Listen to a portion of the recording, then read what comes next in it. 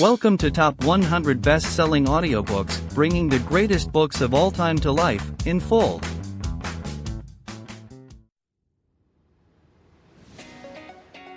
Hello dear listener. If you're here, it's probably because you're as passionate about books and the knowledge and wisdom they bring as we are. So you might also want to own this book or any other from this podcast in physical form, either to add to your personal library or to gift it to a friend. That's why we've included a link in the description, where you can get it at a discount and with shipping to almost anywhere in the world. Also, if you make your purchase through these links, the editors of this podcast will receive a small commission, which helps support us in continuing to upload more and more audiobooks for free. Let's make the world a better place through books, together. Pigeon Publishing House presents Jane Eyre. Author Charlotte Brontë. Preface. A preface to the first edition of Jane Eyre being unnecessary, I gave none. This second edition demands a few words both of acknowledgement and miscellaneous remark. My thanks are due in 3/4. To the public, for the indulgent ear it has inclined to a plain tale with few pretensions. To the press, for the fair field its honest suffrage has opened to an obscure aspirant. To my publishers, for the aid their tact, their energy, their practical sense and frank liberality have afforded an unknown and unrecommended author.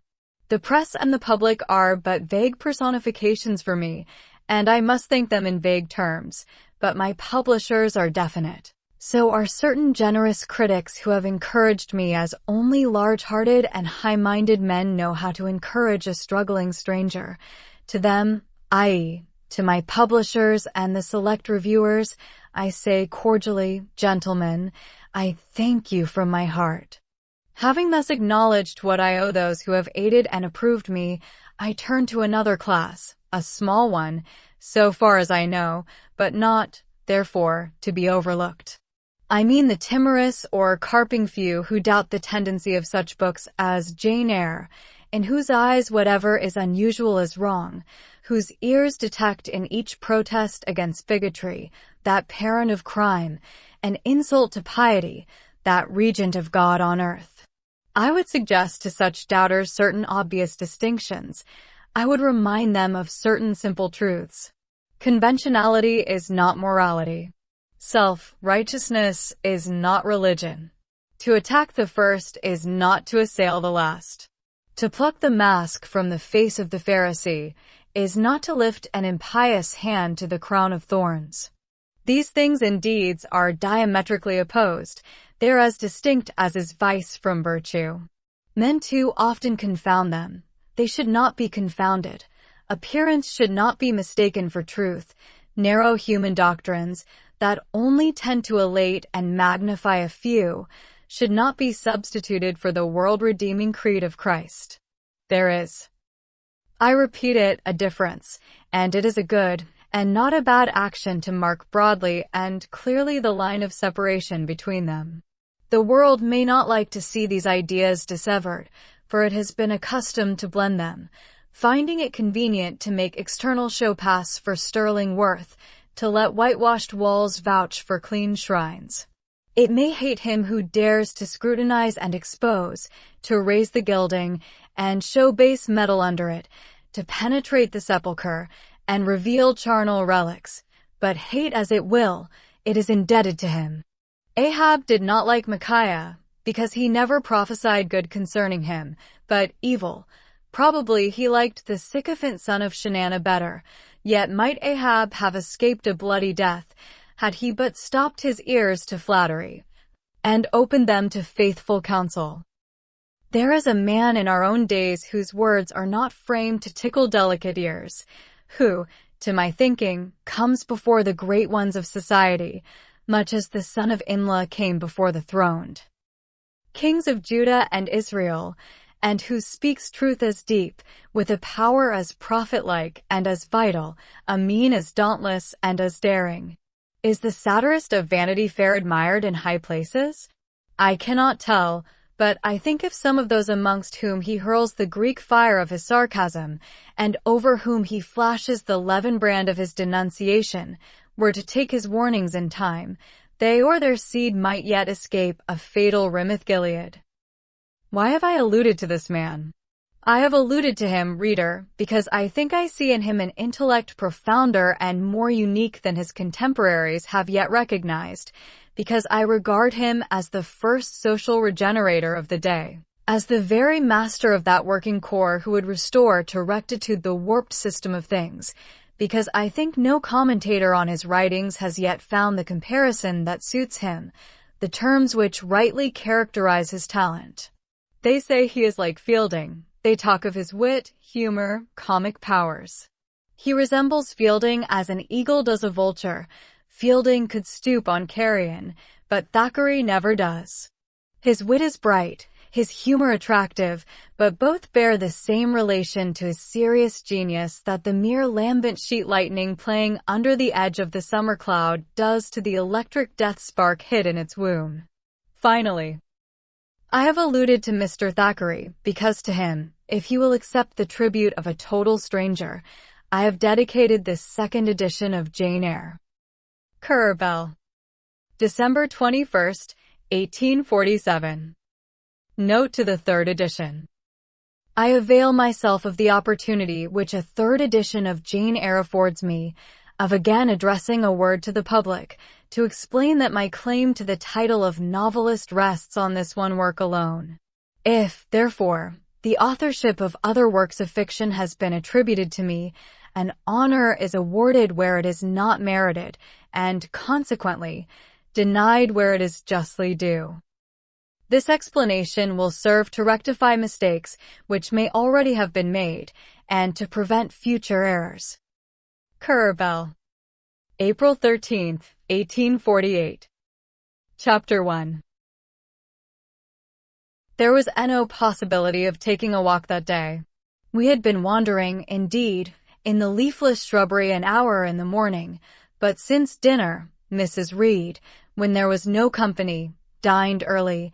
The cold winter wind had brought with it clouds so somber, and a rain so penetrating, that further outdoor exercise was now out of the question. I was glad of it. I never liked long walks, especially on chilly afternoons. Dreadful to me was the coming home in the raw twilight, with nipped fingers and toes, and a heart saddened by the chidings of Bessie, the nurse, and humbled by the consciousness of my physical inferiority to Eliza, John, and Georgiana Reed. The said Eliza, John, and Georgiana were now clustered round their mamma in the drawing-room. She lay reclined on a sofa by the fireside, and with her darlings about her, for the time neither quarreling nor crying, looked perfectly happy. Me, she had dispensed from joining the group, saying she regretted to be under the necessity of keeping me at a distance, but that until she heard from Bessie, and could discover by her own observation, that I was endeavoring in good earnest to acquire a more sociable and childlike disposition, a more attractive and sprightly manner, something lighter, franker, more natural, as it were, she really must exclude me from privileges intended only for contented, happy little children. What does Bessie say I have done? I asked. Jane, I don't like cavillers or questioners. Besides, there is something truly forbidding in a child taking up her elders in that manner. Be seated somewhere, and until you can speak pleasantly, remain silent. A breakfast room adjoined the drawing room. I slipped in there. It contained a bookcase. I soon possessed myself of a volume, taking care that it should be one stored with pictures. I mounted into the window seat. Gathering up my feet, I sat cross-legged, like a Turk, and, having drawn the red moreen curtain nearly close, I was shrined in double retirement. Folds of scarlet drapery shut in my view to the right hand. To the left were the clear panes of glass, protecting, but not separating me from the drear November day. At intervals, while turning over the leaves of my book, I studied the aspect of that winter afternoon. Afar, it offered a pale blink of mist and cloud. near a scene of wet lawn and storm-beat shrub, with ceaseless rain sweeping away wildly before a long and lamentable blast. I returned to my book, Bewick's History of British Birds. The letterpress thereof I cared little for, generally speaking, and yet there were certain introductory pages that, child as I was, I could not pass quite as a blink. They were those which treat of the haunts of seafowl, of the solitary rocks and promontories, by them only inhabited, of the coast of Norway, studded with isles from its southern extremity, the Lindenus or Naze, to the North Cape, where the Northern Ocean, in vast whirls, boils round the naked, melancholy isles of farthest Thule, and the Atlantic surge pours in among the stormy Hebrides. Nor could I pass unnoticed the suggestion of the bleak shores of Lapland, Siberia, Spitzbergen, Nova Zembla, Iceland, Greenland, with the vast sweep of the Arctic zone, and those forlorn regions of dreary space, that reservoir of frost and snow, where firm fields of ice, the accumulation of centuries of winters, glazed in alpine heights above heights, surround the pole, and concentre the multiplied rigors of extreme cold. Of these death-white realms I formed an idea of my own, shadowy, like all the half-comprehended notions that float dim through children's brains, but strangely impressive. The words in these introductory pages connected themselves with the succeeding vignettes and gave significance to the rock standing up alone in a sea of billow and spray, to the broken boat stranded on a desolate coast, to the cold and ghastly moon glancing through bars of cloud at a wreck just sinking. I cannot tell what sentiment haunted the quite solitary churchyard, with its inscribed headstone, its gate, its 2 trees, its low horizon, girdled by a broken wall, and its newly risen crescent, attesting the hour of eventide. The 2 ships becalmed on a torpid sea, I believe to be marine phantoms. The fiend pinning down the thief's pack behind him, I passed over quickly. It was an object of terror. So was the black horned thing seated aloof on a rock, surveying a distant crowd surrounding a gallows. Each picture told a story, mysterious often to my undeveloped understanding and imperfect feelings, yet ever profoundly interesting as the tales Bessie sometimes narrated on winter evenings when she chanced to be in good humor, and when, having brought her ironing table to the nursery hearth, she allowed us to sit about it, and while she got up Mrs. Reed's lace frills and crimped her nightcap borders, fed our eager attention with passages of love and adventure taken from old fairy tales and other ballads, or, as at a later period I discovered, from the pages of Pamela and Henry, Earl of Morland. With Bewick on my knee, I was then happy at least in my way. I feared nothing but interruption, and that came too soon. The breakfast-room door opened. "Beau, Madam Mope," cried the voice of John Reed. Then he paused. He found the room apparently empty. "Where the dickens is she?" he continued. "Lizzie, Georgie," calling to his sisters, "Joan is not here. Tell Mamma she is run out into the rain, bad animal." It is well I drew the curtain, thought I, and I wished fervently he might not discover my hiding place, nor would John Reed have found it out himself. He was not quick either of vision or conception, but Eliza just put her head in at the door, and said at once, "She is in the window seat, to be sure, Jack." And I came out immediately, for I trembled at the idea of being dragged forth by the said Jack. "What do you want?" I asked, with awkward diffidence. "Say, what do you want, Master Reed?" was the answer. "I want you to come here," and seating himself in an armchair, he intimated by a gesture that I was to approach and stand before him. John Reed was a schoolboy of 14 years old, for years older than I, for I was but 10, large and stout for his age, with a dingy and unwholesome skin, thick lineaments in a spacious visage, heavy limbs and large extremities. He gorged himself habitually at table, which made him bilious, and gave him a dim and bleared eye and flabby cheeks. He ought not to have been at school, but his mamma had taken him home for a month or two, on account of his delicate health. Mr. Miles, the master, affirmed that he would do very well if he had fewer cakes and sweetmeats sent him from home, but the mother's heart turned from an opinion so harsh, and inclined rather to the more refined idea that John's sallowness was owing to over-application and, perhaps, to pining after home. John had not much affection for his mother and sisters, and an antipathy to me. He bullied and punished me, not 2 or 3 times in the week, nor once or twice in the day, but continually. Every nerve I had feared him, and every morsel of flesh in my bones shrank when he came near. There were moments when I was bewildered by the terror he inspired, because I had no appeal whatever against either his menaces or his inflictions. The servants did not like to offend their young master by taking my part against him, and Mrs. Reed was blind and deaf on the subject. She never saw him strike or heard him abuse me, though he did both now and then in her very presence, more frequently, however, behind her back. Habitually obedient to John, I came up to his chair. He spent some 3 minutes in thrusting out his tongue at me as far as he could without damaging the roots. I knew he would soon strike, and while dreading the blow, I mused on the disgusting and ugly appearance of him who would presently deal it. I wonder if he read that notion in my face, for, all at once, without speaking, he struck suddenly and strongly. I tottered, and on regaining my equilibrium retired back a step or 2 from his chair. "That is for your impudence in answering Mamma a while since," said he, "and for your sneaking way of getting behind curtains, and for the look you had in your eyes 2 minutes since, you rat." Accustomed to John Reed's abuse, I never had an idea of replying to it. My care was how to endure the blow which would certainly follow the insult. "What were you doing behind the curtain?" he asked. "I was reading." "Show the book." I returned to the window and fetched it thence. "You have no business to take our books.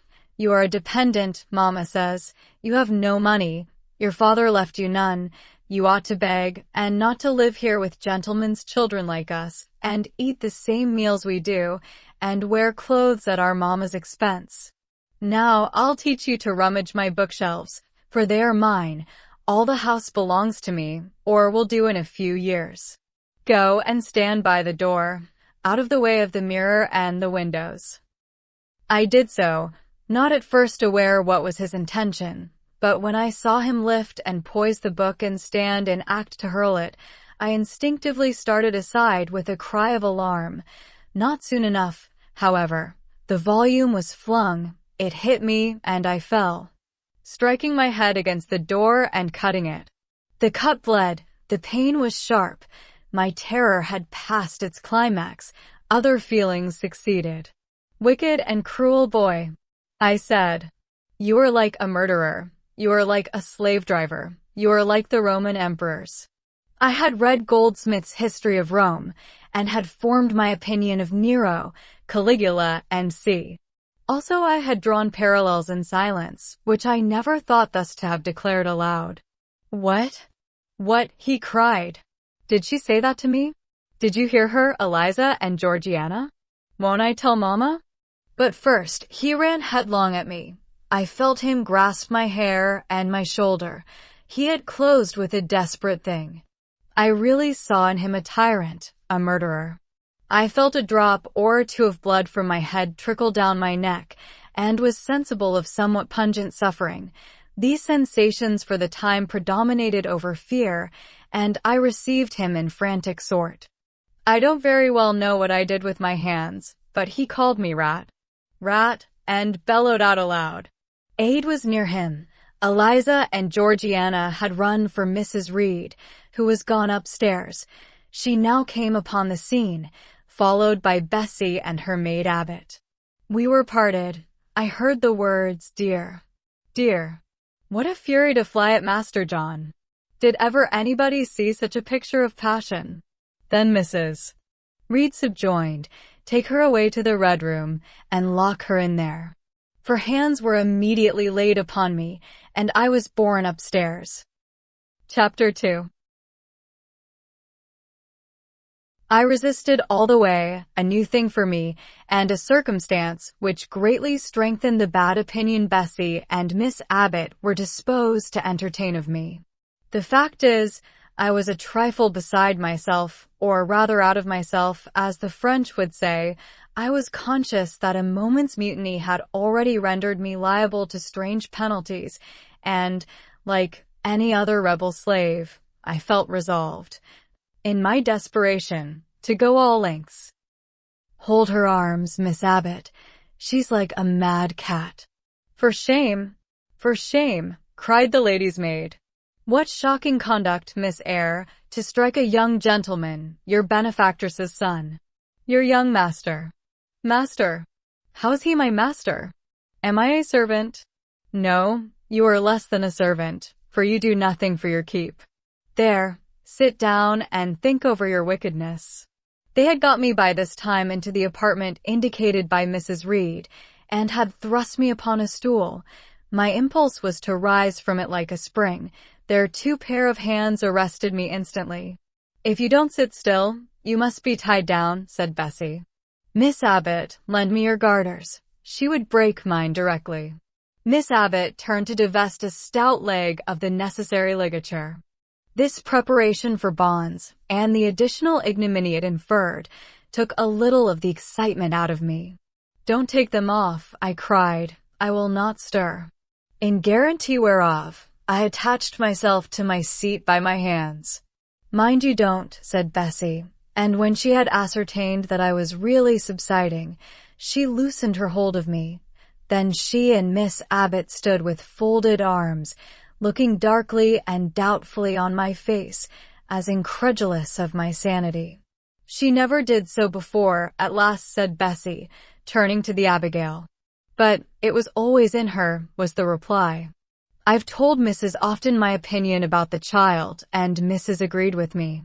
She's an underhand little thing.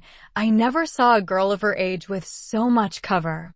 Bessie answered not, but ere long, addressing me, she said, "You ought to be aware, miss, that you are under obligations to Mrs. Reed. She keeps you. If she were to turn you off, you would have to go to the poorhouse." I had nothing to say to these words. They were not new to me. My very first recollections of existence included hints of the same kind. This reproach of my dependence had become a vague sing-song in my ear, very painful and crushing, but only half intelligible. Miss Abbott joined in, "And you ought not to think yourself on an equality with the Mrs. Reed and Master Reed, because Mrs. kindly allows you to be brought up with them. They will have a great deal of money, and you will have none. It is your place to be humble, and to try to make yourself agreeable to them." "What we tell you is for your good," added Bessie, in no harsh voice. "You should try to be useful and pleasant, then, perhaps, you would have a home here. But if you become passionate and rude, Mrs. will send you away, I am sure." "Besides," said Miss Abbott, "God will punish her. He might strike her dead in the midst of her tantrums, and then where would she go? Come, Bessie, we will leave her. I wouldn't have her heart for anything. Say your prayers, Miss Eyre, when you are by yourself, for if you don't repent, something bad might be permitted to come down the chimney and fetch you away." They went, shutting the door and locking it behind them. The Red Room was a square chamber, very seldom slept in, I might say never, indeed, unless when a chance influx of visitors at Gateshead Hall rendered it necessary to turn to account all the accommodation it contained. Yet it was one of the largest and stateliest chambers in the mansion. A bed supported on massive pillars of mahogany, hung with curtains of deep red damask, stood out like a tabernacle in the center. The two large windows, with their blinds always drawn down, were half shrouded in festoons and falls of similar drapery. The carpet was red. The table at the foot of the bed was covered with a crimson cloth. The walls were a soft fawn color with a blush of pink in it. The wardrobe, the toilet table, the chairs were of darkly polished old mahogany. Out of these deep surrounding shades rose high and glared white the piled-up mattresses and pillows of the bed, spread with a snowy Marseilles counterpane. Scarcely less prominent was an ample cushioned easy chair near the head of the bed, also white, with a footstool before it, and looking, as I thought, like a pale throne. This room was chill, because it seldom had a fire. It was silent, because remote from the nursery and kitchen. Solemn, because it was known to be so seldom entered. The house, maid alone, came here on Saturdays, to wipe from the mirrors and the furniture a week's quiet dust, and Mrs. Reed herself, at far intervals, visited it to review the contents of a certain secret drawer in the wardrobe, where were stored divers parchments, her jewel casket, and a miniature of her deceased husband. And in those last words lies the secret of the Red Room, the spell which kept it so lonely in spite of its grandeur. Mr. Reed had been dead 9 years. It was in this chamber he breathed his last. Here he lay in state. Hence his coffin was borne by the undertaker's men, and, since that day, a sense of dreary consecration had guarded it from frequent intrusion. My seat, to which Bessie and the bitter Miss Abbott had left me riveted, was a low ottoman near the marble chimney-piece. The bed rose before me. To my right hand there was the high, dark wardrobe, with subdued, broken reflections varying the gloss of its panels. To my left were the muffled windows. A great looking-glass between them repeated the vacant majesty of the bed and room. I was not quite sure whether they had locked the door, and when I dared move, I got up and went to see. Alas! Yes, no jail was ever more secure. Returning, I had to cross before the looking-glass. My fascinated glance involuntarily explored the depth it revealed.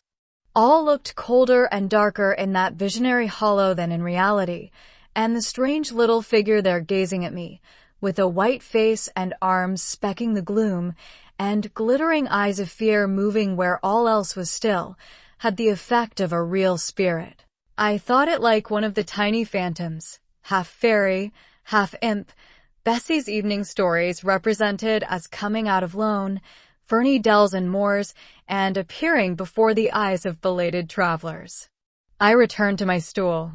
Superstition was with me at that moment, but it was not yet her hour for complete victory. My blood was still warm. The mood of the revolted slave was still bracing me with its bitter vigor. I had to stem a rapid rush of retrospective thought before I quailed to the dismal present.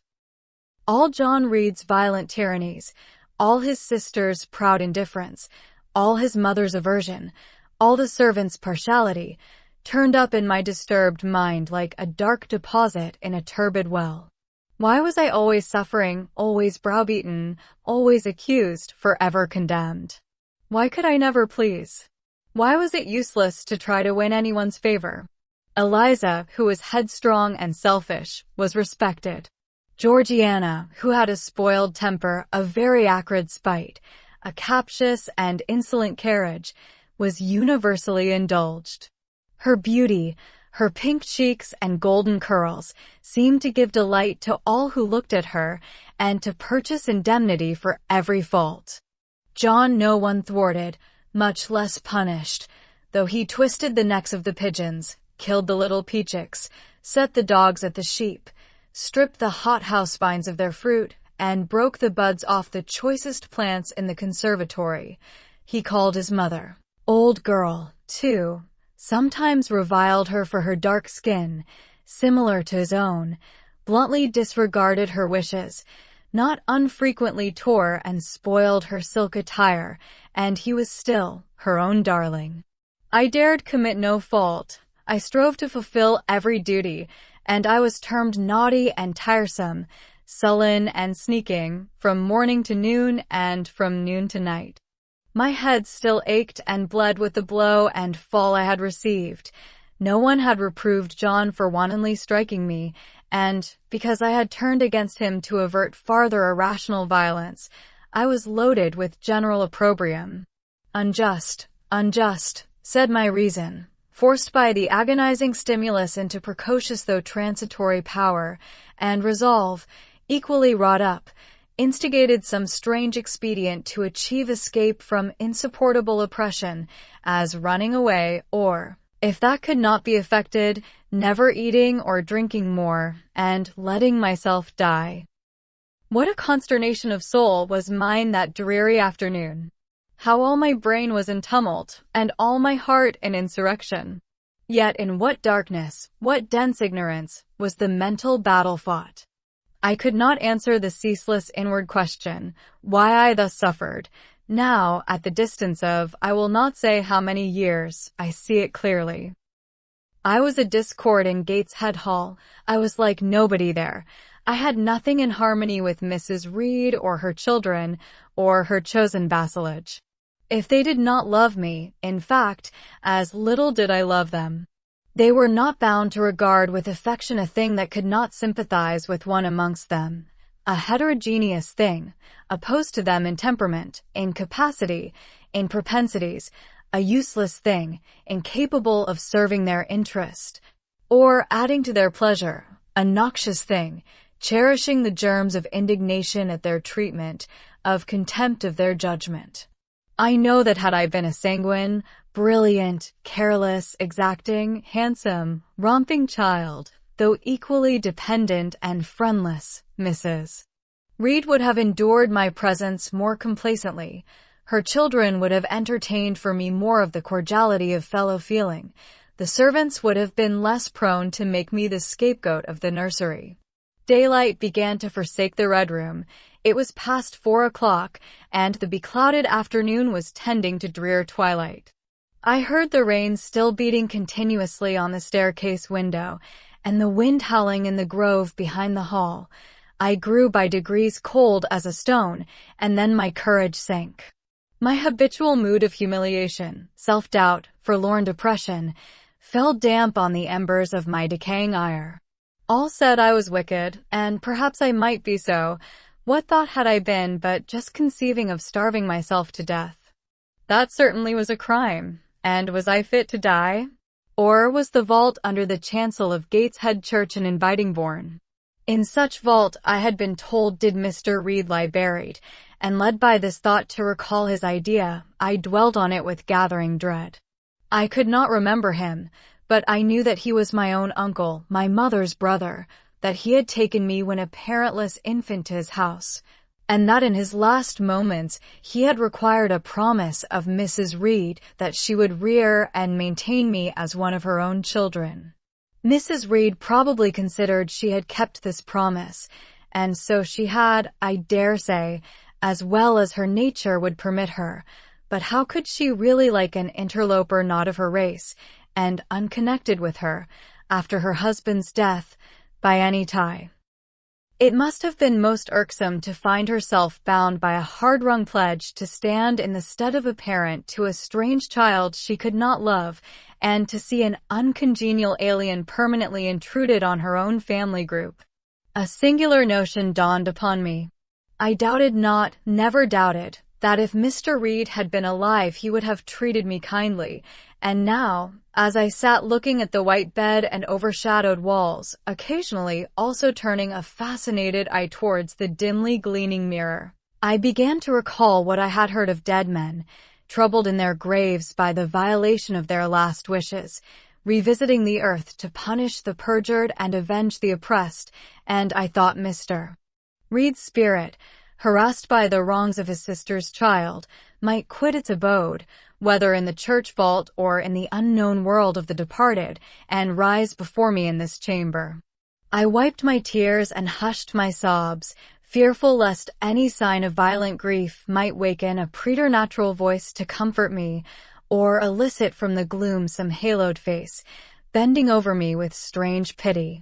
This idea, consolatory in theory, I felt would be terrible if realized. With all my might I endeavored to stifle it. I endeavored to be firm. Shaking my hair from my eyes, I lifted my head and tried to look boldly round the dark room.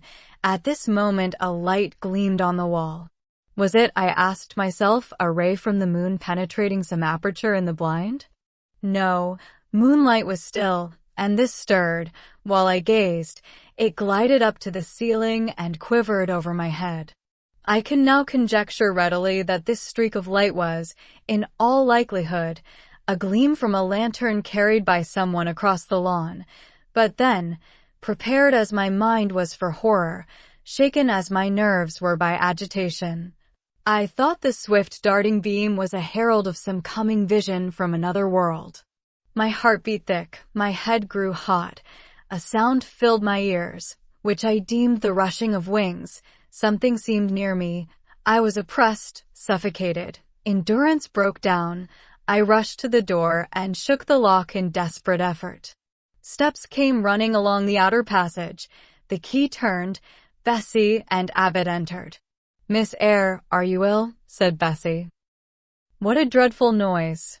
"It went quite through me," exclaimed Abbott. "Take me out." "Let me go into the nursery," was my cry. "What for? Are you hurt? Have you seen something?" again demanded Bessie.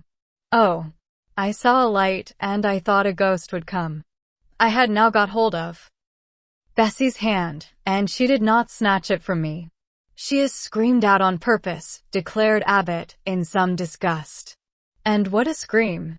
If she had been in great pain one would have excused it, but she only wanted to bring us all here. I know her naughty tricks." "What is all this?" demanded another voice peremptorily, and Mrs. Reed came along the corridor, her cap flying wide, her gown rustling stormily. "Abbott and Bessie, I believe I gave orders that Jane Eyre should be left in the Red Room till I came to her myself." "Miss Jane screamed so loud, ma'am," pleaded Bessie. "Let her go," was the only answer. "Loose Bessie's hand, child. You cannot succeed in getting out by these means, be assured. I abhor artifice, particularly in children. It is my duty to show you that tricks will not answer. You will now stay here an hour longer, and it is only on condition of perfect submission and stillness that I shall liberate you then." "Oh, aunt, have pity. Forgive me. I cannot endure it. Let me be punished some other way. I shall be killed if—" Silence. This violence is almost repulsive, and so, no doubt, she felt it. I was a precocious actress in her eyes. She sincerely looked on me as a compound of virulent passions, mean spirit, and dangerous duplicity. Bessie and Abbott having retreated, Mrs. Reed, impatient of my now frantic anguish and wild sobs, abruptly thrust me back and locked me in, without farther parley. I heard her sweeping away, and soon after she was gone, I suppose I had a species of fit. Unconsciousness closed the scene. Chapter 3. The next thing I remember is waking up with a feeling as if I had had a frightful nightmare, and seeing before me a terrible red glare, crossed with thick black bars. I heard voices, too, speaking with a hollow sound, and as if muffled by a rush of wind or water. Agitation, uncertainty, and an all-predominating sense of terror confused my faculties. Ere long, I became aware that someone was handling me, lifting me up and supporting me in a sitting posture, and that more tenderly than I had ever been raised or upheld before. I rested my head against a pillow or an arm, and felt easy. In 5 minutes more the cloud of bewilderment dissolved. I knew quite well that I was in my own bed, and that the red glare was the nursery fire. It was night. A candle burnt on the table. Bessie stood at the bed-foot with a basin in her hand, and a gentleman sat in a chair near my pillow, leaning over me. I felt an inexpressible relief, a soothing conviction of protection and security, when I knew that there was a stranger in the room, an individual not belonging to Gateshead and not related to Mrs. Reed. Turning from Bessie, though her presence was far less obnoxious to me than that of Abbott, for instance, would have been, I scrutinized the face of the gentleman. I knew him. It was Mr. Lloyd, an apothecary, sometimes called in by Mrs. Reed when the servants were ailing. For herself and the children she employed a physician. "Well, who am I?" he asked. I pronounced his name, offering him at the same time my hand. He took it, smiling and saying, "We shall do very well by and by." Then he laid me down, and addressing Bessie, charged her to be very careful that I was not disturbed during the night. Having given some further directions, and intimates that he should call again the next day, he departed. To my grief, I felt so sheltered and befriended while he sat in the chair near my pillow, and as he closed the door after him, all the room darkened and my heart again sank. Inexpressible sadness weighed it down. "Do you feel as if you should sleep, miss?" asked Bessie rather softly. Scarcely dared I answer her, for I feared the next sentence might be rough. "I will try. Would you like to drink, or could you eat anything?" "No, thank you, Bessie." "Then I think I shall go to bed, for it is past 12 o'clock, but you may call me if you want anything in the night."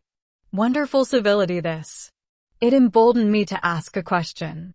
"Bessie, what is the matter with me? Am I ill?" "You fell sick, I suppose, in the Red Room with crying. You'll be better soon, no doubt." Bessie went into the housemaid's apartment, which was near. I heard her say, "Sarah, come and sleep with me in the nursery. I daren't for my life be alone with that poor child tonight. She might die. It's such a strange thing she should have that fit. I wonder if she saw anything." Mrs. was rather too hard. Sarah came back with her. They both went to bed. They were whispering together for half an hour before they fell asleep. I caught scraps of their conversation, from which I was able only too distinctly to infer the main subject discussed. Something passed her, all dressed in white, and vanished, a great black dog behind him, 3 loud raps on the chamber door, a light in the churchyard just over his grave, and see. At last both slept. The fire and the candle went out. For me, the watches of that long night passed in ghastly wakefulness, strained by dread, such dread as children only can feel. No severe or prolonged bodily illness followed this incident of the Red Room. It only gave my nerves a shock of which I feel the reverberation to this day. Yes, Mrs. Reed, to you I owe some fearful pangs of mental suffering, but I ought to forgive you, for you knew not what you did. While rending my heartstrings, you thought you were only uprooting my bad propensities. Next day, by noon, I was up and dressed, and sat wrapped in a shawl by the nursery hearth. I felt physically weak and broken down, but my worst ailment was an unutterable wretchedness of mind, a wretchedness which kept drawing from me silent tears. No sooner had I wiped one salt drop from my cheek than another followed. Yet, I thought, I ought to have been happy, for none of the Reeds were there. They were all gone out in the carriage with their mamma. Abbott, too, was sewing in another room, and Bessie, as she moved hither and thither, putting away toys and arranging drawers, addressed to me every now and then a word of unwonted kindness. This state of things should have been to me a paradise of peace, accustomed as I was to a life of ceaseless reprimand and thankless fagging. But, in fact, my racked nerves were now in such a state that no calm could soothe, and no pleasure excite them agreeably. Bessie had been down into the kitchen, and she brought up with her a tart on a certain brightly painted china plate, whose bird of paradise, nestling in a wreath of convolvuli and rosebuds, had been wont to stir in me a most enthusiastic sense of admiration, and which plate I had often petitioned to be allowed to take in my hand in order to examine it more closely, but had always hitherto been deemed unworthy of such a privilege. This precious vessel was now placed on my knee, and I was cordially invited to eat the circlet of delicate pastry upon it. Vain favor! Coming, like most other favors long deferred and often wished for, too late. I could not eat the tart, and the plumage of the bird, the tints of the flowers, seemed strangely faded. I put both plate and tart away. Bessie asked if I would have a book. The word book acted as a transient stimulus, and I begged her to fetch Gulliver's Travels from the library. This book I had again and again perused with delight. I considered it a narrative of facts, and discovered in it a vein of interest deeper than what I found in fairy tales. For as to the elves, having sought them in vain among foxglove leaves and bells, under mushrooms and beneath the ground ivy mantling old walnuts, I had at length made up my mind to the sad truth that they were all gone out of England to some savage country where the woods were wilder and thicker, and the population more scant, whereas Lilliput and Brobdignag being, in my creed, solid parts of the earth's surface, I doubted not that I might one day, by taking a long voyage, see with my own eyes the little fields, houses, and trees, the diminutive people, the tiny cows, sheep, and birds of the one realm, and the cornfields forest high, the mighty mastiffs, the monster cats, the tower-like men and women of the other. Yet, when this cherished volume was now placed in my hand, when I turned over its leaves, and saw it in its marvelous pictures the charm I had, till now, never failed to find, all was eerie and dreary. The giants were gaunt goblins, the pygmies malevolent and fearful imps, Gulliver a most desolate wanderer in most dread and dangerous regions. I closed the book, which I dared no longer peruse, and put it on the table, beside the untasted tart. Bessie had now finished dusting and tidying the room, and having washed her hands, she opened a certain little drawer, full of splendid shreds of silk and satin, and began making a new bonnet for Georgiana's doll. Meantime she sang. Her song was "In the Days When We Went Gypsying, a Long Time Ago." I had often heard the song before, and always with lively delight, for Bessie had a sweet voice, at least I thought so.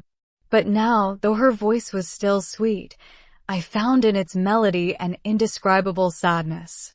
Sometimes, preoccupied with her work, she sang the refrain very low, very lingeringly. A long time ago came out like the saddest cadence of a funeral hymn.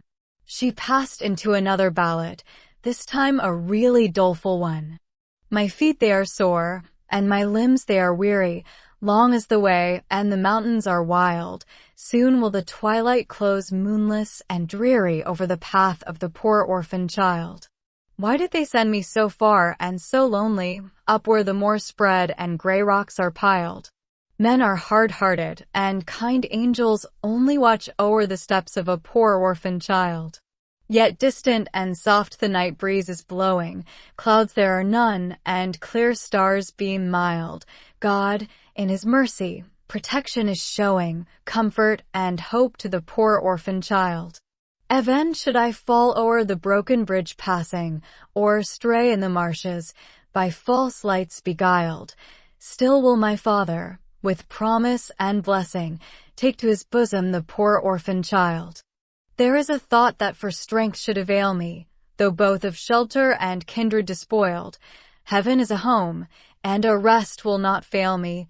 God is a friend to the poor orphan child. Come, Miss Jane, don't cry, said Bessie as she finished. She might as well have said to the fire, don't burn, but how could she divine the morbid suffering to which I was a prey? In the course of the morning Mr. Lloyd came again.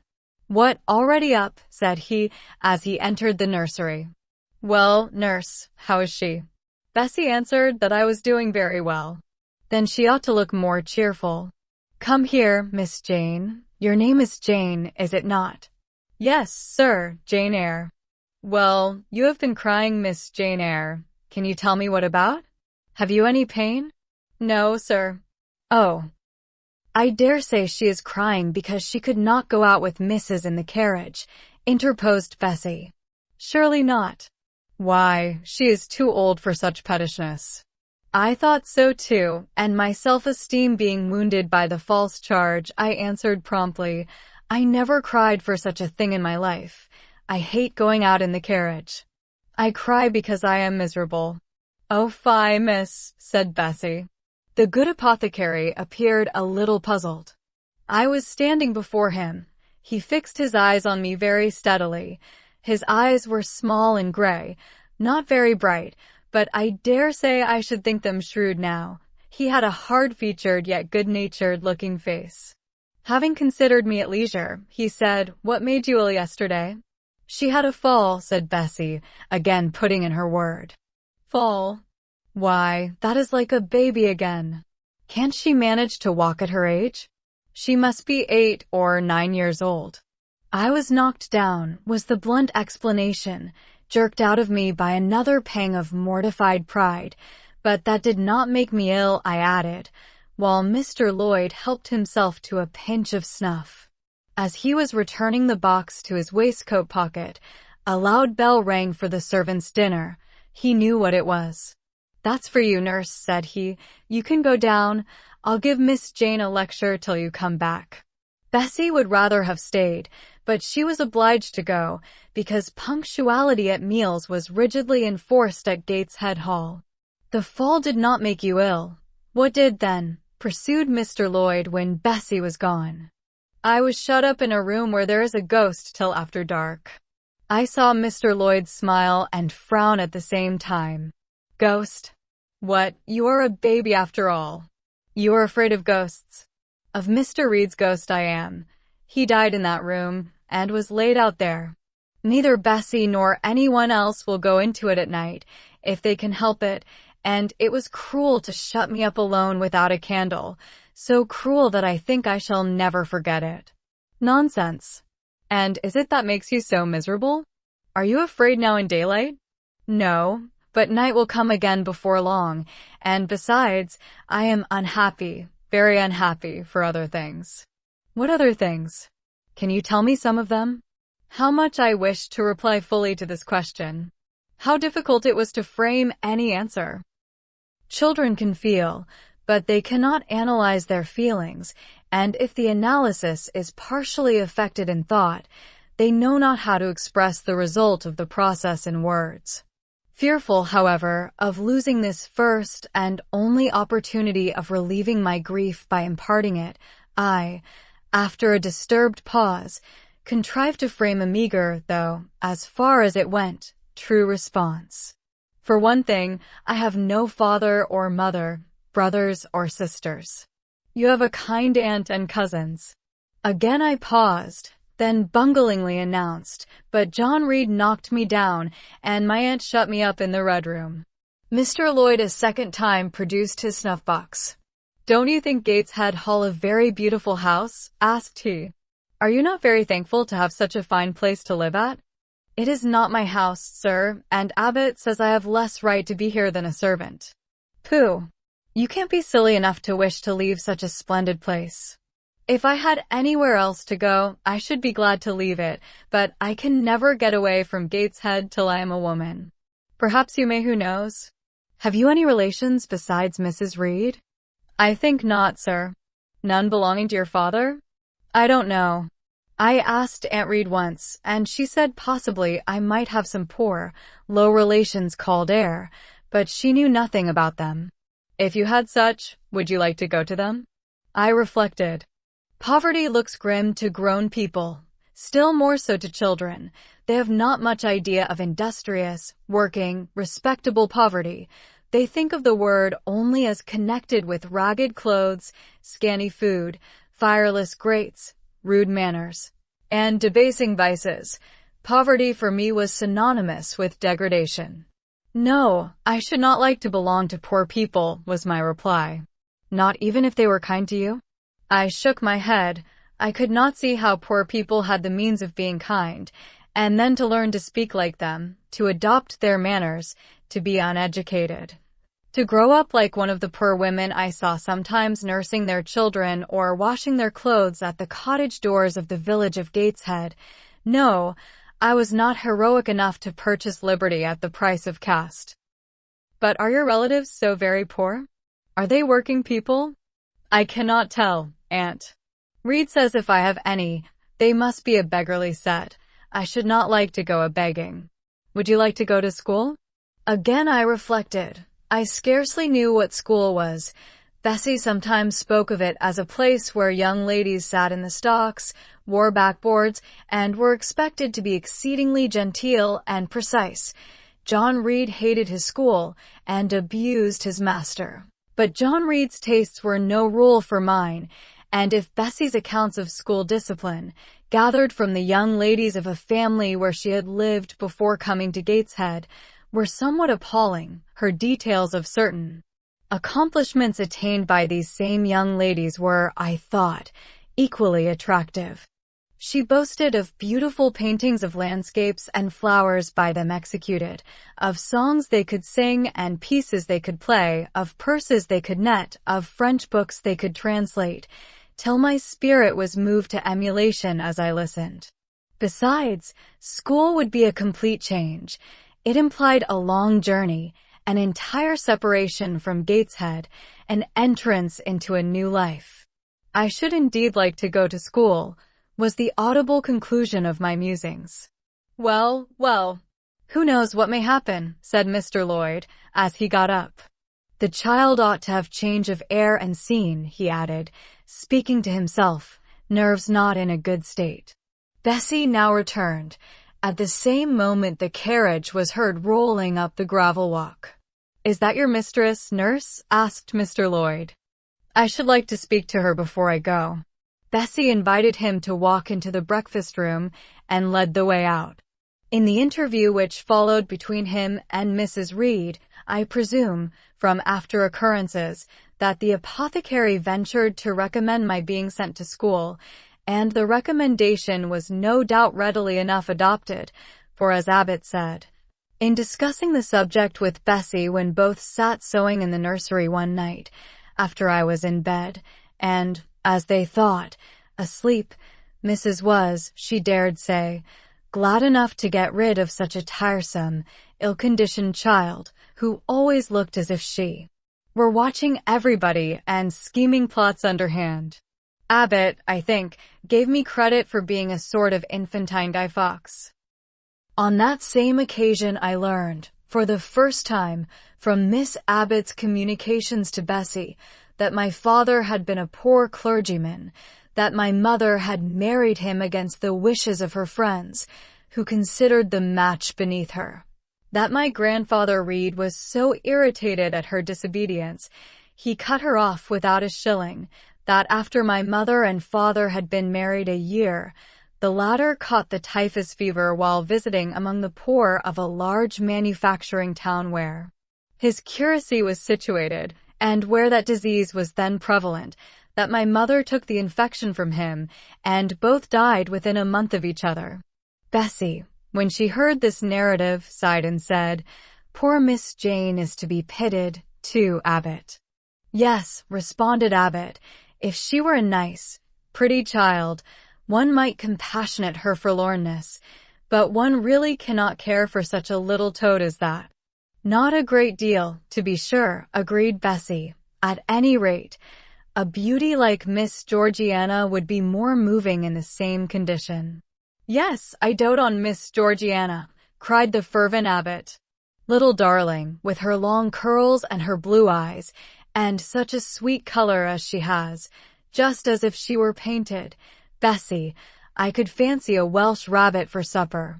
So could I, with the roast onion. Come, we'll go down. They went. Chapter 4.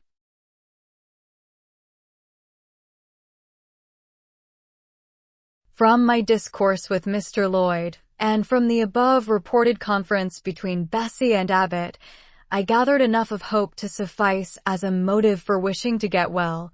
A change seemed near. I desired and waited it in silence. It tarried, however. Days and weeks passed. I had regained my normal state of health, but no new allusion was made to the subject over which I brooded. Mrs. Reed surveyed me at times with a severe eye, but seldom addressed me.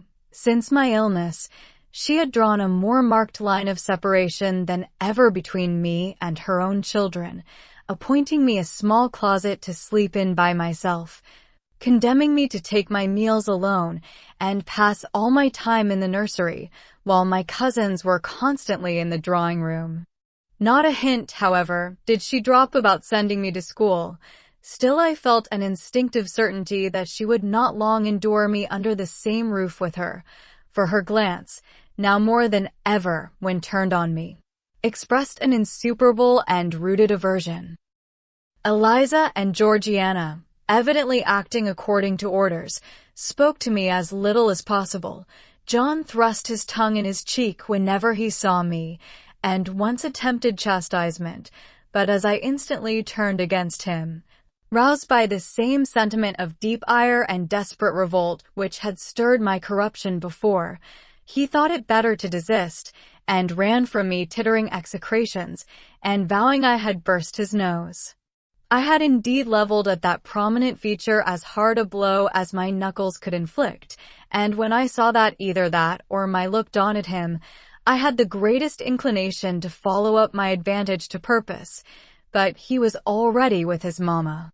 I heard him in a blubbering tone commence the tale of how that nasty Jane Eyre had flown at him like a mad cat. He was stopped rather harshly. "Don't talk to me about her, John. I told you not to go near her. She is not worthy of notice. I do not choose that either you or your sisters should associate with her." Here, leaning over the banister, I cried out suddenly, and without at all deliberating on my words, "They are not fit to associate with me." Mrs. Reed was rather a stout woman, but on hearing this strange and audacious declaration, she ran nimbly up the stair, swept me like a whirlwind into the nursery, and crushing me down on the edge of my crib, dared me in an emphatic voice to rise from that place, or utter one syllable during the remainder of the day. "What would Uncle Reed say to you if you were alive?" was my scarcely voluntary demand. I say scarcely voluntary, for it seemed as if my tongue pronounced words without my will consenting to their utterance. Something spoke out of me over which I had no control. "What?" said Mrs. Reed under her breath. Her usually cold, composed gray eye became troubled with a look like fear. She took her hand from my arm, and gazed at me as if she really did not know whether I were child or fiend. I was now in for it. "My Uncle Reed is in heaven, and can see all you do and think, and so can Papa and Mamma. They know how you shut me up all day long, and how you wish me dead." Mrs. Reed soon rallied her spirits. She shook me most soundly. She boxed both my ears, and then left me without a word. Bessie supplied the hiatus by a homily of an hour's length, in which she proved beyond a doubt that I was the most wicked and abandoned child ever reared under a roof. I half believed her, for I felt indeed only bad feelings surging in my breast. November, December, and half of January passed away. Christmas and the New Year had been celebrated at Gateshead with the usual festive cheer. Presents had been interchanged, dinners and evening parties given. From every enjoyment I was, of course, excluded. My share of the gaiety consisted in witnessing the daily appareling of Eliza and Georgiana, and seeing them descend to the drawing-room, dressed out in thin muslin frocks and scarlet sashes, with hair elaborately ringlet, and afterwards, in listening to the sound of the piano or the harp played below, to the passing to and fro of the butler and footman, to the jingling of glass and china as refreshments were handed, to the broken hum of conversation as the drawing-room door opened and closed.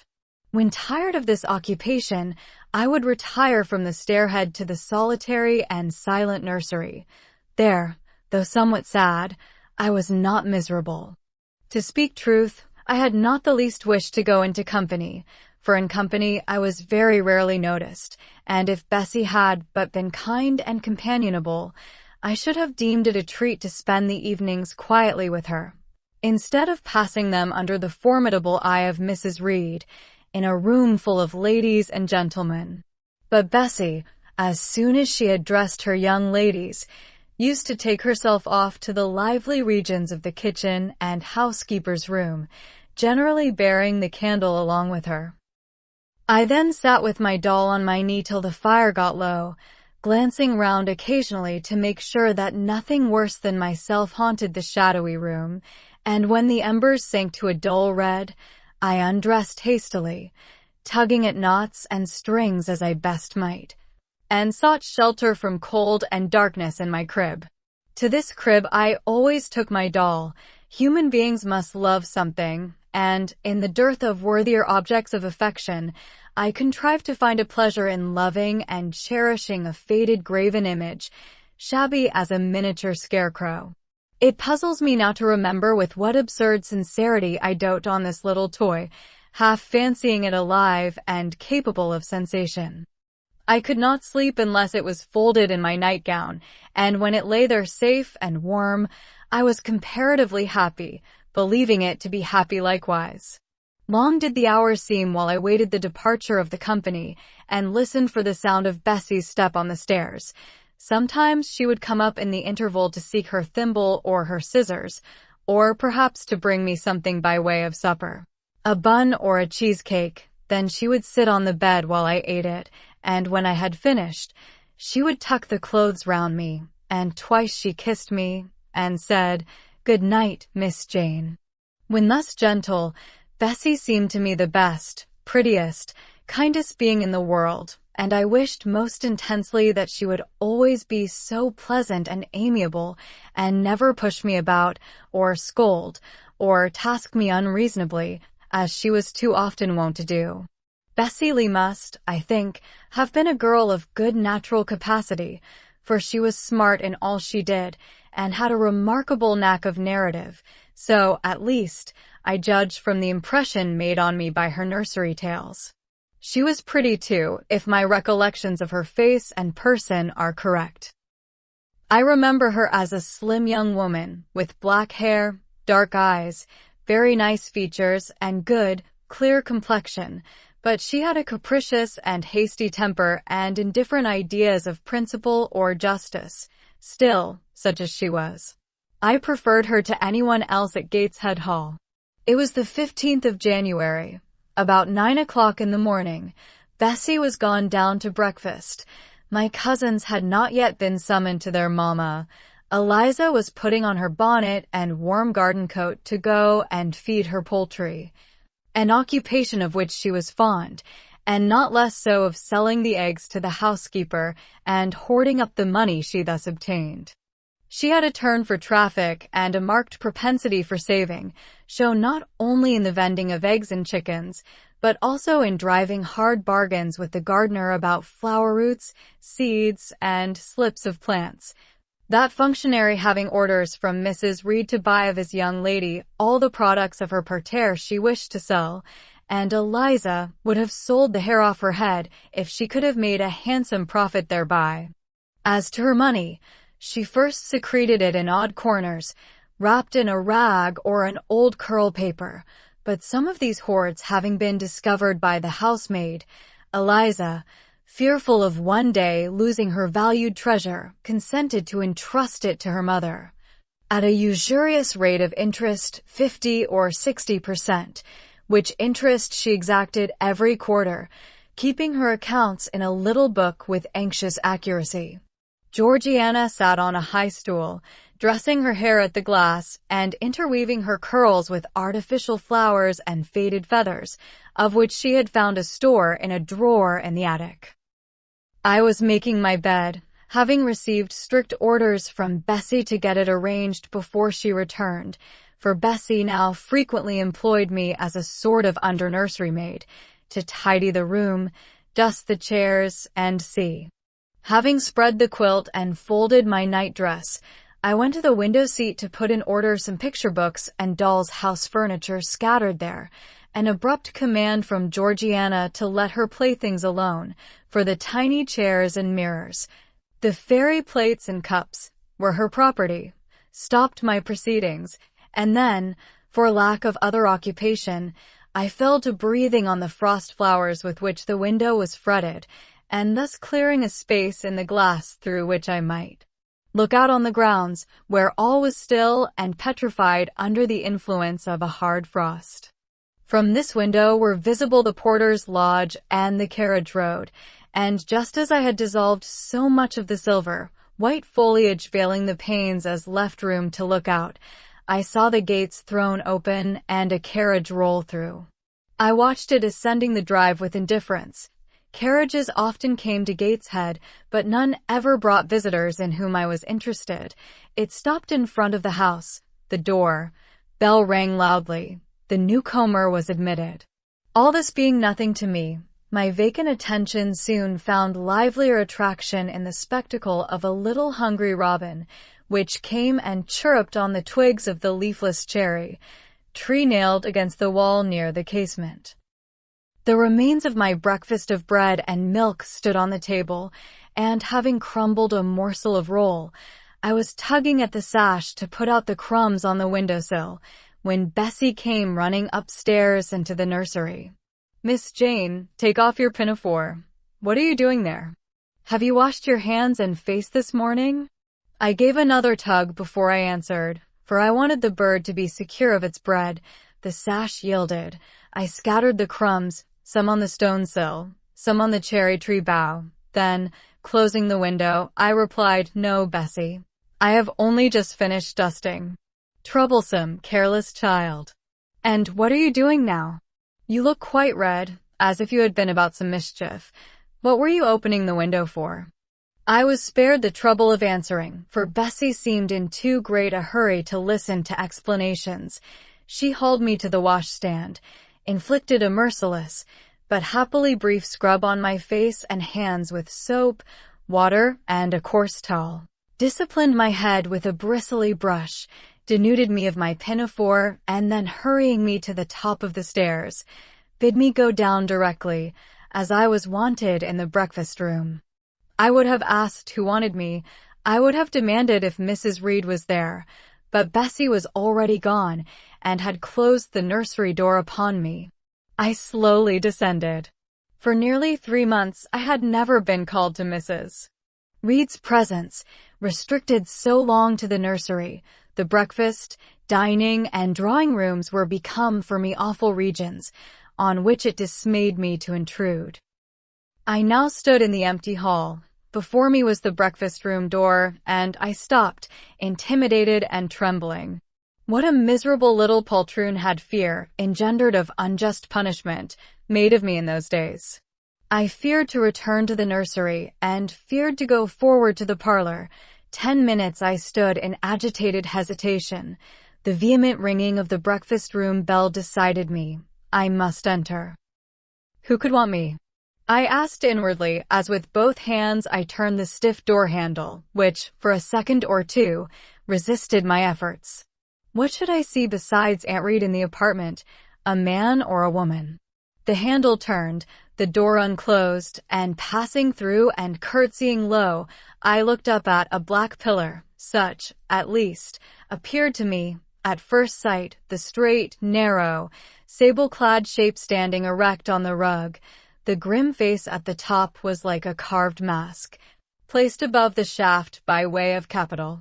Mrs. Reed occupied her usual seat by the fireside. She made a signal to me to approach. I did so, and she introduced me to the stony stranger with the words, "This is the little girl respecting whom I applied to you."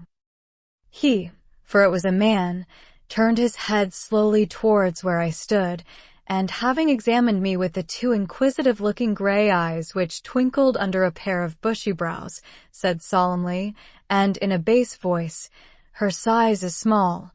What is her age?" 10 years. So much, was the doubtful answer, and he prolonged his scrutiny for some minutes. Presently he addressed me, "Your name, little girl?" "Jane Eyre, sir." In uttering these words I looked up. He seemed to me a tall gentleman, but then I was very little. His features were large, and they and all the lines of his frame were equally harsh and prim. "Well, Jane Eyre, and are you a good child?"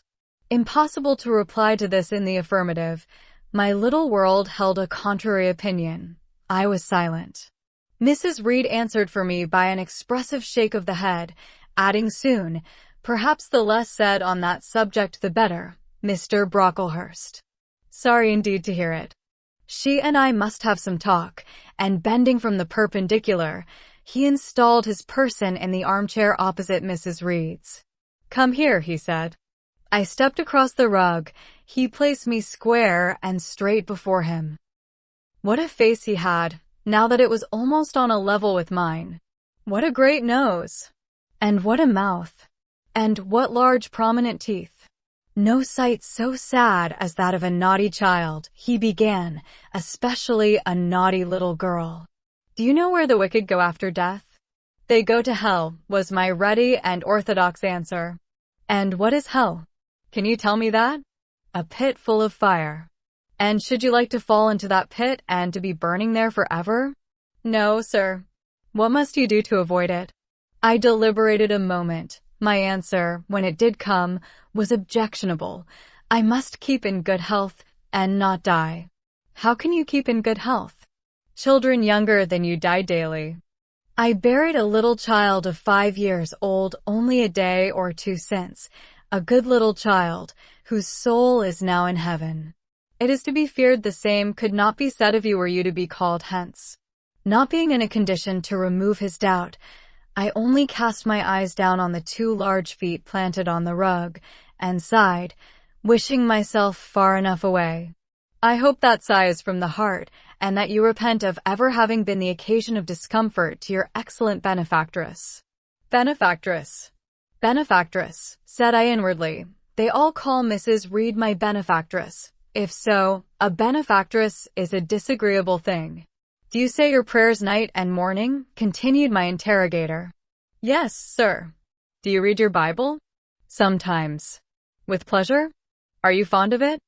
I like Revelations and the book of Daniel and Genesis and Samuel, and a little bit of Exodus and some parts of Kings and Chronicles and Job and Jonah. And the Psalms? I hope you like them. No, sir. No? Oh, shocking. I have a little boy younger than you, who knows 6 psalms by heart, and when you ask him which he would rather have, a gingerbread nut to eat or a verse of a psalm to learn, he says, "Oh, the verse of a psalm. Angels sing psalms," says he. I wish to be a little angel here below. He then gets 2 nuts in recompense for his infant piety. Psalms are not interesting, I remarked. That proves you have a wicked heart, and you must pray to God to change it, to give you a new and clean one, to take away your heart of stone and give you a heart of flesh. I was about to propound a question, touching the manner in which that operation of changing my heart was to be performed, when Mrs. Reed interposed, telling me to sit down.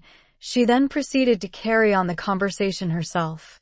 Mr. Brocklehurst, I believe I intimated in the letter which I wrote to you 3 weeks ago that this little girl has not quite the character and disposition I could wish, should you admit her into Lowood School.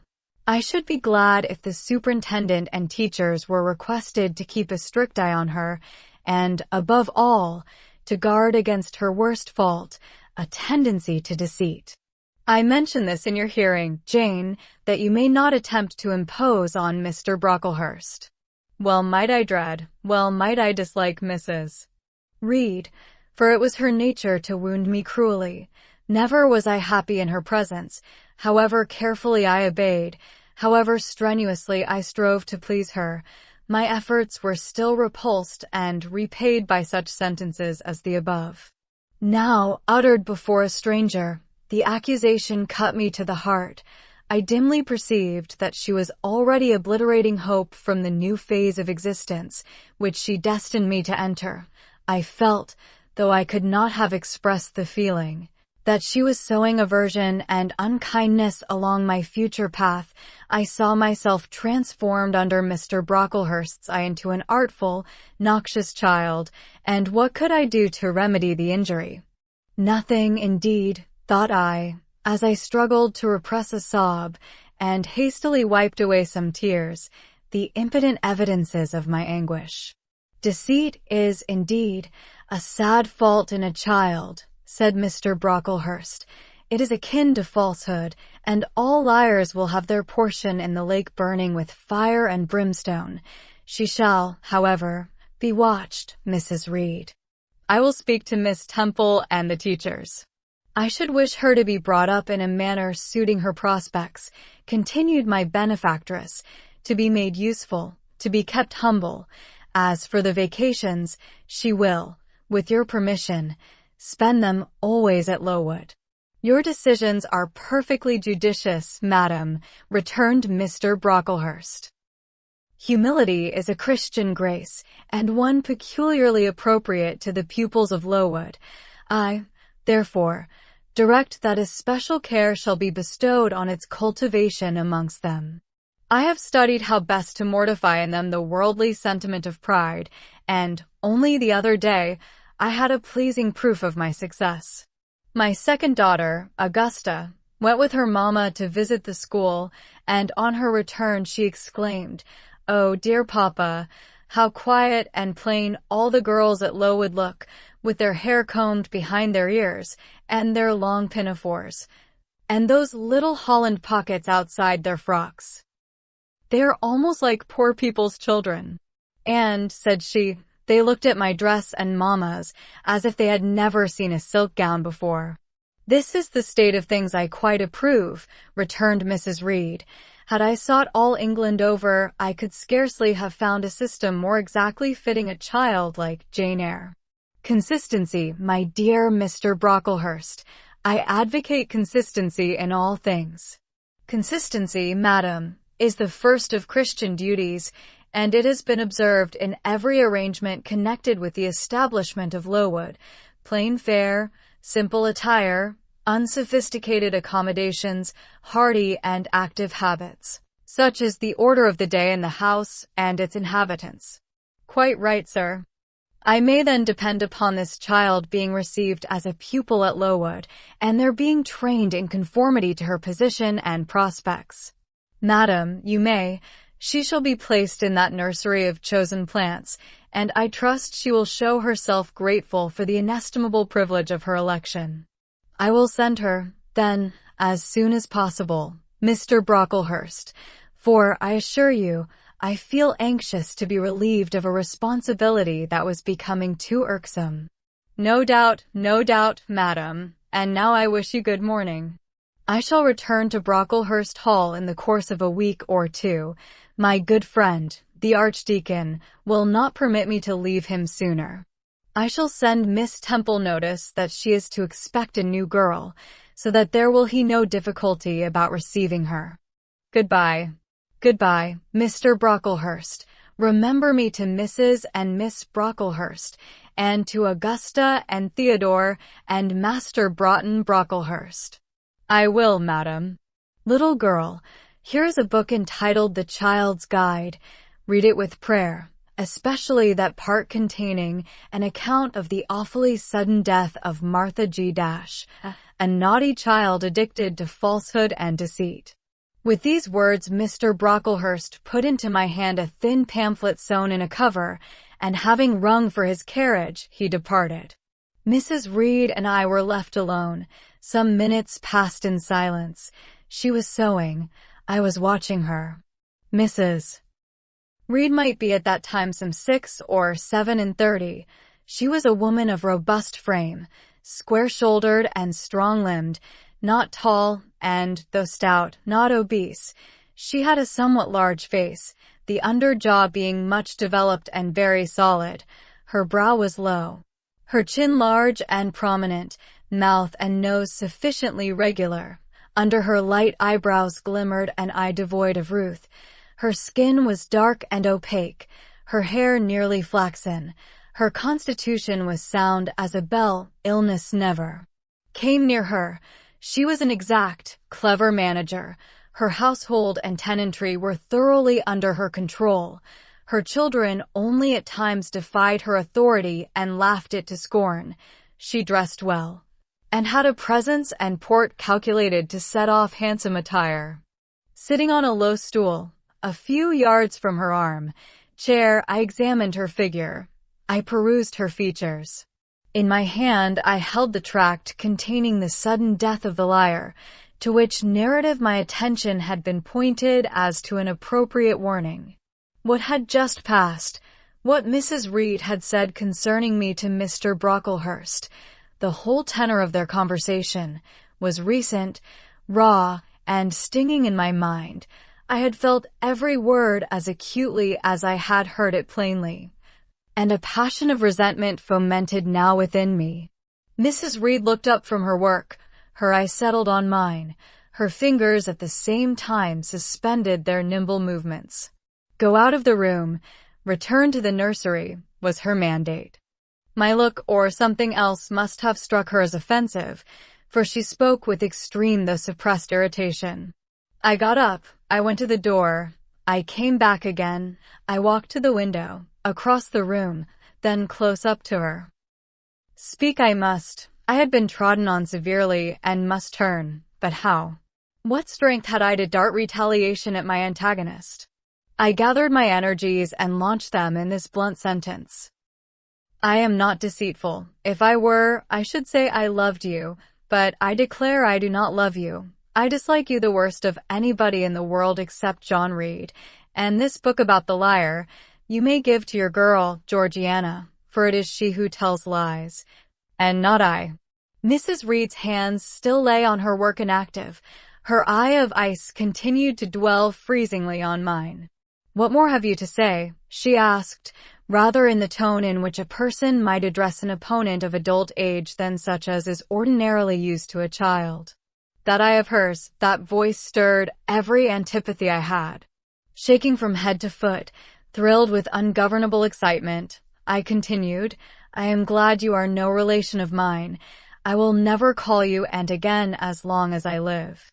I will never come to see you when I am grown up, and if anyone asks me how I liked you, and how you treated me, I will say the very thought of you makes me sick, and that you treated me with miserable cruelty. How dare you affirm that, Jane Eyre? How dare I, Mrs. Reed? How dare I? Because it is the truth. You think I have no feelings, and that I can do without one bit of love or kindness, but I cannot live so, and you have no pity.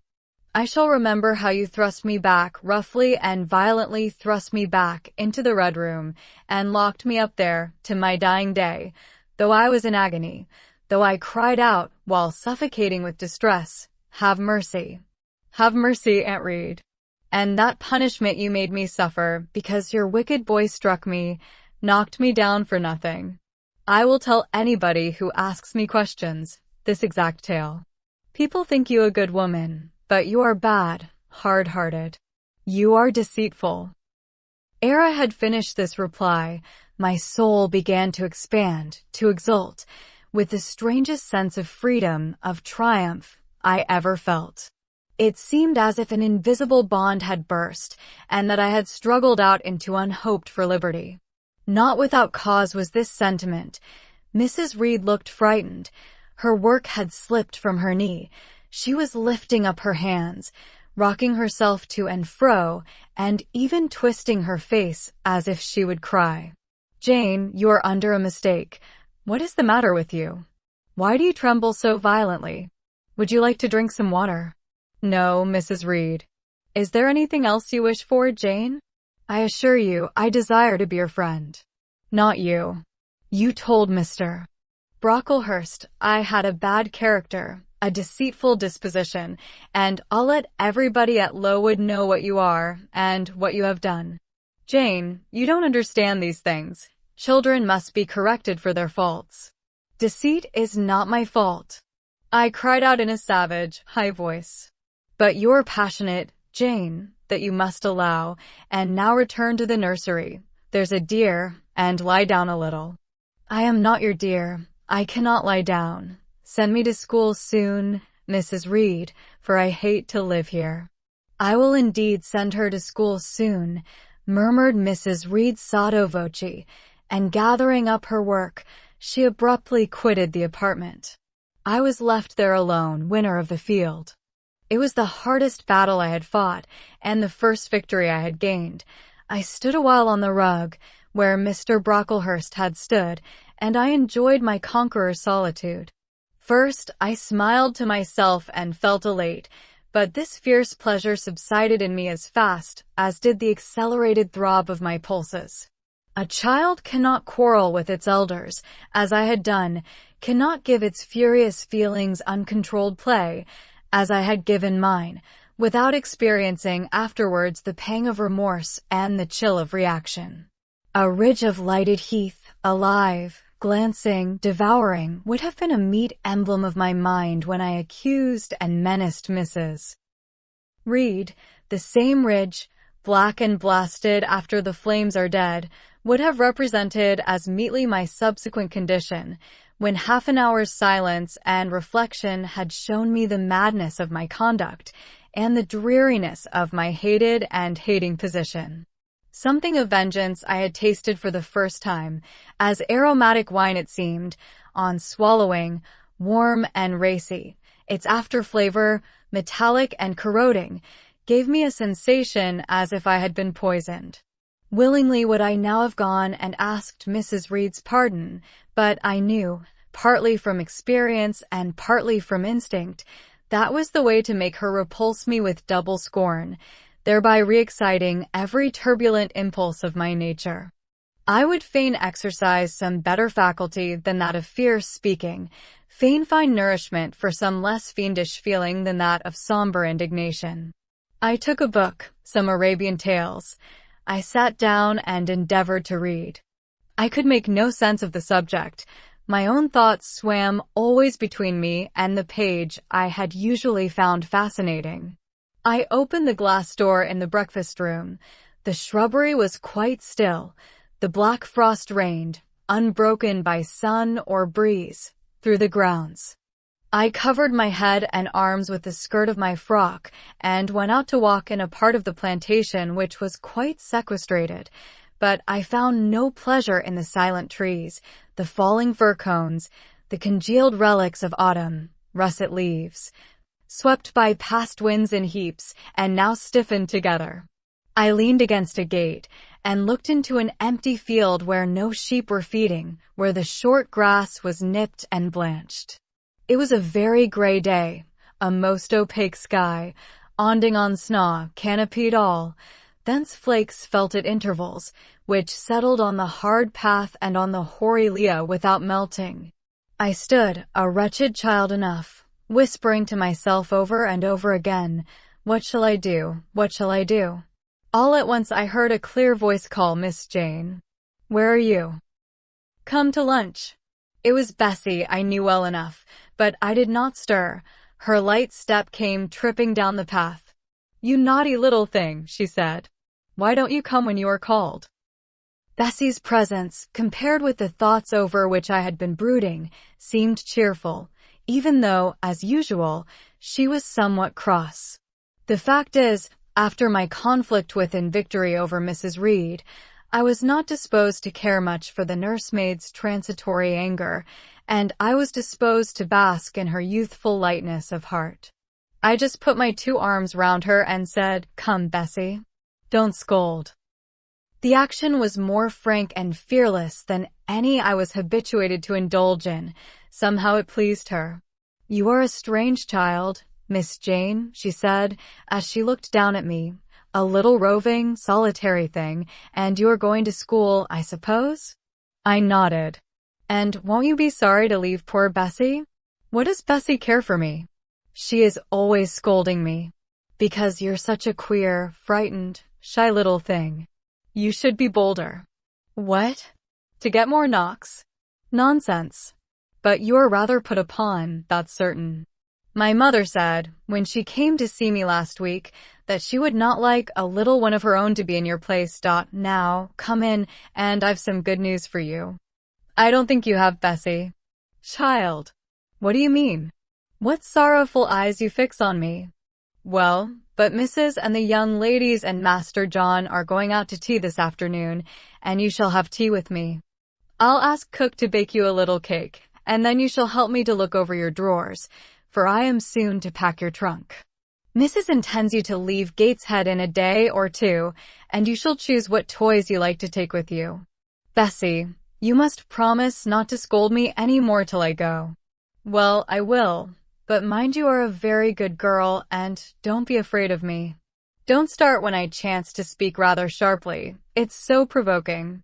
I don't think I shall ever be afraid of you again, Bessie, because I have got used to you, and I shall soon have another set of people to dread. If you dread them, they'll dislike you." "As you do, Bessie?" "I don't dislike you, miss. I believe I am fonder of you than of all the others. You don't show it. You little sharp thing. You've got quite a new way of talking. What makes you so venturesome and hearty? Why, I shall soon be away from you, and besides, I was going to say something about what had passed between me and Mrs. Reed, but on second thoughts I considered it better to remain silent on that head. And so you're glad to leave me? Not at all, Bessie, indeed, just now I'm rather sorry. Just now. And rather. How coolly my little lady says it. I dare say now if I were to ask you for a kiss you wouldn't give it me. You'd say you'd rather not. I'll kiss you and welcome. Bend your head down. Bessie stooped, we mutually embraced, and I followed her into the house quite comforted. That afternoon lapsed in peace and harmony, and in the evening Bessie told me some of her most enchaining stories, and sang me some of her sweetest songs. Even for me life had its gleams of sunshine. Chapter 5. 5 o'clock had hardly struck on the morning of the 19th of January, when Bessie brought a candle into my closet and found me already up and nearly dressed. I had risen half an hour before her entrance, and had washed my face and put on my clothes by the light of a half-moon just setting, whose rays streamed through the narrow window near my crib. I was to leave Gateshead that day by a coach which passed the lodge gates at 6 a.m. Bessie was the only person yet risen. She had lit a fire in the nursery, where she now proceeded to make my breakfast. Few children can eat when excited with the thoughts of a journey, nor could I. Bessie, having pressed me in vain to take a few spoonfuls of the boiled milk and bread she had prepared for me, wrapped up some biscuits in a paper and put them into my bag. Then she helped me on with my pelisse and bonnet, and wrapping herself in a shawl, she and I left the nursery. As we passed Mrs. Reed's bedroom, she said, "Will you go in and bid Mrs. goodbye?" "No, Bessie. She came to my crib last night when you were gone down to supper, and said I need not disturb her in the morning, or my cousins either, and she told me to remember that she had always been my best friend, and to speak of her and be grateful to her accordingly." "What did you say, miss?" "Nothing." I covered my face with the bedclothes and turned from her to the wall. "That was wrong, Miss Jane." "It was quite right, Bessie. Your missus has not been my friend. She has been my foe." "Oh, Miss Jane." "Don't say so. Goodbye to Gateshead," cried I, as we passed through the hall and went out at the front door. The moon was set, and it was very dark. Bessie carried a lantern, whose light glanced on wet steps and gravel roads sodden by a recent thaw. Raw and chill was the winter morning. My teeth chattered as I hastened down the drive. There was a light in the porter's lodge. When we reached it, we found the porter's wife just kindling her fire. My trunk, which had been carried down the evening before, stood corded at the door. It wanted but a few minutes of 6, and shortly after that hour had struck, the distant roll of wheels announced the coming coach. I went to the door and watched its lamps approach rapidly through the gloom. "Is she going by herself?" asked the porter's wife. "Yes." "And how far is it?" 50 miles. "What a long way. I wonder Mrs. Reed is not afraid to trust her so far alone." The coach drew up. There it was at the gates with its 4 horses and its top laden with passengers. The guard and coachman loudly urged haste. My trunk was hoisted up. I was taken from Bessie's neck, to which I clung with kisses. "Be sure and take good care of her," cried she to the guard, as he lifted me into the inside. I was the answer. The door was slapped to, a voice exclaimed, "All right," and on we drove. Thus was I severed from Bessie and Gateshead, thus whirled away to unknown and, as I then deemed, remote and mysterious regions. I remember but little of the journey. I only know that the day seemed to me of a preternatural length, and that we appeared to travel over hundreds of miles of road. We passed through several towns, and in one, a very large one, the coach stopped. The horses were taken out, and the passengers alighted to dine. I was carried into an inn, where the guard wanted me to have some dinner, but as I had no appetite, he left me in an immense room with a fireplace at each end. a chandelier pendant from the ceiling, and a little red gallery high up against the wall filled with musical instruments. Here I walked about for a long time, feeling very strange and mortally apprehensive of someone coming in and kidnapping me, for I believed in kidnappers, their exploits having frequently figured in Bessie's Fireside Chronicles. At last the guard returned. Once more I was stowed away in the coach. My protector mounted his own seat, sounded his hollow horn, and away we rattled over the stony street of L. The afternoon came on wet and somewhat misty. As it waned into dusk, I began to feel that we were getting very far indeed from Gateshead. We ceased to pass through towns. The country changed. Great grey hills heaved up round the horizon, as twilight deepened. We descended a valley, dark with wood, and long after night had overclouded the prospect, I heard a wild wind rushing amongst trees. Lulled by the sound, I at last dropped asleep. I had not long slumbered when the sudden cessation of motion awoke me. The coach door was open, and a person like a servant was standing at it. I saw her face and dress by the light of the lamps. "Is there a little girl called Jane Eyre here?" she asked. I answered yes, and was then lifted out. My trunk was handed down, and the coach instantly drove away. I was stiff with long sitting and bewildered with the noise and motion of the coach. Gathering my faculties, I looked about me. Rain, wind, and darkness filled the air. Nevertheless, I dimly discerned a wall before me and a door open in it. Through this door I passed with my new guide. She shut and locked it behind her. There was now visible a house or houses, for the building spread far, with many windows, and lights burning in some. We went up a broad pebbly path, splashing wet, and were admitted at a door. Then the servant led me through a passage into a room with a fire, where she left me alone. I stood and warmed my numbed fingers over the blaze. Then I looked round. There was no candle, but the uncertain light from the hearth showed, by intervals, papered walls, carpet, curtains, shining mahogany furniture. It was a parlor. Not so spacious or splendid as the drawing-room at Gateshead, but comfortable enough. I was puzzling to make out the subject of a picture on the wall, when the door opened, and an individual carrying a light entered. Another followed close behind. The first was a tall lady with dark hair, dark eyes, and a pale and large forehead. Her figure was partly enveloped in a shawl. Her countenance was grave, her bearing erect. "The child is very young to be sent alone," said she, putting her candle down on the table. She considered me attentively for a minute or two, then further added, "She had better be put to bed soon. She looks tired." "Are you tired?" she asked, placing her hand on my shoulder. "A little, ma'am." "And hungry too, no doubt. Let her have some supper before she goes to bed, Miss Miller. Is this the first time you have left your parents to come to school, my little girl?" I explained to her that I had no parents.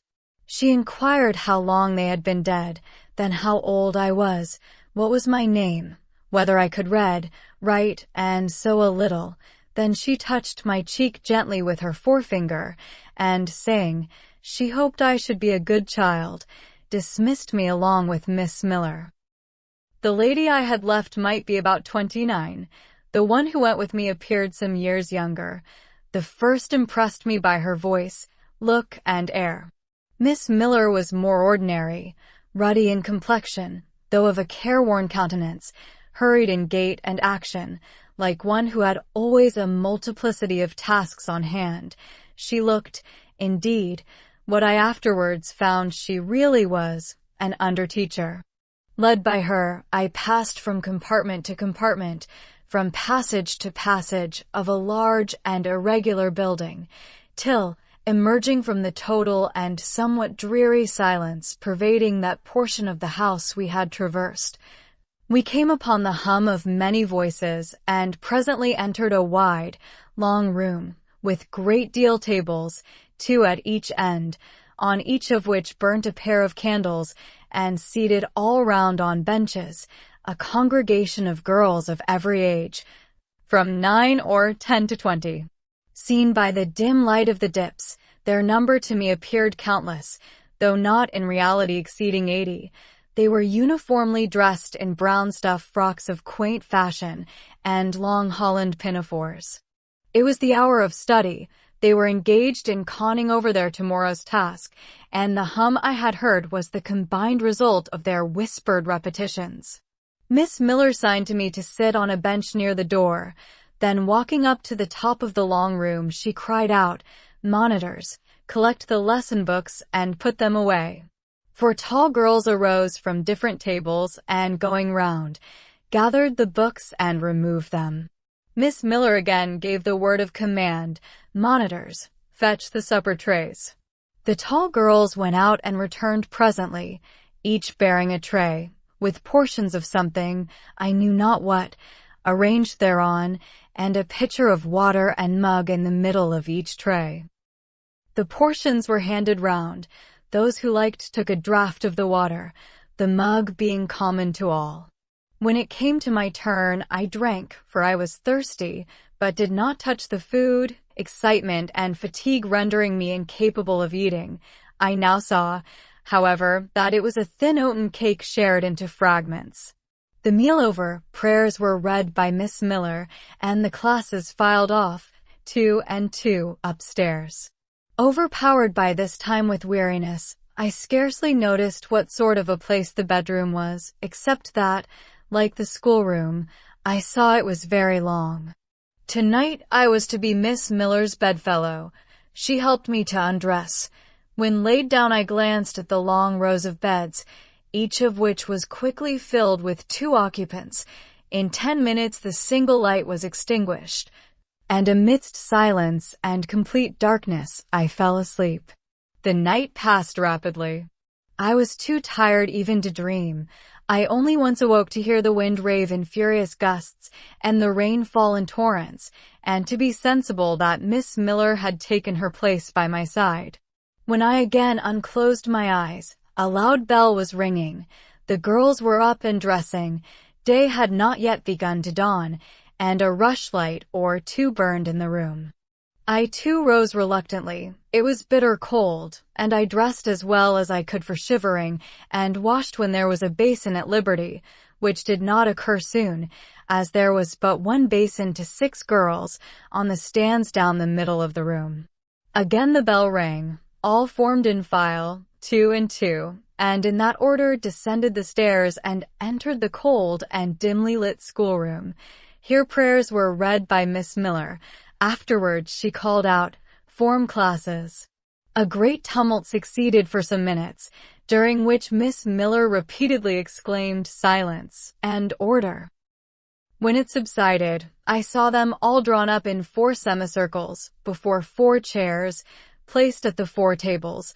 All held books in their hands, and a great book, like a Bible, lay on each table, before the vacant seat. A pause of some seconds succeeded, filled up by the low, vague hum of numbers. Miss Miller walked from class to class, hushing this indefinite sound. A distant bell tinkled.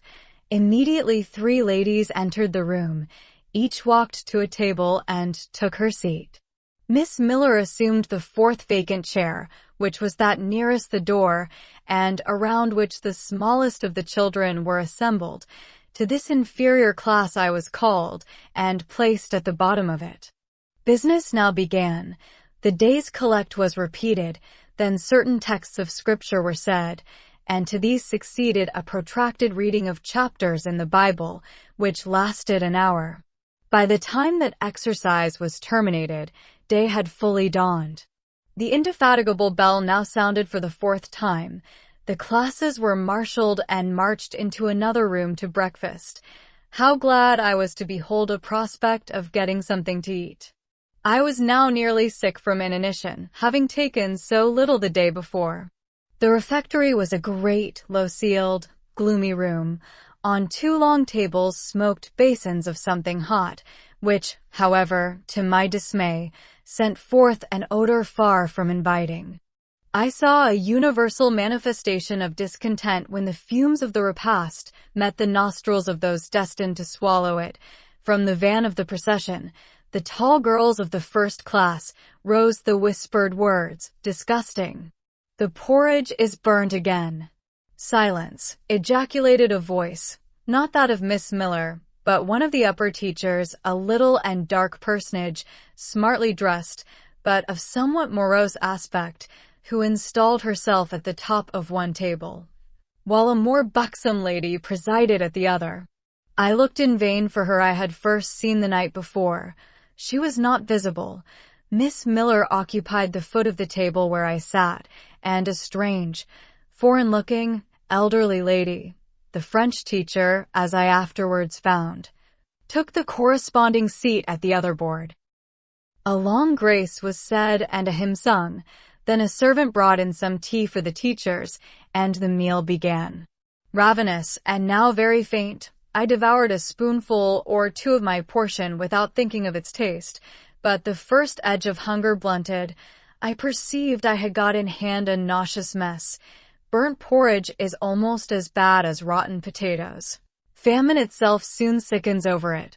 The spoons were moved slowly. I saw each girl taste her food and try to swallow it, but in most cases the effort was soon relinquished. Breakfast was over, and none had breakfasted.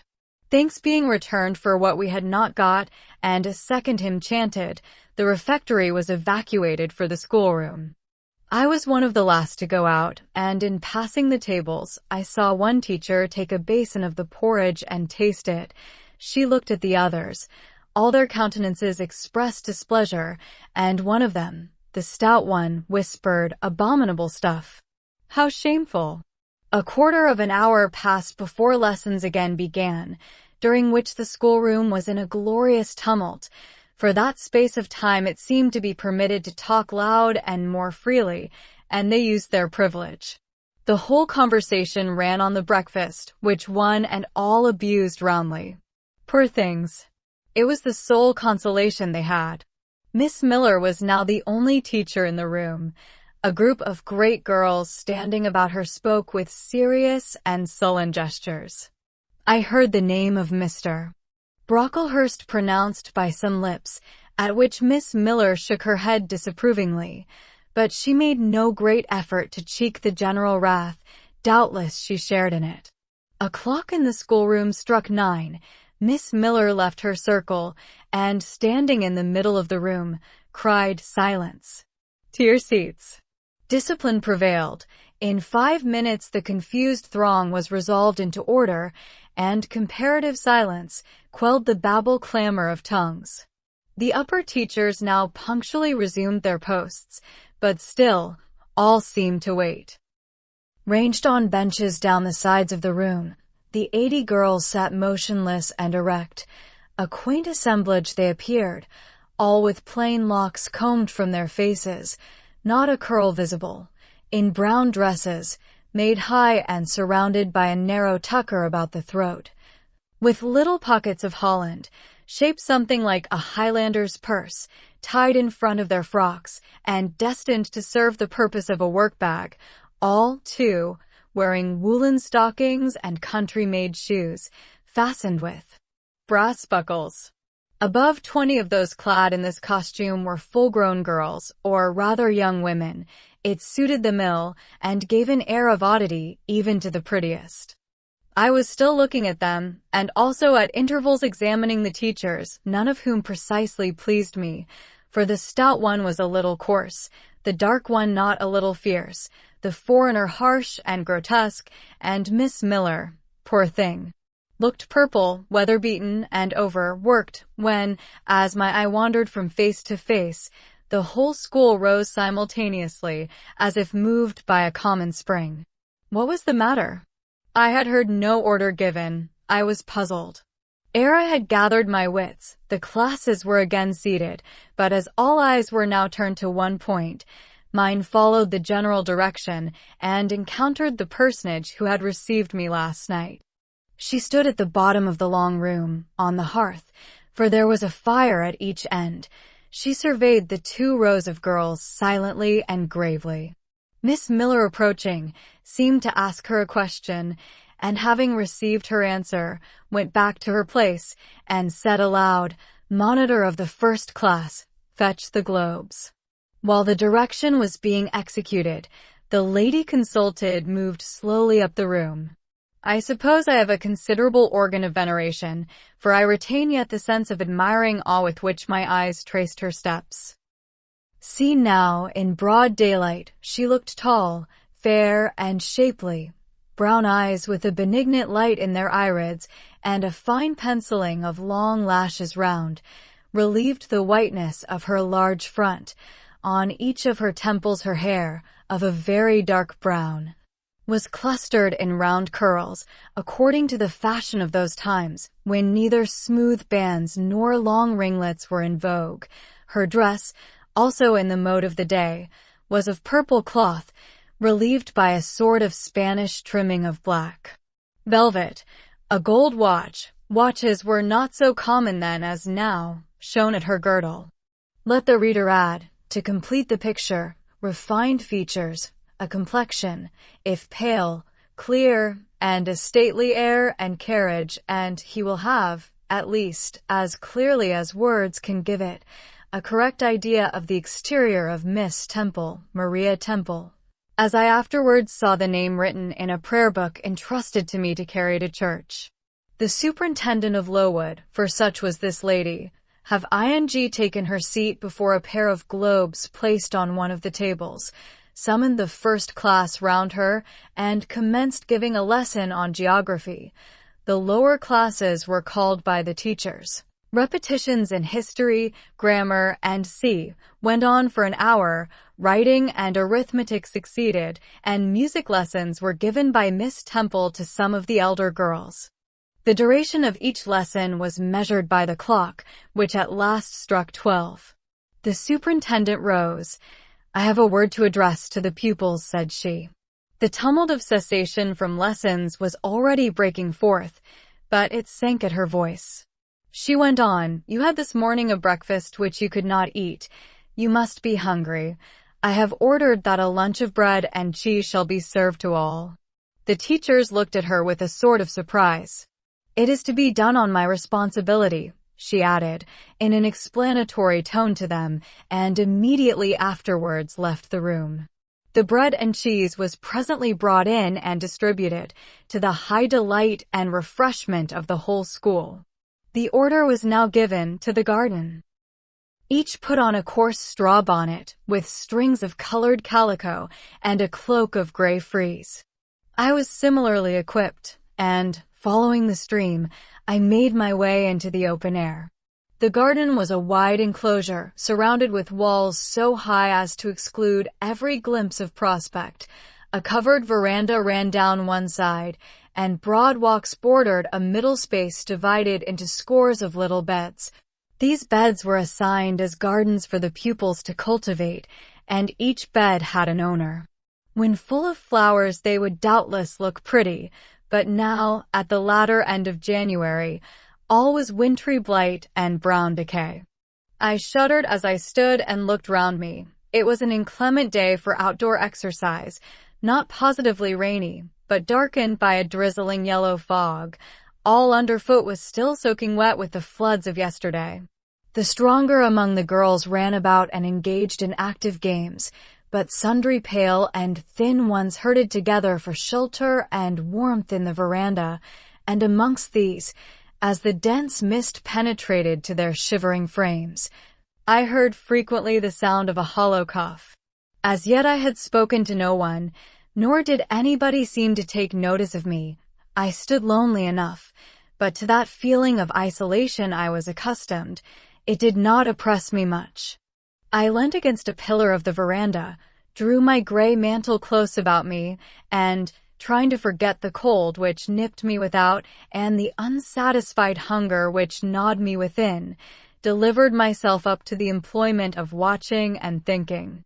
My reflections were too undefined and fragmentary to merit record. I hardly yet knew where I was. Gateshead and my past life seemed floated away to an immeasurable distance. The present was vague and strange, and of the future I could form no conjecture. I looked round the convent-like garden, and then up at the house, a large building, half of which seemed grey and old, the other half quite new. The new part, containing the schoolroom and dormitory, was lit by mullioned and latticed windows, which gave it a church-like aspect. A stone tablet over the door bore this inscription, Lowood Institution. This portion was rebuilt A.D. by Naomi Brocklehurst of Brocklehurst Hall in this county. Let your light so shine before men, that they may see your good works and glorify your Father which is in heaven. St. Matt, v. 16. I read these words over and over again. I felt that an explanation belonged to them, and was unable fully to penetrate their import. I was still pondering the signification of institution, and endeavoring to make out a connection between the first words and the verse of Scripture, when the sound of a cough close behind me made me turn my head. I saw a girl sitting on a stone bench near. She was bent over a book, on the perusal of which she seemed intent. From where I stood I could see the title. It was Rasselas, a name that struck me as strange and consequently attractive. In turning a leaf she happened to look up, and I said to her directly, "Is your book interesting?" I had already formed the intention of asking her to lend it to me some day. "I like it," she answered, after a pause of a second or two, during which she examined me. "What is it about?" I continued. I hardly know where I found the hardihood thus to open a conversation with a stranger.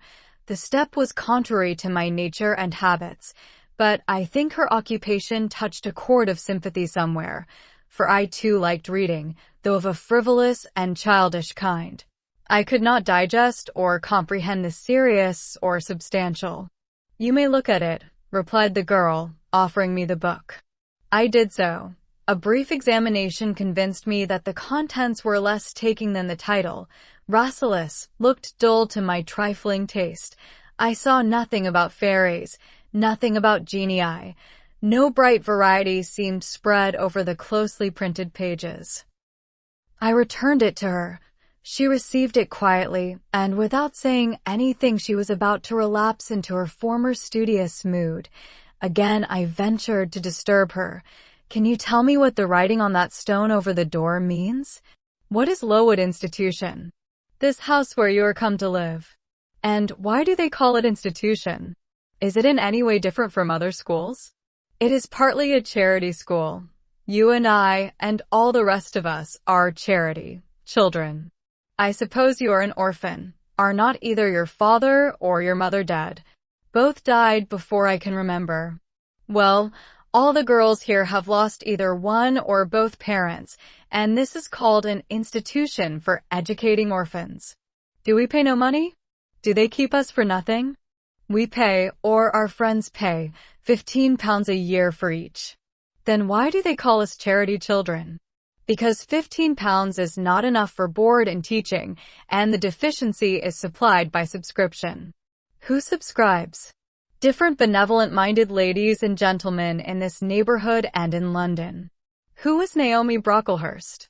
"The lady who built the new part of this house, as that tablet records, and whose son overlooks and directs everything here." "Why?" "Because he is treasurer and manager of the establishment."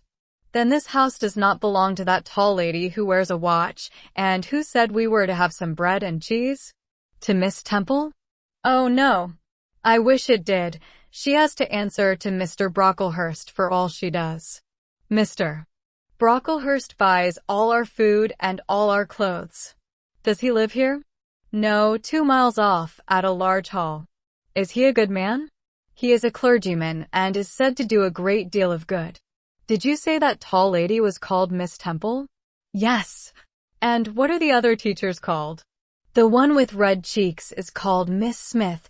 She attends to the work, and cuts out, for we make our own clothes, our frocks and pelisses, and everything. The little one with black hair is Miss Scatcherd. She teaches history and grammar. And here's the second-class repetitions, and the one who wears a shawl, and has a pocket handkerchief tied to her side with a yellow ribband, is Madame Pierrot. She comes from Lille, in France, and teaches French. Do you like the teachers? Well enough. Do you like the little black one and the Madame Dash? I cannot pronounce her name as you do. Miss Scatcherd is hasty. You must take care not to offend her. Madame Pierrot is not a bad sort of person. But Miss Temple is the best, isn't she? Miss Temple is very good and very clever. She is above the rest, because she knows far more than they do. Have you been long here? 2 years. Are you an orphan? My mother is dead. Are you happy here? You ask rather too many questions. I have given you answers enough for the present. Now I want to read. But at that moment the summons sounded for dinner. All re-entered the house. The odor which now filled the refectory was scarcely more appetizing than that which had regaled our nostrils at breakfast. The dinner was served in 2 huge tin-plated vessels, whence rose a strong steam redolent of rancid fat. I found the mess to consist of indifferent potatoes and strange shreds of rusty meat, mixed and cooked together. Of this preparation, a tolerably abundant plateful was apportioned to each pupil. I ate what I could, and wondered within myself whether every day's fare would be like this. After dinner, we immediately adjourned to the schoolroom. Lessons recommenced, and were continued till 5 o'clock. The only marked event of the afternoon was that I saw the girl with whom I had conversed in the veranda dismissed in disgrace by Miss Scatcherd from a history class, and sent to stand in the middle of the large schoolroom. The punishment seemed to me in a high degree ignominious, especially for so great a girl. She looked 13 or upwards. I expected she would show signs of great distress and shame, but to my surprise she neither wept nor blushed. Composed, though grave, she stood, the central mark of all eyes. How can she bear it so quietly, so firmly? I asked of myself. Were I in her place, it seems to me I should wish the earth to open and swallow me up. She looks as if she were thinking of something beyond her punishment, beyond her situation, of something not round her nor before her. I have heard of daydreams. Is she in a daydream now? Her eyes are fixed on the floor, but I am sure they do not see it. Her sight seems turned in, gone down into her heart. She is looking at what she can remember, I believe, not at what is really present. I wonder what sort of a girl she is, whether good or naughty. Soon after 5 p.m. we had another meal, consisting of a small mug of coffee and half a slice of brown bread. I devoured my bread and drank my coffee with relish, but I should have been glad of as much more. I was still hungry. Half an hour's recreation succeeded, then study, then the glass of water and the piece of oatcake, prayers, and bed. Such was my first day at Lowood.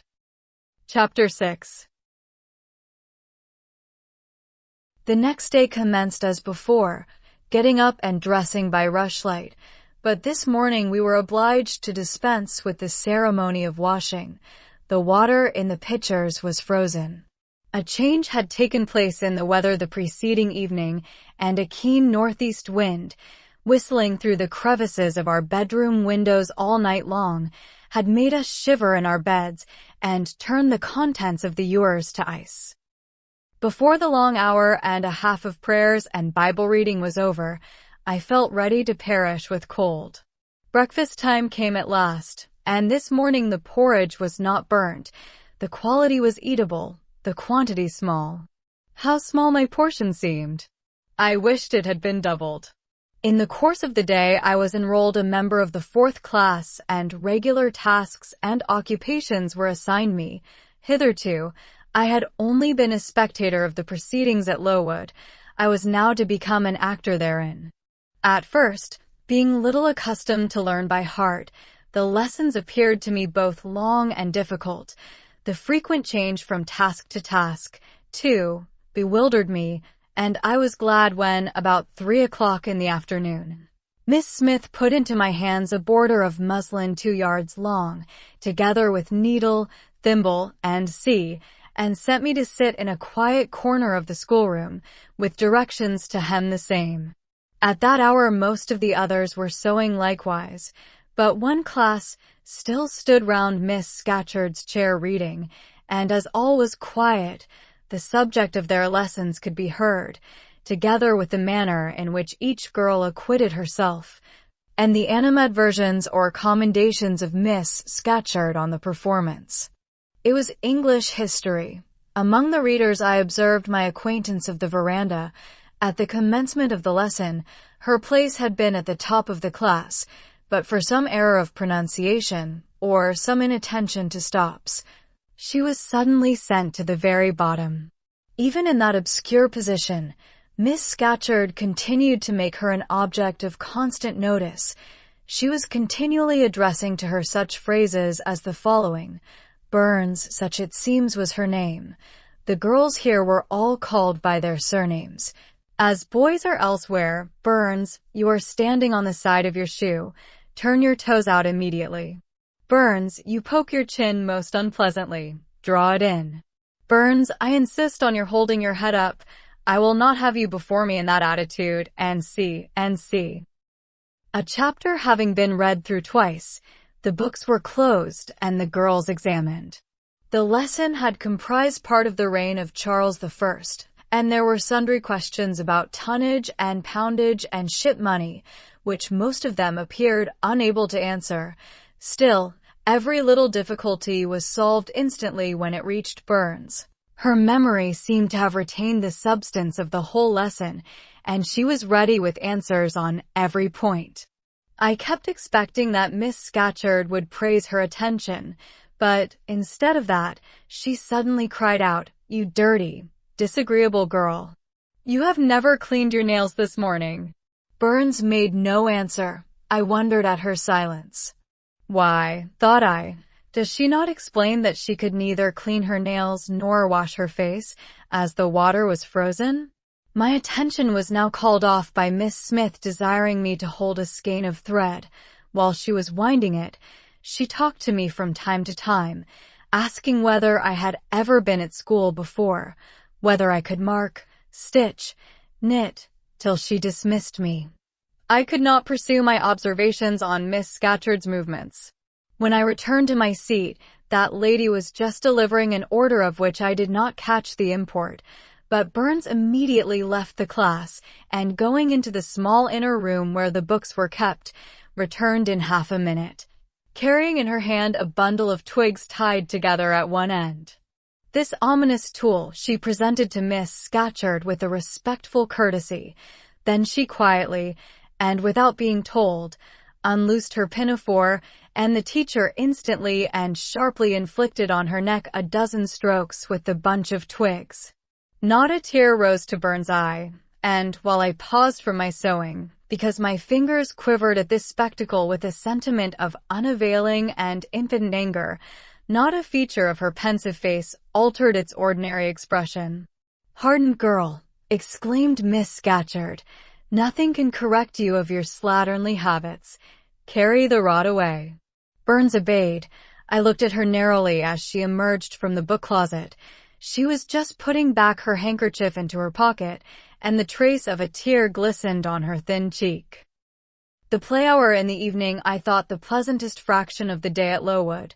The bit of bread, the draught of coffee swallowed at 5 o'clock had revived vitality, if it had not satisfied hunger. The long restraint of the day was slackened. The schoolroom felt warmer than in the morning, its fires being allowed to burn a little more brightly, to supply, in some measure, the place of candles, not yet introduced, the ruddy gloaming, the licensed uproar, the confusion of many voices gave one a welcome sense of liberty.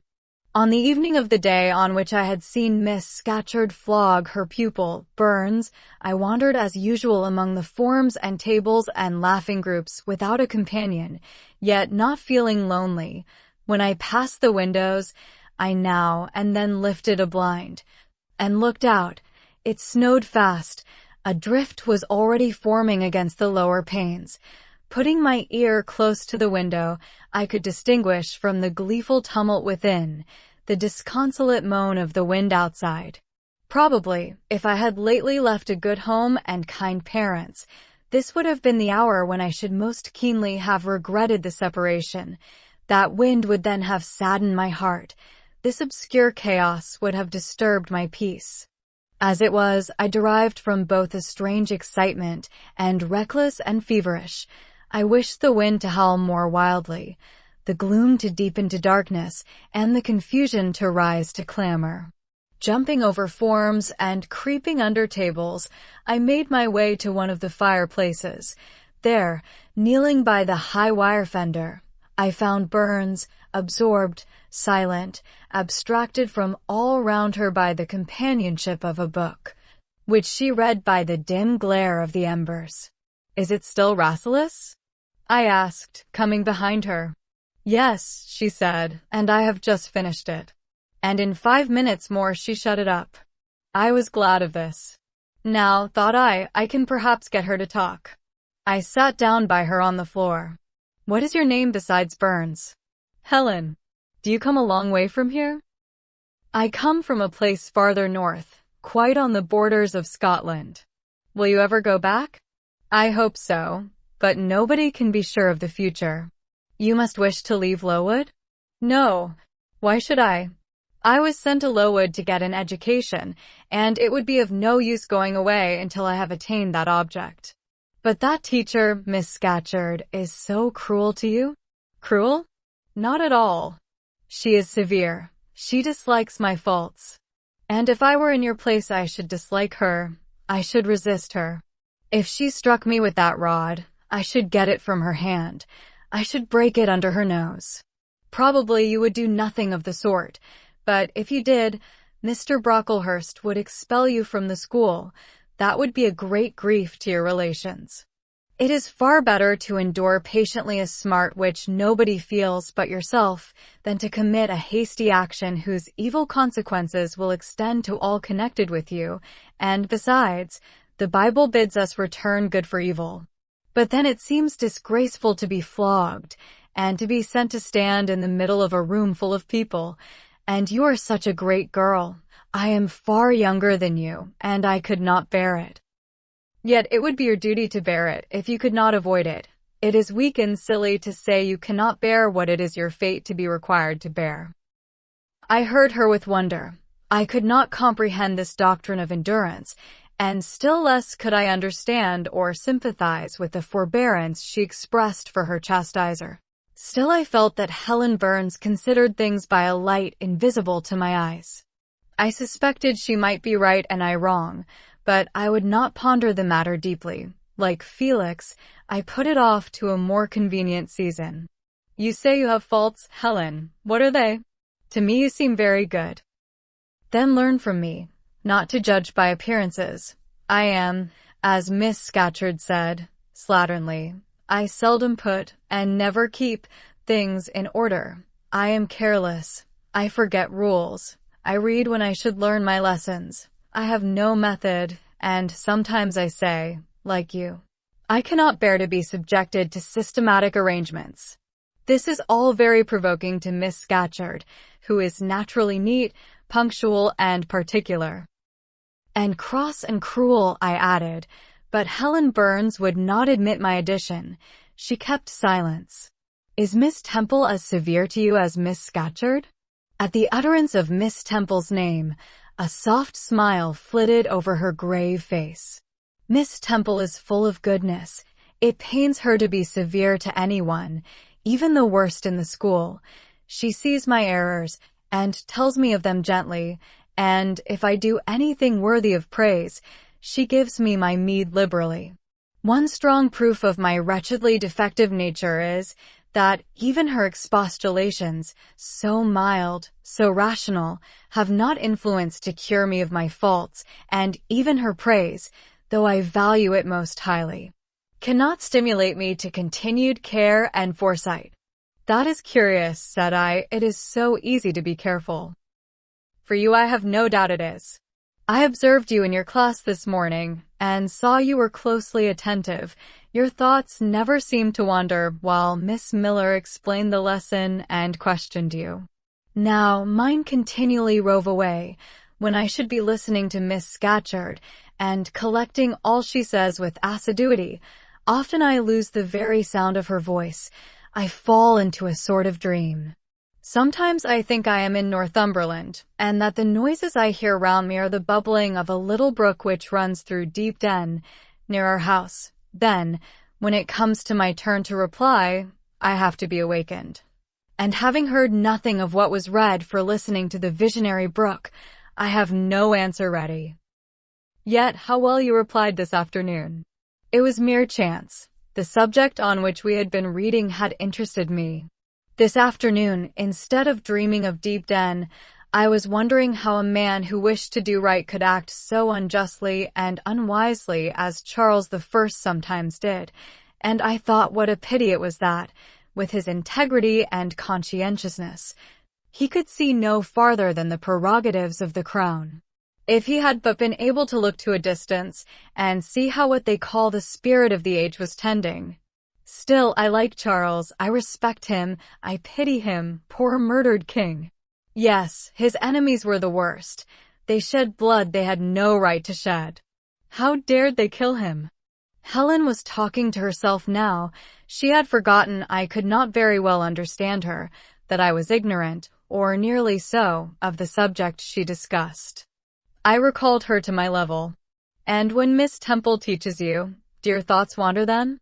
No, certainly, not often, because Miss Temple has generally something to say which is newer than my own reflections. Her language is singularly agreeable to me, and the information she communicates is often just what I wish to gain. Well, then, with Miss Temple you're good? Yes, in a passive way. I make no effort. I follow as inclination guides me. There is no merit in such goodness. A great deal. You are good to those who are good to you. It is all I ever desire to be. If people were always kind and obedient to those who are cruel and unjust, the wicked people would have it all their own way. They would never feel afraid, and so they would never alter, but would grow worse and worse. When we are struck at without a reason, we should strike back again very hard. I am sure we should so hard as to teach the person who struck us never to do it again. You will change your mind, I hope, when you grow older. As yet you are but a little untaught girl. But I feel this, Helen. I must dislike those who, whatever I do to please them, persist in disliking me. I must resist those who punish me unjustly. It is as natural as that I should love those who show me affection, or submit to punishment when I feel it is deserved.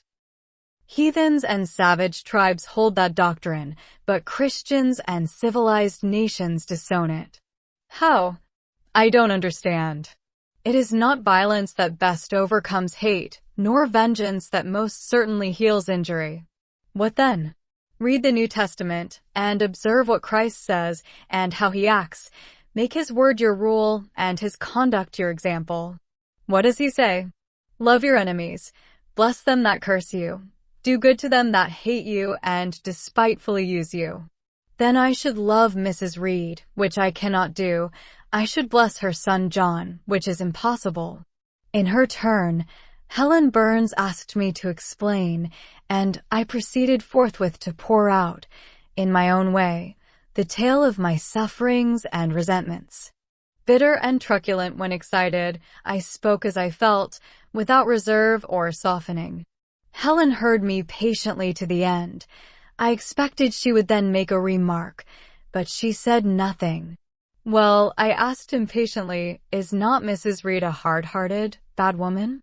She has been unkind to you, no doubt, because you see, she dislikes your cast of character, as Miss Scatcherd does mine, but how minutely you remember all she has done and said to you. What a singularly deep impression her injustice seems to have made on your heart.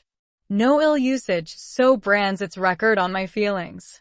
Would you not be happier if you tried to forget her severity, together with the passionate emotions it excited? Life appears to me too short to be spent in nursing animosity or registering wrongs. We are, and must be, one and all, burdened with faults in this world, but the time will soon come when, I trust, we shall put them off in putting off our corruptible bodies. when debasement and sin will fall from us with this cumbrous frame of flesh. And only the spark of the Spirit will remain, the impalpable principle of light and thought, pure as when it left the Creator to inspire the creature. Whence it came it will return, perhaps again to be communicated to some being higher than man. Perhaps to pass through gradations of glory, from the pale human soul to brighten to the seraph. Surely it will never, on the contrary, be suffered to degenerate from man to fiend? No, I cannot believe that. I hold another creed, which no one ever taught me, and which I seldom mention, but in which I delight and to which I cling, for it extends hope to all. It makes eternity a rest, a mighty home, not a terror and an abyss. Besides, with this creed, I can so clearly distinguish between the criminal and his crime. I can so sincerely forgive the first while I abhor the last. With this creed, revenge never worries my heart. Degradation never too deeply disgusts me. Injustice never crushes me too low. I live in calm, looking to the end. Helen's head, always drooping, sank a little lower as she finished this sentence. I saw by her look she wished no longer to talk to me, but rather to converse with her own thoughts. She was not allowed much time for meditation. A monitor, a great rough girl, presently came up, exclaiming in a strong Cumberland accent, "Helen Burns, if you don't go and put your drawer in order, and fold up your work this minute, I'll tell Miss Scatcherd to come and look at it." Helen sighed as her reverie fled, and getting up, obeyed the monitor without reply as without delay. Chapter 7. My first quarter at Lowood seemed an age, and not the golden age either. It comprised an irksome struggle with difficulties in habituating myself to new rules and unwanted tasks. The fear of failure in these points harassed me worse than the physical hardships of my lot, though these were no trifles. During January, February, and part of March, the deep snows, and, after their melting, the almost impassable roads, prevented our stirring beyond the garden walls, except to go to church. But within these limits we had to pass an hour every day in the open air. Our clothing was insufficient to protect us from the severe cold. We had no boots. The snow got into our shoes and melted there. Our ungloved hands became numbed and covered with chilblains, as were our feet. I remember well the distracting irritation I endured from this cause every evening, when my feet inflamed, and the torture of thrusting the swelled, raw, and stiff toes into my shoes in the morning. Then the scanty supply of food was distressing. With the keen appetites of growing children, we had scarcely sufficient to keep alive a delicate invalid. From this deficiency of nourishment resulted an abuse, which pressed hardly on the younger pupils. Whenever the famished great girls had an opportunity, they would coax or menace the little ones out of their portion.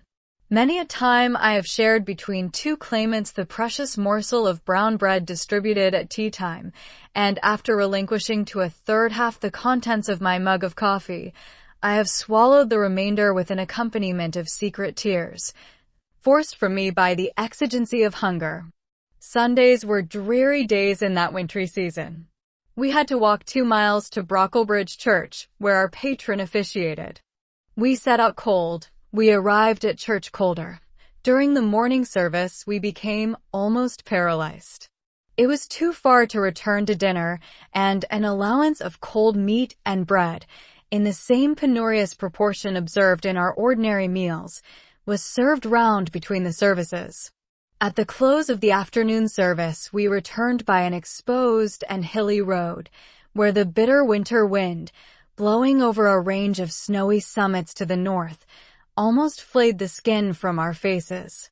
I can remember Miss Temple walking lightly and rapidly along our drooping line, her plaid cloak, which the frosty wind fluttered, gathered close about her, and encouraging us, by precept and example, to keep up our spirits and march forward, as she said, like stalwart soldiers.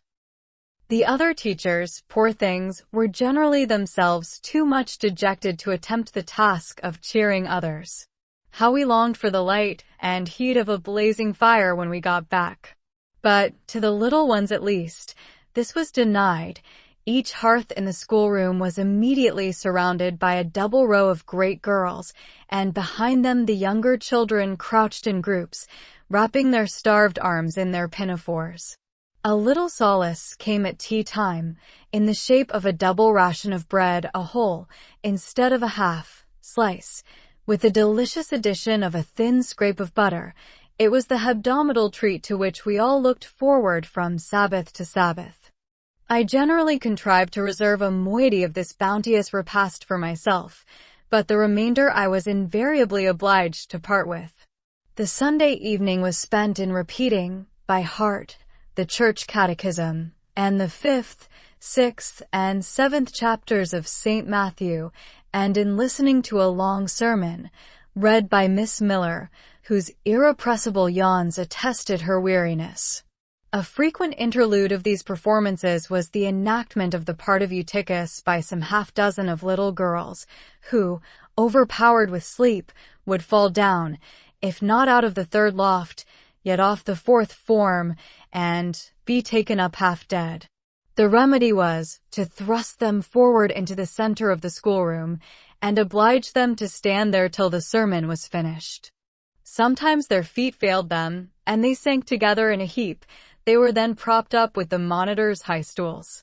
I have not yet alluded to the visits of Mr. Brocklehurst, and indeed that gentleman was from home during the greater part of the first month after my arrival, perhaps prolonging his stay with his friend the Archdeacon. His absence was a relief to me. I need not say that I had my own reasons for dreading his coming, but come he did at last.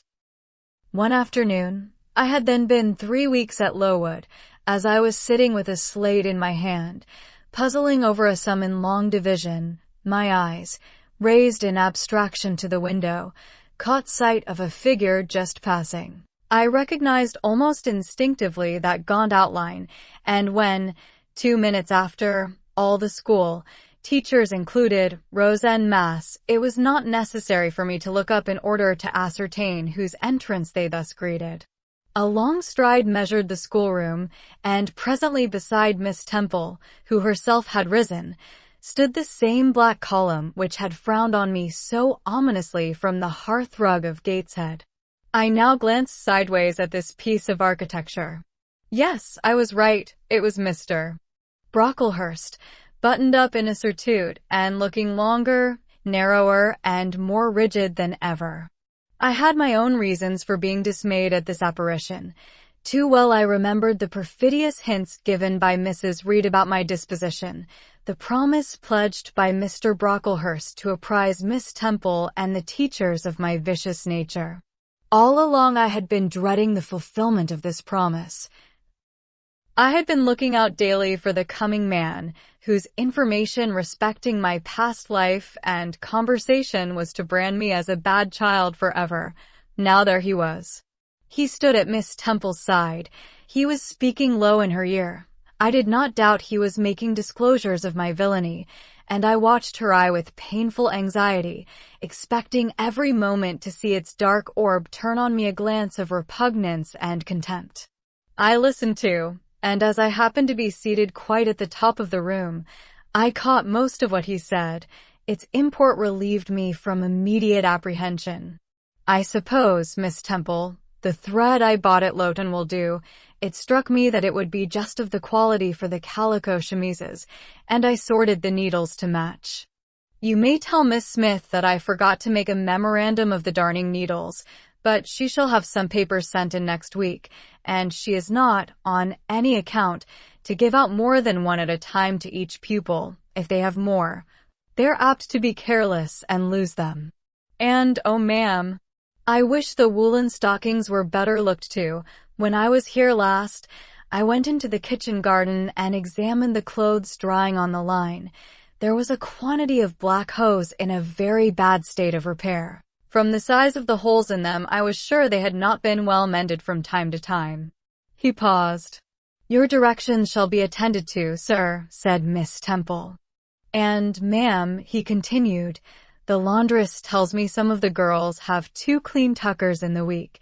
It is too much. The rules limit them to 1. "I think I can explain that circumstance, sir.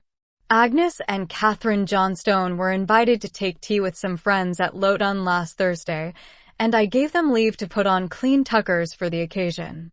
Mr. Brocklehurst nodded.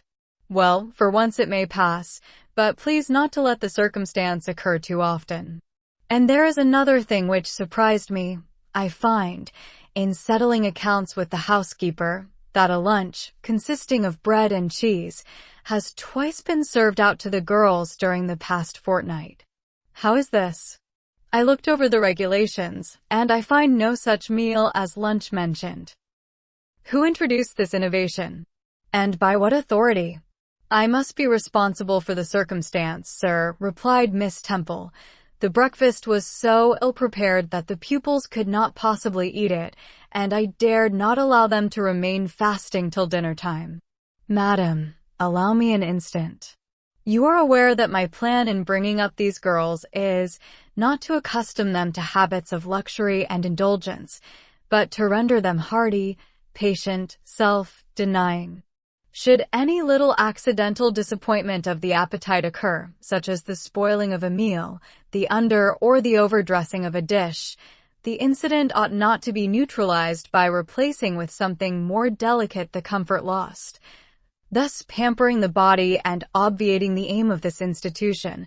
It ought to be improved to the spiritual edification of the pupils, by encouraging them to evince fortitude under temporary privation. A brief address on those occasions would not be mistimed, wherein a judicious instructor would take the opportunity of referring to the sufferings of the primitive Christians, to the torments of martyrs, to the exhortations of our blessed Lord himself, calling upon his disciples to take up their cross and follow him, to his warnings that man shall not live by bread alone, but by every word that proceedeth out of the mouth of God, to his divine consolations, if ye suffer hunger or thirst for my sake, happy are ye. Oh, madam, when you put bread and cheese, instead of burnt porridge, into these children's mouths, you may indeed feed their vile bodies, but you little think how you starve their immortal souls." Mr. Brocklehurst again paused, perhaps overcome by his feelings. Miss Temple had looked down when he first began to speak to her, but she now gazed straight before her, and her face, naturally pale as marble, appeared to be assuming also the coldness and fixity of that material, especially her mouth, closed as if it would have required a sculptor's chisel to open it, and her brow settled gradually into petrified severity. Meantime, Mr. Brocklehurst, standing on the hearth with his hands behind his back, majestically surveyed the whole school. Suddenly his eye gave a blink, as if it had met something that either dazzled or shocked its pupil.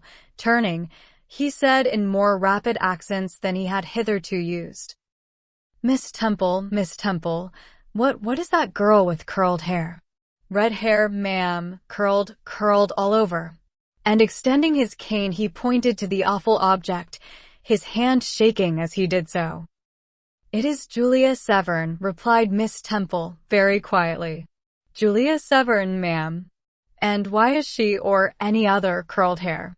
"Why, in defiance of every precept and principle of this house, does she conform to the world so openly here in an evangelical, charitable establishment, as to wear her hair one mass of curls." "Julia's hair curls naturally," returned Miss Temple, still more quietly. "Naturally. Yes, but we are not to conform to nature. I wish these girls to be the children of grace, and why that abundance? I have again and again intimated that I desire the hair to be arranged closely, modestly, plainly. Miss Temple, that girl's hair must be cut off entirely. I will send a barber tomorrow, and I see others who have far too much of the excrescence. That tall girl, tell her to turn round. Tell all the first form to rise up and direct their faces to the wall." Miss Temple passed her handkerchief over her lips, as if to smooth away the involuntary smile that curled them. She gave the order, however, and when the first class could take in what was required of them, they obeyed. Leaning a little back on my bench, I could see the looks and grimaces with which they commented on this maneuver. It was a pity Mr. Brocklehurst could not see them too.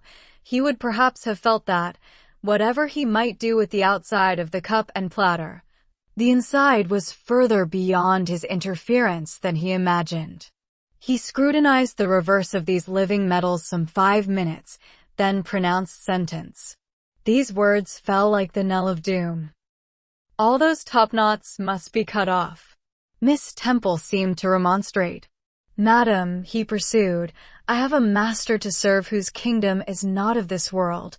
My mission is to mortify in these girls the lusts of the flesh, to teach them to clothe themselves with shamefacedness and sobriety, not with braided hair and costly apparel.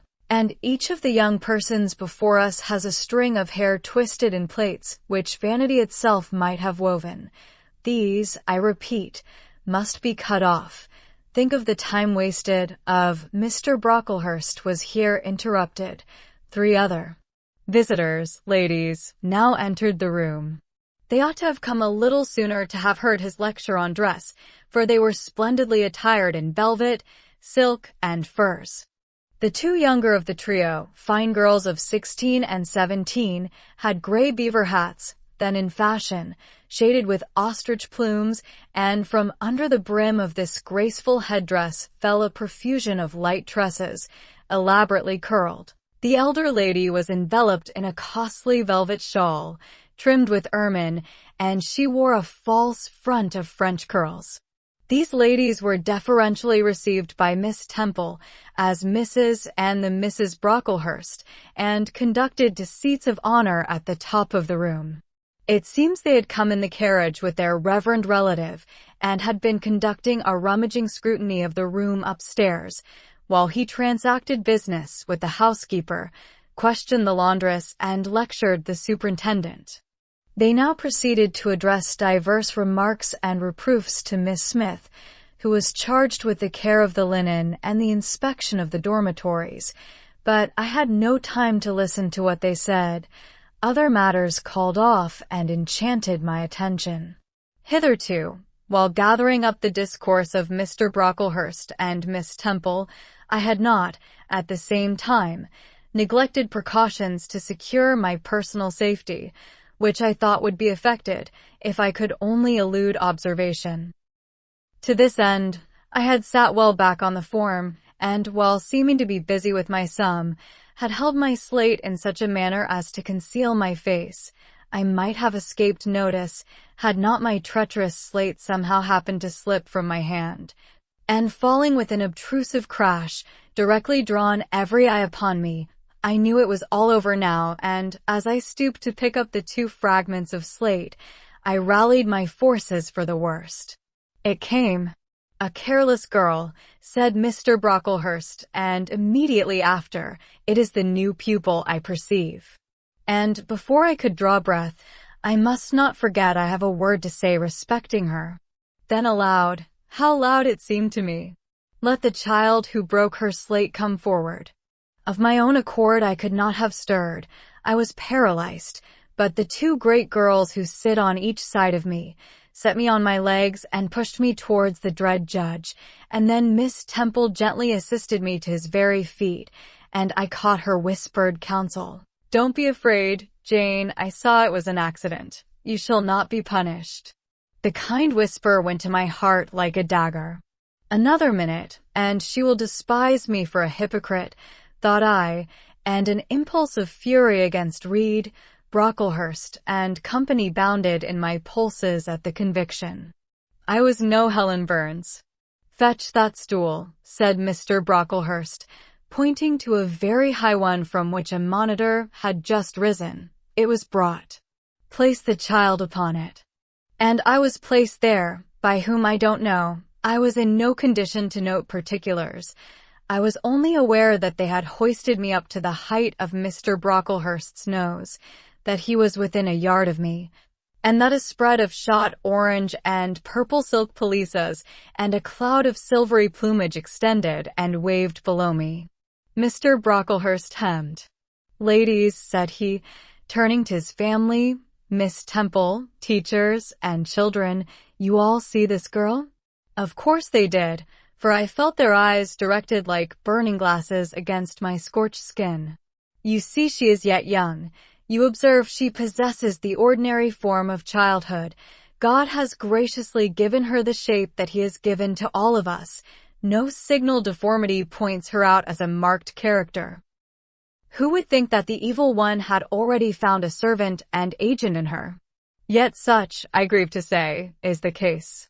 A pause in which I began to study the palsy of my nerves and to feel that the Rubicon was passed and that the trial, no longer to be shirked, must be firmly sustained.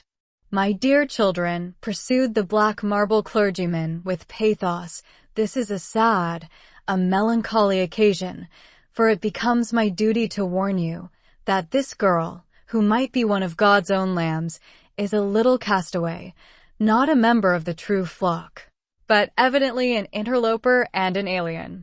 You must be on your guard against her. You must shun her example. If necessary, avoid her company, exclude her from your sports, and shut her out from your converse. Teachers, you must watch her, keep your eyes on her movements, weigh well her words, scrutinize her actions, punish her body to save her soul, if, indeed, such salvation be possible, for, my tongue falters while I tell it, this girl, this child, the native of a Christian land, worse than many a little heathen who says its prayers to Brahma and kneels before Juggernaut. This girl is a liar."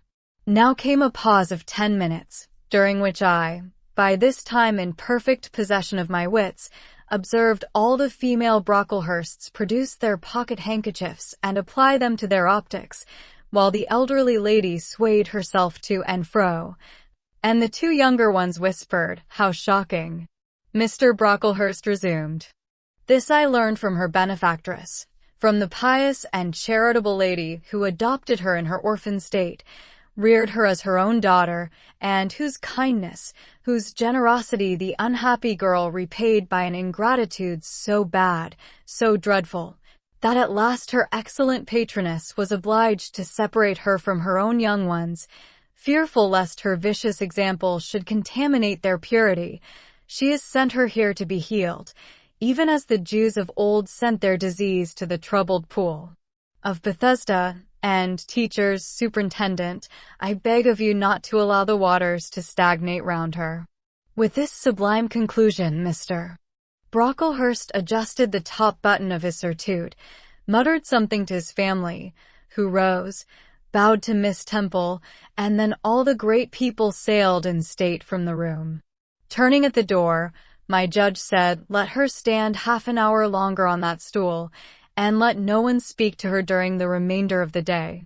There was I, then, mounted aloft, I, who had said I could not bear the shame of standing on my natural feet in the middle of the room, was now exposed to general view on a pedestal of infamy. What my sensations were no language can describe, but just as they all rose, stifling my breath and constricting my throat, a girl came up and passed me. In passing, she lifted her eyes. What a strange light inspired them! What an extraordinary sensation that ray sent through me! How the new feeling bore me up! It was as if a martyr, a hero, had passed a slave or victim and imparted strength in the transit. I mastered the rising hysteria, lifted up my head, and took a firm stand on the stool. Helen Burns asked some slight question about her work of Miss Smith, was chidden for the triviality of the inquiry, returned to her place, and smiled at me as she again went by. What a smile! I remember it now, and I know that it was the effluence of fine intellect, of true courage. It lit up her marked lineaments, her thin face, her sunken gray eye, like a reflection from the aspect of an angel. Yet at that moment Helen Burns wore on her arm the untidy badge. Scarcely an hour ago I had heard her condemned by Miss Scatcherd to a dinner of bread and water on the morrow because she had blotted an exercise in copying it out. Such is the imperfect nature of man. Such spots are there on the disk of the clearest planet, and eyes like Miss Scatcherd's can only see those minute defects, and are blind to the full brightness of the orb. Chapter 8. Ere the half-hour ended, 5 o'clock struck, school was dismissed, and all were gone into the refectory to tea. I now ventured to descend. It was deep dusk. I retired into a corner and sat down on the floor. The spell by which I had been so far supported began to dissolve. Reaction took place, and soon, so overwhelming was the grief that seized me, I sank prostrate with my face to the ground. Now I wept. Helen Burns was not here. Nothing sustained me. Left to myself, I abandoned myself, and my tears watered the boards. I had meant to be so good and to do so much at Lowood, to make so many friends, to earn respect and win affection.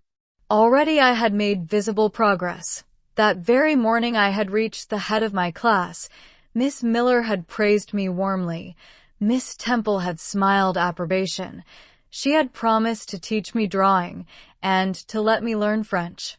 If I continued to make similar improvement 2 months longer, and then I was well received by my fellow pupils, treated as an equal by those of my own age, and not molested by any. Now, here I lay again crushed and trodden on, and could I ever rise more? Never, I thought, and ardently I wished to die. While sobbing out this wish in broken accents, someone approached. I started up. Again Helen Burns was near me. The fading fires just showed her coming up the long, vacant room. She brought my coffee and bread. "Come, eat something," she said, but I put both away from me, feeling as if a drop or a crumb would have choked me in my present condition. Helen regarded me, probably with surprise. I could not now abate my agitation. Though I tried hard, I continued to weep aloud. She sat down on the ground near me, embraced her knees with her arms, and rested her head upon them. In that attitude, she remained silent as an Indian. I was the first who spoke. "Helen, why do you stay with a girl whom everybody believes to be a liar?" "Everybody, Jane?" "Why, there are only 80 people who have heard you called so, and the world contains hundreds of millions." "But what have I to do with millions?" "The 80, I know, despise me." "Jane, you are mistaken. Probably not one in the school either despises or dislikes you. Many, I am sure, pity you much." "How can they pity me after what Mr. Brocklehurst has said?" "Mr. Brocklehurst is not a god, nor is he even a great and admired man. He is little liked here. He never took steps to make himself liked. Had he treated you as an especial favorite, you would have found enemies, declared or covert, all around you. As it is, the greater number would offer you sympathy if they dared. Teachers and pupils may look coldly on you for a day or two, but friendly feelings are concealed in their hearts, and if you persevere in doing well, these feelings will ere long appear so much the more evidently for their temporary suppression. Besides, Jane," she paused. "Well, Helen," said I, putting my hand into hers. She chafed my fingers gently to warm them, and went on, "If all the world hated you, and believed you wicked, while your own conscience approved you, and absolved you from guilt, you would not be without friends. No, I know I should think well of myself, but that is not enough. If others don't love me, I would rather die than live. I cannot bear to be solitary and hated, Helen.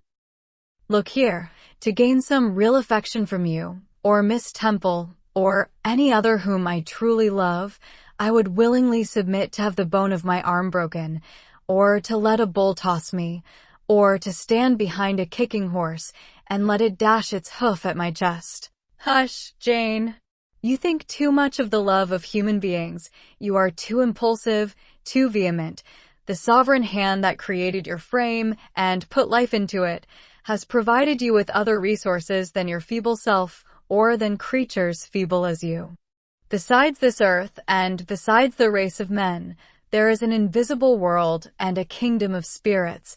That world is round us, for it is everywhere, and those spirits watch us, for they are commissioned to guard us, and if we were dying in pain and shame, if scorn smote us on all sides, and hatred crushed us, angels see our tortures, recognize our innocence, if innocent we be, as I know you are of this charge which Mr. Brocklehurst has weakly and pompously repeated at second hand from Mrs. Reed.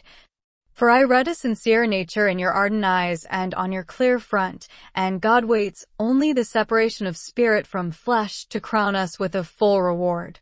Why, then, should we ever sink overwhelmed with distress, when life is so soon over, and death is so certain an entrance to happiness, to glory? I was silent. Helen had calmed me, but in the tranquility she imparted there was an alloy of inexpressible sadness. I felt the impression of woe as she spoke, but I could not tell whence it came, and when, having done speaking, she breathed a little fast and coughed a short cough, I momentarily forgot my own sorrows to yield to a vague concern for her. Resting my head on Helen's shoulder, I put my arms round her waist. She drew me to her, and we reposed in silence. We had not sat long thus, when another person came in. Some heavy clouds, swept from the sky by a rising wind, had left the moon bare, and her light, streaming in through a window near, shone full both on us and on the approaching figure, which we at once recognized as Miss Temple. "I came on purpose to find you, Jane Eyre," said she. "I want you in my room, and as Helen Burns is with you, she may come too." We went, following the superintendent's guidance. We had to thread some intricate passages and mount a staircase before we reached her apartment. It contained a good fire, and looked cheerful. Miss Temple told Helen Burns to be seated in a low armchair on one side of the hearth, and herself taking another, she called me to her side. "Is it all over?" she asked, looking down at my face. "Have you cried your grief away?" "I am afraid I never shall do that." "Why?" "Because I have been wrongly accused, and you, ma'am, and everybody else, will now think me wicked." "We shall think you what you prove yourself to be, my child. Continue to act as a good girl, and you will satisfy us." "Shall I, Miss Temple?" "You will," said she, passing her arm round me. "And now tell me, who is the lady whom Mr. Brocklehurst called your benefactress?" "Mrs. Reed, my uncle's wife." "My uncle is dead, and he left me to her care." "Did she not, then, adopt you of her own accord?" "No, ma'am. She was sorry to have to do it, but my uncle, as I have often heard the servants say, got her to promise before he died that she would always keep me." "Well now, Jane, you know, or at least I will tell you, that when a criminal is accused, he is always allowed to speak in his own defense. You have been charged with falsehood. Defend yourself to me as well as you can. Say whatever your memory suggests is true, but add nothing and exaggerate nothing." I resolved, in the depth of my heart, that I would be most moderate, most correct, and, having reflected a few minutes in order to arrange coherently what I had to say, I told her all the story of my sad childhood. Exhausted by emotion, my language was more subdued than it generally was when it developed that sad theme, and mindful of Helen's warnings against the indulgence of resentment, I infused into the narrative far less of gall and wormwood than ordinary. Thus restrained and simplified, it sounded more credible. I felt as I went on that Miss Temple fully believed me. In the course of the tale I had mentioned Mr. Lloyd as having come to see me after the fit, for I never forgot the, to me, frightful episode of the Red Room, in detailing which my excitement was sure, in some degree, to break bounds. For nothing could soften in my recollection the spasm of agony which clutched my heart when Mrs. Reed spurned my wild supplication for pardon, and locked me a second time in the dark and haunted chamber. I had finished. Miss Temple regarded me a few minutes in silence. She then said, "I know something of Mr. Lloyd. I shall write to him. If his reply agrees with your statement, you shall be publicly cleared from every imputation. To me, Jane, you are clear now." She kissed me, and still keeping me at her side, where I was well contented to stand, for I derived a child's pleasure from the contemplation of her face, her dress, her one or two ornaments, her white forehead, her clustered and shining curls, and beaming dark eyes, she proceeded to address Helen Burns. "How are you tonight, Helen? Have you coughed much today?" "Not quite so much, I think, ma'am." "And the pain in your chest?" "It is a little better." Miss Temple got up, took her hand, and examined her pulse. Then she returned to her own seat. As she resumed it, I heard her sigh low. She was pensive a few minutes, then rousing herself, she said cheerfully, "But you two are my visitors tonight. I must treat you as such." She rang her bell. "Barbara," she said to the servant who answered it, "I have not yet had tea. Bring the tray and place cups for these two young ladies." And a tray was soon brought. How pretty, to my eyes, did the china cups and bright teapot look, placed on the little round table near the fire. How fragrant was the steam of the beverage and the scent of the toast, of which, however, I, to my dismay, for I was beginning to be hungry, discerned only a very small portion. Miss Temple discerned it too. "Barbara," said she, "can you not bring a little more bread and butter? There is not enough for 3. Barbara went out. She returned soon. "Madam, Mrs. Harden says she has sent up the usual quantity." Mrs. Harden, be it observed, was the housekeeper, a woman after Mr. Brocklehurst's own heart, made up of equal parts of whalebone and iron. "Oh, very well," returned Miss Temple. "We must make it do, Barbara, I suppose." And as the girl withdrew, she added, smiling, "Fortunately, I have it in my power to supply deficiencies for this once." Having invited Helen and me to approach the table, and placed before each of us a cup of tea with one delicious, but thin morsel of toast, she got up, unlocked a drawer, and, taking from it a parcel wrapped in paper, disclosed presently to our eyes a good-sized seed cake. "I meant to give each of you some of this to take with you," said she, "but as there is so little toast, you must have it now," and she proceeded to cut slices with a generous hand. We feasted that evening as on nectar and ambrosia, and not the least delight of the entertainment was the smile of gratification with which our hostess regarded us, as we satisfied our famished appetites on the delicate fare she liberally supplied. Tea over and the tray removed, she again summoned us to the fire. We sat one on each side of her, and now a conversation followed between her and Helen, which it was indeed a privilege to be admitted to hear. Miss Temple had always something of serenity in her air, of state in her mien, of refined propriety in her language, which precluded deviation into the ardent, the excited, the eager. Something which chastened the pleasure of those who looked on her and listened to her, by a controlling sense of awe, and such was my feeling now. But as to Helen Burns, I was struck with wonder. The refreshing meal, the brilliant fire, the presence and kindness of her beloved instructress, or, perhaps, more than all these, something in her own unique mind, had roused her powers within her. They woke, they kindled. First, they glowed in the bright tint of her cheek, which till this hour I had never seen but pale and bloodless. Then they shone in the liquid luster of her eyes, which had suddenly acquired a beauty more singular than that of Miss Temple's. A beauty neither of fine color nor long eyelash, nor penciled brow, but of meaning, of movement, of radiance. Then her soul sat on her lips, and language flowed, from what source I cannot tell. Has a girl of 14 a heart large enough, vigorous enough, to hold the swelling spring of pure, full, fervid eloquence? Such was the characteristic of Helen's discourse on that, to me, memorable evening.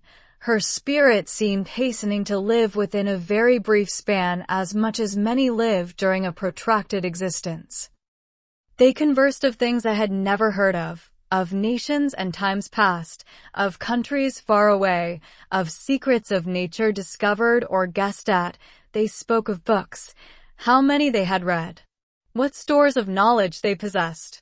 Then they seemed so familiar with French names and French authors, but my amazement reached its climax when Miss Temple asked Helen if she sometimes snatched a moment to recall the Latin her father had taught her, and, taking a book from a shelf, bade her read and construe a page of Virgil, and Helen obeyed, my organ of veneration expanding at every sounding line.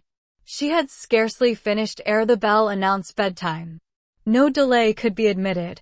Miss Temple embraced us both, saying, as she drew us to her heart, "God bless you, my children." Helen she held a little longer than me. She let her go more reluctantly. It was Helen her I followed to the door. It was for her she a second time breathed a sad sigh. For her she wiped a tear from her cheek. On reaching the bedroom, we heard the voice of Miss Scatcherd. She was examining drawers. She had just pulled out Helen Burns's, and when we entered Helen was greeted with a sharp reprimand, and told that tomorrow she should have half a dozen of untidily folded articles pinned to her shoulder. "My things were indeed in shameful disorder," murmured Helen to me, in a low voice. "I intended to have arranged them, but I forgot." Next morning, Miss Scatcherd wrote in conspicuous characters on a piece of pasteboard the word slattern, and bound it like a phylactery round Helen's large, mild, intelligent, and benign-looking forehead. She wore it till evening, patient, unresentful, regarding it as a deserved punishment. The moment Miss Scatcherd withdrew after afternoon school, I ran to Helen, tore it off, and thrust it into the fire. The fury of which she was incapable had been burning in my soul all day, and tears, hot and large, had continually been scalding my cheek. For the spectacle of her sad resignation gave me an intolerable pain at the heart. About a week subsequently to the incidents above narrated, Miss Temple, who had written to Mr. Lloyd, received his answer. It appeared that what he said went to corroborate my account. Miss Temple, having assembled the whole school, announced that inquiry had been made into the charges alleged against Jane Eyre, and that she was most happy to be able to pronounce her completely cleared from every imputation. The teachers then shook hands with me and kissed me, and a murmur of pleasure ran through the ranks of my companions. Thus relieved of a grievous load, I from that hour set to work afresh, resolved to pioneer my way through every difficulty. I toiled hard, and my success was proportionate to my efforts. My memory, not naturally tenacious, improved with practice. Exercise sharpened my wits. In a few weeks I was promoted to a higher class. In less than 2 months I was allowed to commence French and drawing. I learned the first 2 tenses of the verbetry, and sketched my first cottage, whose walls, by the by, outrivaled in slope those of the Leaning Tower of Pisa, on the same day.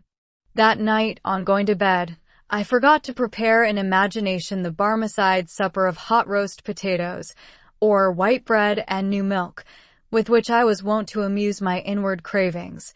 I feasted instead on the spectacle of ideal drawings, which I saw in the dark, all the work of my own hands, freely penciled houses and trees, picturesque rocks and ruins, quip-like groups of cattle, sweet paintings of butterflies hovering over unblown roses, of birds picking at ripe cherries, of wrens' nests, enclosing pearl-like eggs, wreathed about with young ivy sprays. I examined, too, in thought, the possibility of my ever being able to translate currently a certain little French story, which Madame Pierrot had that day shown me, nor was that problem solved to my satisfaction ere I fell sweetly asleep. Well has Solomon said, "Better is a dinner of herbs where love is, than a stalled ox and hatred therewith." I would not now have exchanged Lowood with all its privations for Gateshead and its daily luxuries. Chapter 9. But the privations, or rather the hardships, of Lowood lessened. Spring drew on. She was indeed already come. The frosts of winter had ceased. Its snows were melted, its cutting winds ameliorated. My wretched feet, flayed and swollen to lameness by the sharp air of January, began to heal and subside under the gentler breathings of April. The nights and mornings, no longer by their Canadian temperature, froze the very blood in our veins. We could now endure the play hour passed in the garden. Sometimes on a sunny day it began even to be pleasant and genial, and a greenness grew over those brown beds, which, freshening daily, suggested the thought that hope traversed them at night, and left each morning brighter traces of her steps. Flowers peeped out amongst the leaves, snowdrops, crocuses, purple auriculas, and golden-eyed pansies. On Thursday afternoons, half-holidays, we now took walks, and found still sweeter flowers opening by the wayside, under the hedges. I discovered, too, that a great pleasure and enjoyment which the horizon only bounded, lay all outside the high and spike-guarded walls of our garden. This pleasure consisted in prospect of noble summits girdling a great hill hollow, rich in verdure and shadow, in a bright beck, full of dark stones and sparkling eddies. How different had this scene looked when I viewed it laid out beneath the iron sky of winter, stiffened in frost, shrouded with snow, when mists as chill as death wandered to the impulse of east winds along those purple peaks, and rolled down and home till they blended with the frozen fog of the beck. That beck itself was then a torrent, turbid and curbless. It tore asunder the wood, and sent a raving sound through the air, often thickened with wild rain or whirling sleet, and for the forest on its banks, that showed only ranks of skeletons. April advanced to May. A bright, serene May it was, days of blue sky, placid sunshine, and soft western or southern gales filled up its duration. And now vegetation matured with vigor. Lowood shook loose its tresses. It became all green, all flowery. Its great elm, ash, and oak skeletons were restored to majestic life. Woodland plants sprang up profusely in its recesses. Unnumbered varieties of moss filled its hollows, and it made a strange ground sunshine out of the wealth of its wild primrose plants. I have seen their pale gold gleam in overshadowed spots like scatterings of the sweetest luster. All this I enjoyed often and fully, free, unwatched, and almost alone. For this unwonted liberty and pleasure there was a cause, to which it now becomes my task to advert. Have I not described a pleasant site for a dwelling, when I speak of it as bosomed in hill and wood, and rising from the verge of a stream? Assuredly, pleasant enough, but whether healthy or not is another question. That forest dell, where Lowood lay, was the cradle of fog and fog-bred pestilence, which, quickening with the quickening spring, crept into the orphan asylum, breathed typhus through its crowded schoolroom and dormitory, and, ere May arrived, transformed the seminary into an hospital. Semi-starvation and neglected colds had predisposed most of the pupils to receive infection. 45 out of the 80 girls lay ill at one time. Classes were broken up, rules relaxed.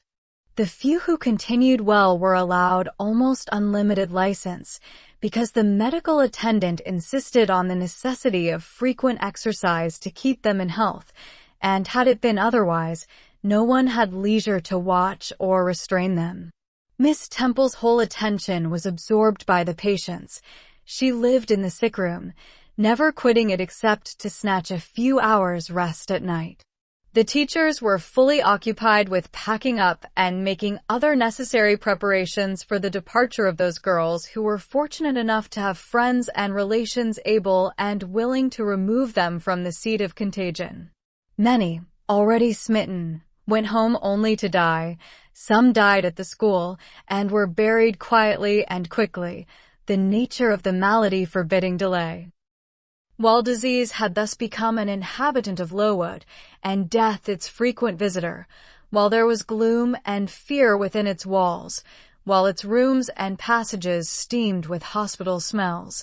The drug and the pastille striving vainly to overcome the effluvia of mortality, that bright May shone unclouded over the bold hills and beautiful woodland out of doors. Its garden, too, glowed with flowers. Hollyhocks had sprung up tall as trees, lilies had opened, tulips and roses were in bloom. The borders of the little beds were gay with pink thrift and crimson double daisies. The sweetbriars gave out, morning and evening, their scent of spice and apples, and these fragrant treasures were all useless for most of the inmates of Lowood, except to furnish now and then a handful of herbs and blossoms to put in a coffin. But I, and the rest who continued well, enjoyed fully the beauties of the scene and season. They let us ramble in the wood, like gypsies, from morning till night. We did what we liked, went where we liked. We lived better too. Mr. Brocklehurst and his family never came near Lowood now. Household matters were not scrutinized into. The cross housekeeper was gone, driven away by the fear of infection. Her successor, who had been matron at the Lowton dispensary, and used to the ways of her new abode, provided with comparative liberality. Besides, there were fewer to feed. The sick could eat little. Our breakfast basins were better filled. When there was no time to prepare a regular dinner, which often happened, she would give us a large piece of cold pie or a thick slice of bread and cheese. And this we carried away with us to the wood, where we each chose the spot we liked best and dined sumptuously. My favorite seat was a smooth and broad stone, rising white and dry from the very middle of the beck, and only to be got at by wading through the water, a feat I accomplished barefoot. The stone was just broad enough to accommodate, comfortably, another girl and me, at that time my chosen comrade, one Mary and Wilson, a shrewd, observant personage, whose society I took pleasure in, partly because she was witty and original, and partly because she had a manner which set me at my ease. Some years older than I, she knew more of the world, and could tell me many things I liked to hear. With her my curiosity found gratification. To my faults also she gave ample indulgence, never imposing curb or rein on anything I said. She had a turn for narrative, I for analysis. She liked to inform, I to question. So we got on swimmingly together, deriving much entertainment, if not much improvement, from our mutual intercourse. And where, meantime, was Helen Burns? Why did I not spend these sweet days of liberty with her? Had I forgotten her? Or was I so worthless as to have grown tired of her pair society? Surely the Mary Arm Wilson I have mentioned was inferior to my first acquaintance. She could only tell me amusing stories and reciprocate any racy and pungent gossip I chose to indulge in, while, if I have spoken truth of Helen, she was qualified to give those who enjoyed the privilege of her converse a taste of far higher things. True, reader, and I knew and felt this, and though I am a defective being, with many faults and few redeeming points, yet I never tired of Helen Burns, nor ever ceased to cherish for her a sentiment of attachment as strong, tender, and respectful as any that ever animated my heart. How could it be otherwise, when Helen, at all times and under all circumstances, evinced for me a quiet and faithful friendship, which ill-humor never soured, nor irritation never troubled. But Helen was ill at present. For some weeks she had been removed from my sight to I knew not what room upstairs. She was not, I was told, in the hospital portion of the house with the fever patients, for her complaint was consumption, not typhus, and by consumption I, in my ignorance, understood something mild, which time and care would be sure to alleviate. I was confirmed in this idea by the fact of her once or twice coming downstairs on very warm sunny afternoons, and being taken by Miss Temple into the garden, but on these occasions I was not allowed to go and speak to her. I only saw her from the schoolroom window, and then not distinctly, for she was much wrapped up and sat at a distance under the veranda. One evening, in the beginning of June, I had stayed out very late with Mary, and in the wood, we had, as usual, separated ourselves from the others, and had wandered far, so far that we lost our way, and had to ask it at a lonely cottage, where a man and woman lived, who looked after a herd of half-wild swine that fed on the mast in the wood. When we got back, it was after moonrise. A pony, which we knew to be the surgeon's, was standing at the garden door. Mary Ann remarked that she supposed someone must be very ill, as Mr. Bates had been sent for at that time of the evening. She went into the house. I stayed behind a few minutes to plant in my garden a handful of roots I had dug up in the forest, and which I feared would wither if I left them till the morning. This done, I lingered yet a little longer. The flowers smelt so sweet as the dew fell. It was such a pleasant evening, so serene, so warm. The still glowing west promised so fairly another fine day on the morrow. The moon rose with such majesty in the grave east. I was noting these things and enjoying them as a child might, when it entered my mind, as it had never done before, how sad to be lying now on a sick bed, and to be in danger of dying. This world is pleasant. It would be dreary to be called from it, and to have to go who knows where. And then my mind made its first earnest effort to comprehend what had been infused into it concerning heaven and hell, and for the first time it recoiled, baffled, and for the first time glancing behind, on each side, and before it, it saw all round an unfathomed gulf. It felt the one point where it stood the present. All the rest was formless cloud and vacant depth, and it shuddered at the thought of tottering and plunging amid that chaos. While pondering this new idea, I heard the front door open. Mr. Bates came out, and with him was a nurse. After she had seen him mount his horse and depart, she was about to close the door, but I ran up to her. "How is Helen Burns?" "Very poorly," was the answer. "Is it her Mr. Bates has been to see?" "Yes." "And what does he say about her?" "He says she'll not be here long."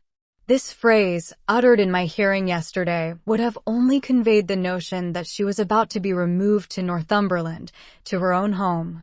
I should not have suspected that it meant she was dying, but I knew instantly now. It opened clear on my comprehension that Helen Burns was numbering her last days in this world, and that she was going to be taken to the region of spirits, if such region there were. I experienced a shock of horror, then a strong thrill of grief, then a desire, a necessity to see her, and I asked in what room she lay. "She is in Miss Temple's room," said the nurse. "May I go up and speak to her?" "Oh no, child. It is not likely, and now it is time for you to come in. You'll catch the fever if you stop out when the dew is falling." The nurse closed the front door. I went in by the side entrance which led to the schoolroom. I was just in time. It was 9 o'clock, and Miss Miller was calling the pupils to go to bed. It might be 2 hours later, probably near 11, when I, not having been able to fall asleep and deeming, from the perfect silence of the dormitory, that my companions were all wrapped in profound repose, rose softly, put on my frock over my night-dress, and, without shoes, crept from the apartment, and set off in quest of Miss Temple's room. It was quite at the other end of the house, but I knew my way, and the light of the unclouded summer moon, entering here and there at passage windows, enabled me to find it without difficulty. An odor of camphor and burnt vinegar warned me when I came near the fever room, and I passed its door quickly, fearful lest the nurse who sat up all night should hear me. I dreaded being discovered and sent back, for I must see Helen. I must embrace her before she died. I must give her one last kiss, exchange with her one last word. Having descended a staircase, traversed a portion of the house below, and succeeded in opening and shutting, without noise, 2 doors, I reached another flight of steps. These I mounted, and then just opposite to me was Miss Temple's room. A light shone through the keyhole, and from under the door, A profound stillness pervaded the vicinity. Coming near, I found the door slightly ajar, probably to admit some fresh air into the close abode of sickness. Indisposed to hesitate, and full of impatient impulses, soul and senses quivering with keen throes, I put it back and looked in. My eye sought Helen and feared to find death. Close by Miss Temple's bed, and half covered with its white curtains, there stood a little crib. I saw the outline of a form under the clothes, but the face was hid by the hangings. The nurse I had spoken to in the garden sat in an easy chair asleep. An unsnuffed candle burnt dimly on the table. Miss Temple was not to be seen. I knew afterwards that she had been called to a delirious patient in the fever room. I advanced, then paused by the crib side. My hand was on the curtain, but I preferred speaking before I withdrew it. I still recoiled at the dread of seeing a corpse. "Helen," I whispered softly, "are you awake?" She stirred herself, put back the curtain, and I saw her face, pale, wasted, but quite composed.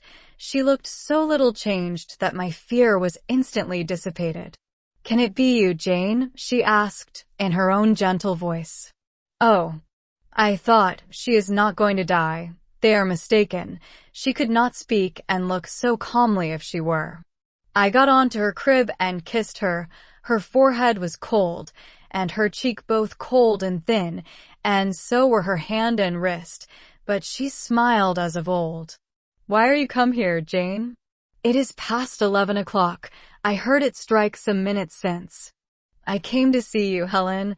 I heard you were very ill, and I could not sleep till I had spoken to you." "You came to bid me goodbye, then. You are just in time, probably. Are you going somewhere, Helen? Are you going home?" "Yes, to my long home, my last home." "No, no, Helen." I stopped, distressed. While I tried to devour my tears, a fit of coughing seized Helen. It did not, however, wake the nurse. When it was over, she lay some minutes exhausted. Then she whispered, "Jane, your little feet are bare. Lie down and cover yourself with my quilt." I did so. She put her arm over me, and I nestled close to her. After a long silence, she resumed, still whispering, "I am very happy, Jane, and when you hear that I am dead, you must be sure and not grieve. There is nothing to grieve about. We all must die one day, and the illness which is removing me is not painful. It is gentle and gradual. My mind is at rest. I leave no one to regret me much. I have only a father, and he is lately married and will not miss me. By dying young, I shall escape great sufferings. I had not qualities or talents to make my way very well in the world. I should have been continually at fault. But where are you going to, Helen? Can you see? Do you know? I believe. I have faith. I am going to God." "Where is God?" "What is God?" "My Maker and yours, who will never destroy what He created. I rely implicitly on His power and confide wholly in His goodness. I count the hours till that eventful one arrives which shall restore me to Him, reveal Him to me." "You are sure, then, Helen, that there is such a place as heaven, and that our souls can get to it when we die?" "I am sure there is a future state. I believe God is good. I can resign my immortal part to Him without any misgiving. God is my Father. God is my friend. I love Him. I believe He loves me." "And shall I see you again, Helen, when I die?" "You will come to the same region of happiness, be received by the same mighty, universal parent, no doubt, dear Jane." Again I questioned, but this time only in thought. "Where is that region? Does it exist?" And I clasped my arms closer round Helen. She seemed dearer to me than ever. I felt as if I could not let her go. I lay with my face hidden on her neck. Presently she said, in the sweetest tone, "How comfortable I am. That last fit of coughing has tired me a little. I feel as if I could sleep, but don't leave me, Jane. I like to have you near me." "I'll stay with you, dear Helen. No one shall take me away." "Are you warm, darling?" "Yes." "Good night, Jane." "Good night, Helen." She kissed me, and I her, and we both soon slumbered. When I awoke it was day. An unusual movement roused me. I looked up. I was in somebody's arms. The nurse held me. She was carrying me through the passage back to the dormitory. I was not reprimanded for leaving my bed. People had something else to think about. No explanation was afforded then to my many questions. But a day or two afterwards I learned that Miss Temple, on returning to her own room at dawn, had found me laid in the little crib, my face against Helen Burns's shoulder, my arms round her neck. I was asleep, and Helen was dead. Her grave is in Brocklebridge churchyard. For 15 years after her death, it was only covered by a grassy mound, but now a gray marble tablet marks the spot, inscribed with her name and the word Resurgam. Chapter 10. Hitherto, I have recorded in detail the events of my insignificant existence.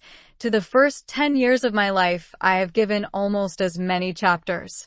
But this is not to be a regular autobiography. I am only bound to invoke memory where I know her responses will possess some degree of interest. Therefore, I now pass a space of 8 years almost in silence. A few lines only are necessary to keep up the links of connection. When the typhus fever had fulfilled its mission of devastation at Lowood, it gradually disappeared from thence, but not till its virulence and the number of its victims had drawn public attention on the school. Inquiry was made into the origin of the scourge, and by degrees various facts came out which excited public indignation in a high degree. The unhealthy nature of the site, the quantity and quality of the children's food, the brackish, fetid water used in its preparation, the pupils' wretched clothing and accommodations. All these things were discovered, and the discovery produced a result mortifying to Mr. Brocklehurst, but beneficial to the institution. Several wealthy and benevolent individuals in the county subscribed largely for the erection of a more convenient building in a better situation. New regulations were made, improvements in diet and clothing introduced. The funds of the school were entrusted to the management of a committee. Mr. Brocklehurst, who, from his wealth and family connections, could not be overlooked, still retained the post of treasurer, but he was aided in the discharge of his duties by gentlemen of rather more enlarged and sympathizing minds. His office of inspector, too, was shared by those who knew how to combine reason with strictness, comfort with economy, compassion with uprightness. The school, thus improved, became in time a truly useful and noble institution. I remained an inmate of its walls, after its regeneration, for 8 years, 6 as pupil and 2 as teacher, and in both capacities I bear my testimony to its value and importance. During these 8 years my life was uniform, but not unhappy, because it was not inactive. I had the means of an excellent education placed within my reach, a fondness for some of my studies, and a desire to excel in all, together with a great delight in pleasing my teachers, especially such as I loved, urged me on. I availed myself fully of the advantages offered me. In time I rose to be the first girl of the first class, then I was invested with the office of teacher, which I discharged with zeal for 2 years, but at the end of that time I altered. Miss Temple, through all changes, had thus far continued superintendent of the seminary. To her instruction I owed the best part of my acquirements. Her friendship and society had been my continual solace. She had stood me in the stead of mother, governess, and latterly companion. At this period she married, removed with her husband, a clergyman, an excellent man, almost worthy of such a wife, to a distant county, and consequently was lost to me. From the day she left I was no longer the same.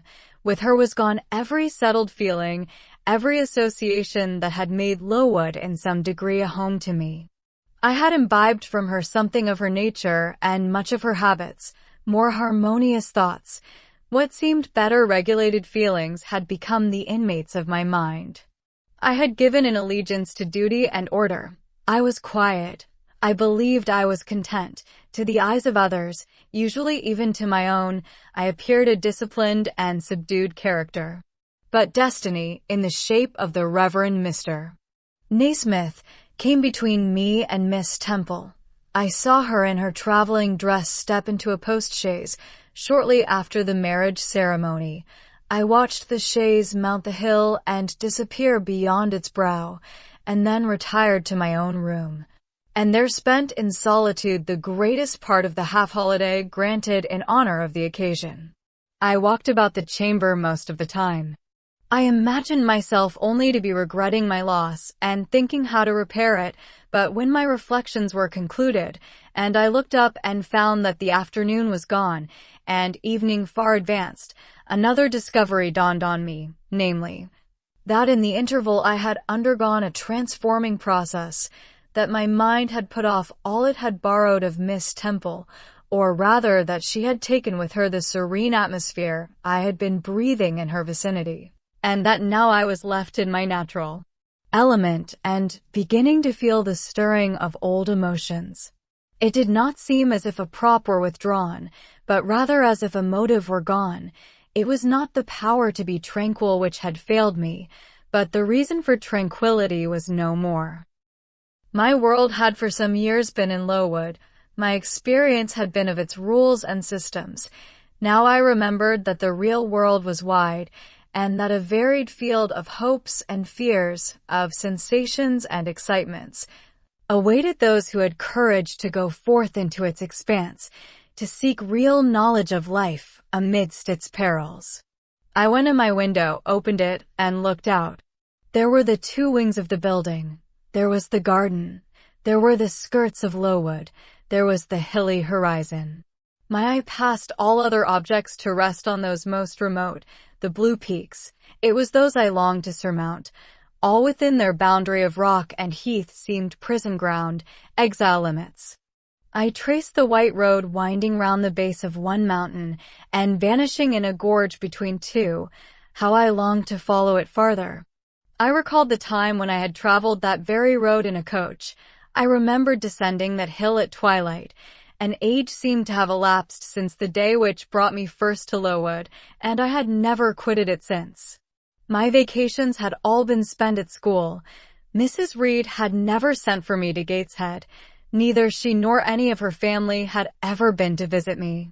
I had had no communication by letter or message with the outer world. School, rules, school duties, school habits and notions and voices and faces and phrases and costumes and preferences and antipathies, such was what I knew of existence. And now I felt that it was not enough. I tired of the routine of 8 years in one afternoon. I desired liberty. For liberty I gasped. For liberty I uttered a prayer. It seemed scattered on the wind, then faintly blowing. I abandoned it and framed a humbler supplication for change, stimulus. That petition, too, seemed swept off into vague space. Then I cried, half desperate, grant me at least a new servitude. Here a bell, ringing the hour of supper, called me downstairs. I was not free to resume the interrupted chain of my reflections till bedtime. Even then a teacher who occupied the same room with me kept me from the subject to which I longed to recur by a prolonged effusion of small talk. How I wished sleep would silence her.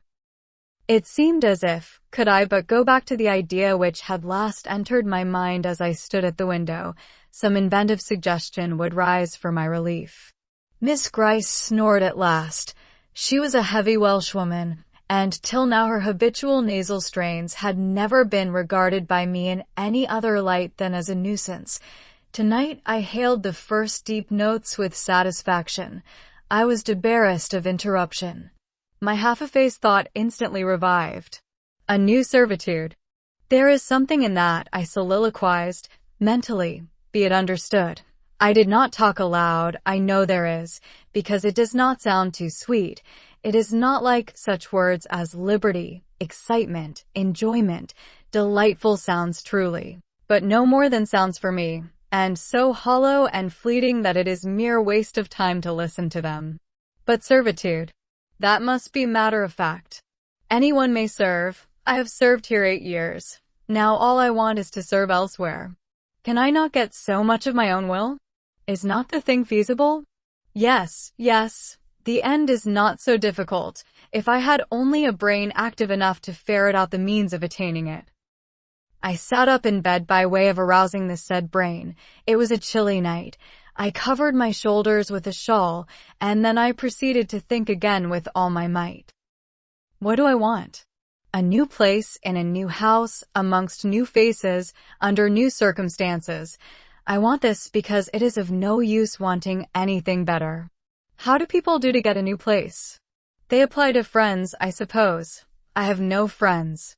There are many others who have no friends, who must look about for themselves and be their own helpers.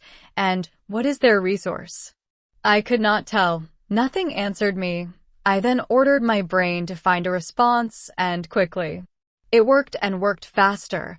I felt the pulses throb in my head and temples, but for nearly an hour it worked in chaos, and no result came of its efforts. Feverish with vain labor, I got up and took a turn in the room, under the curtain, noted a star or two, shivered with cold, and again crept to bed. A kind fairy, in my absence, had surely dropped the required suggestion on my pillow, for as I lay down, it came quietly and naturally to my mind. Those who want situations advertise. You must advertise in the Shire Herald. How? I know nothing about advertising.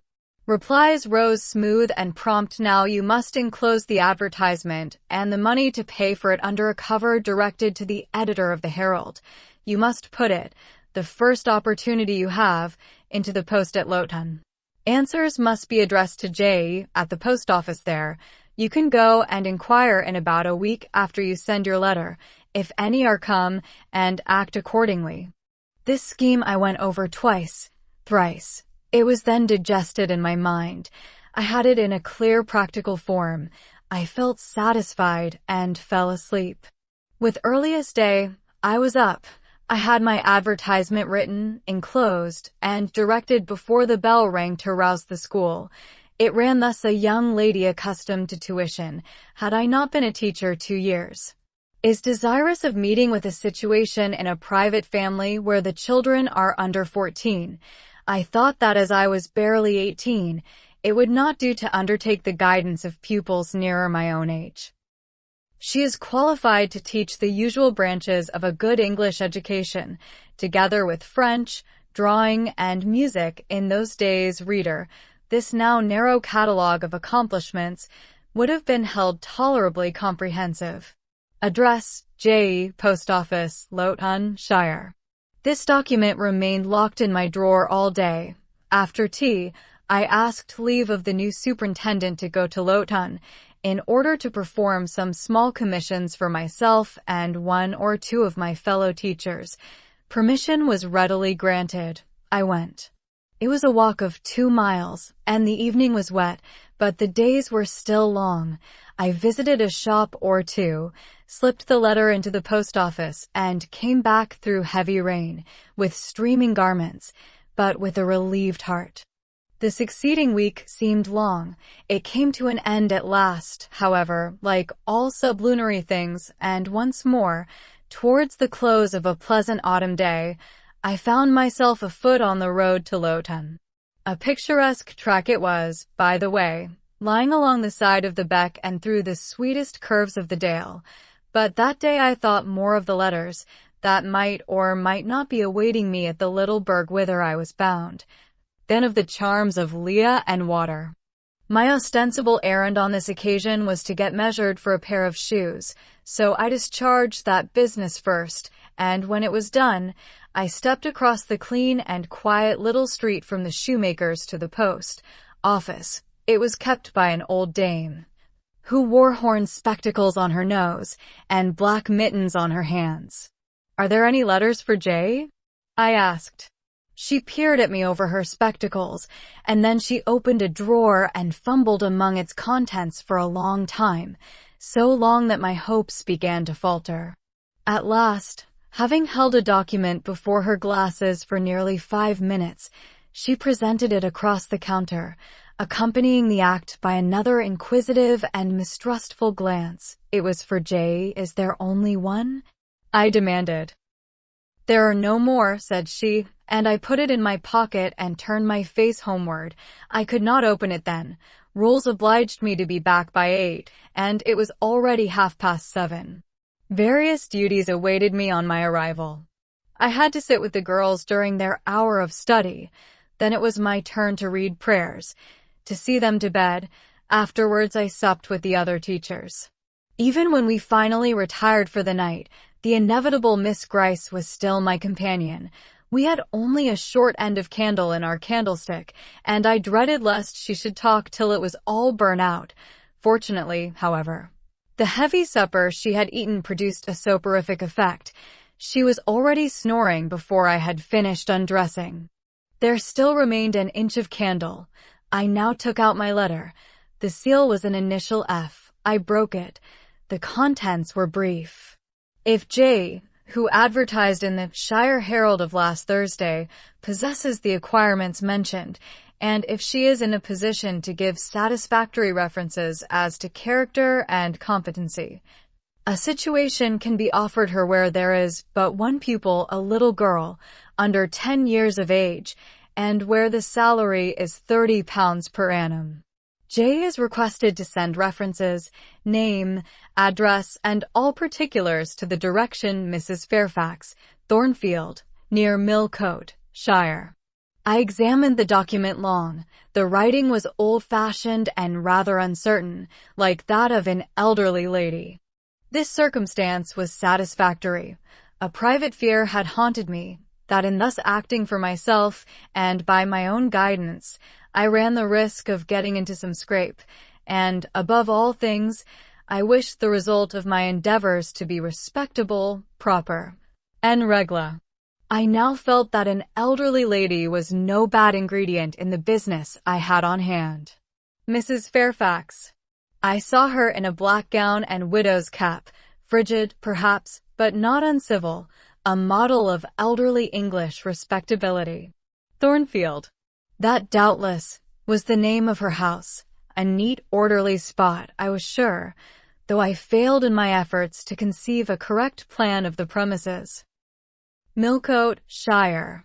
I brushed up my recollections of the map of England. Yes, I saw it, both the Shire and the town. Shire was 70 miles nearer London than the remote county where I now resided. That was a recommendation to me. I longed to go where there was life and movement.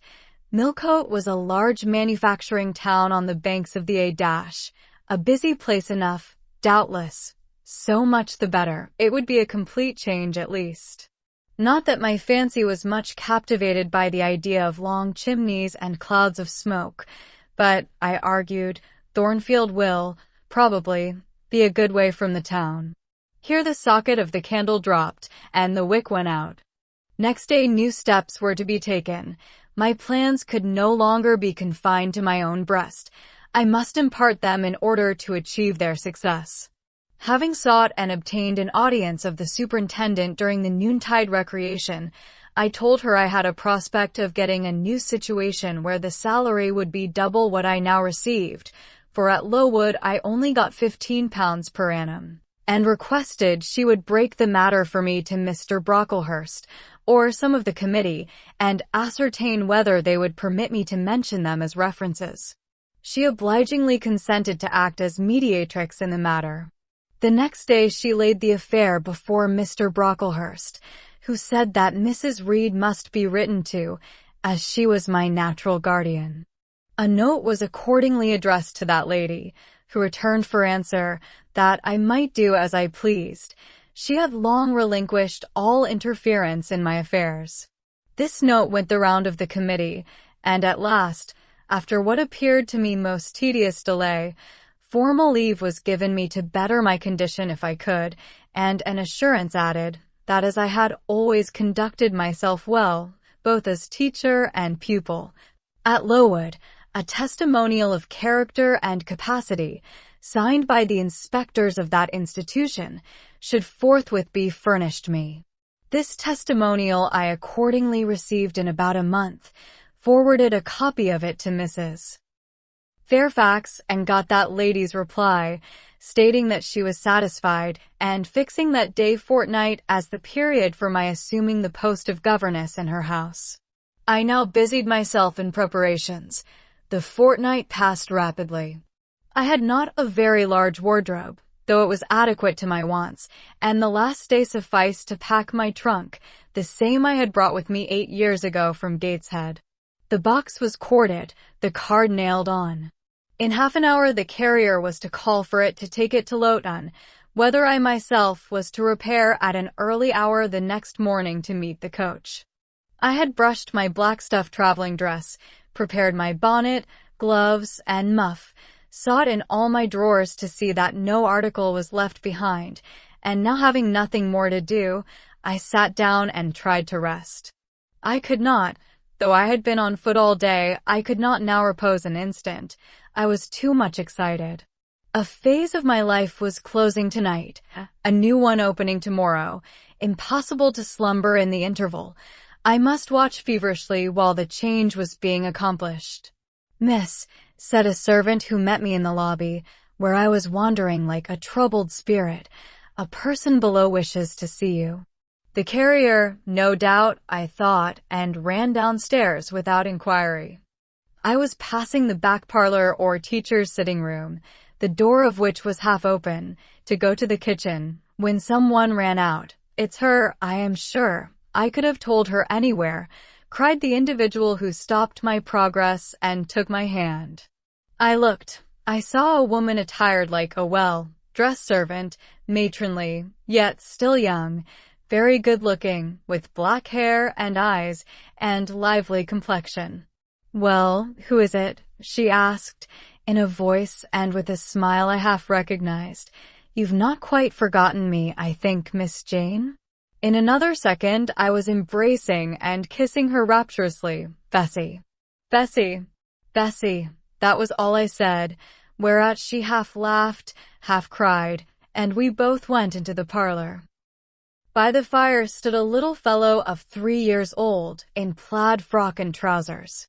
"That is my little boy," said Bessie directly. "Then you are married, Bessie?" "Yes, nearly 5 years since, to Robert Levin, the coachman, and I've a little girl besides Bobby there, that I've christened Jane." "And you don't live at Gateshead?" "I live at the lodge. The old porter has left." "Well, and how do they all get on?" "Tell me everything about them, Bessie, but sit down first. And, Bobby, come and sit on my knee, will you?" But Bobby preferred sidling over to his mother. "You're not grown so very tall, Miss Jane, nor so very stout," continued Mrs. Levin. "I dare say they've not kept you too well at school. Miss Reed is the head and shoulders taller than you are, and Miss Georgiana would make 2 of you in breadth." "Georgiana is handsome, I suppose, Bessie?" "Very. She went up to London last winter with her mamma, and there everybody admired her, and a young lord fell in love with her, but his relations were against the match, and what do you think? He and Miss Georgiana made it up to run away, but they were found out and stopped. It was Miss Reed that found them out. I believe she was envious, and now she and her sister lead a cat and dog life together. They're always quarreling. Well, and what of John Reed?" "Oh, he is not doing so well as his mamma could wish. He went to college, and he got plucked, I think they call it, and then his uncles wanted him to be a barrister and study the law, but he is such a dissipated young man, they will never make much of him, I think." "What does he look like?" "He is very tall. Some people call him a fine-looking young man, but he has such thick lips." "And Mrs. Reed?" "Mrs. looks stout and well enough in the face, but I think she's not quite easy in her mind. Mr. John's conduct does not please her. He spends a deal of money." "Did she send you here, Bessie?" "No, indeed, but I have long wanted to see you, and when I heard that there had been a letter from you, and that you were going to another part of the country, I thought I'd just set of, and get a look at you before you were quite out of my reach." I am afraid you are disappointed in me, Bessie. I said this laughing. I perceived that Bessie's glance, though it expressed regard, did in no shape denote admiration. No, Miss Jane, not exactly. You are genteel enough. You look like a lady, and it is as much as ever I expected of you. You are no beauty as a child. I smiled at Bessie's frank answer. I felt that it was correct, but I confess I was not quite indifferent to its import. At 18, most people wish to please, and the conviction that they have not an exterior likely to second that desire brings anything but gratification. I dare say you're clever, though, continued Bessie, by way of solace. What can you do? Can you play on the piano? A little. There was one in the room. Bessie went and opened it, and then asked me to sit down and give her a tune. I played a waltz or two, and she was charmed. The Miss Reeds could not play as well, said she exultingly. I always said you would surpass them in learning. And can you draw? That is one of my paintings over the chimney-piece. It was a landscape in watercolors, of which I had made a present to the superintendent, in acknowledgment of her obliging mediation with the committee on my behalf, and which she had framed and glazed. Well, that is beautiful, Miss Jane.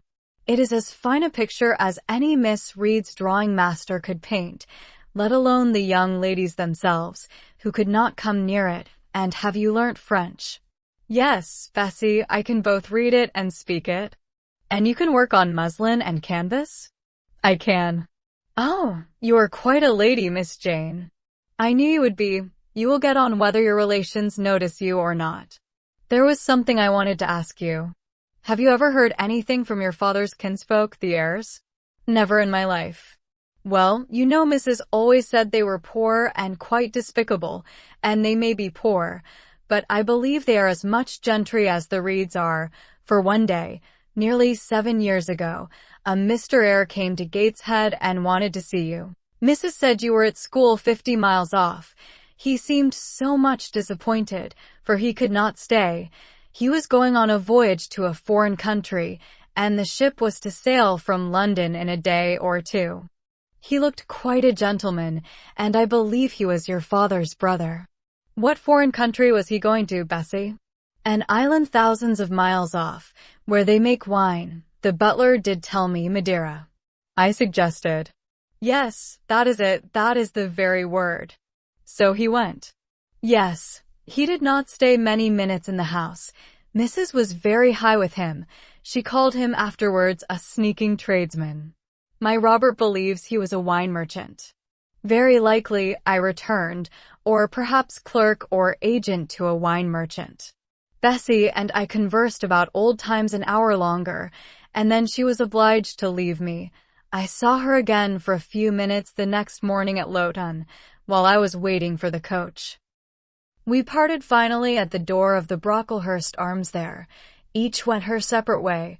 She set off for the brow of Lowood Fell to meet the conveyance, which was to take her back to Gateshead.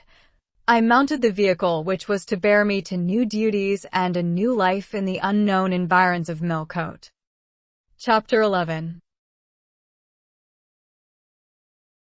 A new chapter in a novel is something like a new scene in a play, and when I draw up the curtain this time, reader, you must fancy you see a room in the George Inn at Millcote, with such large-figured papering on the walls as in rooms have, such a carpet, such furniture, such ornaments on the mantelpiece, such prints, including a portrait of George III and another of the Prince of Wales, and a representation of the death of Wolfe.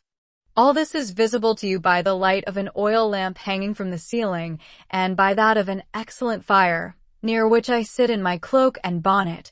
My muff and umbrella lie on the table, and I am warming away the numbness and chill contracted by 16 hours' exposure to the rawness of an October day.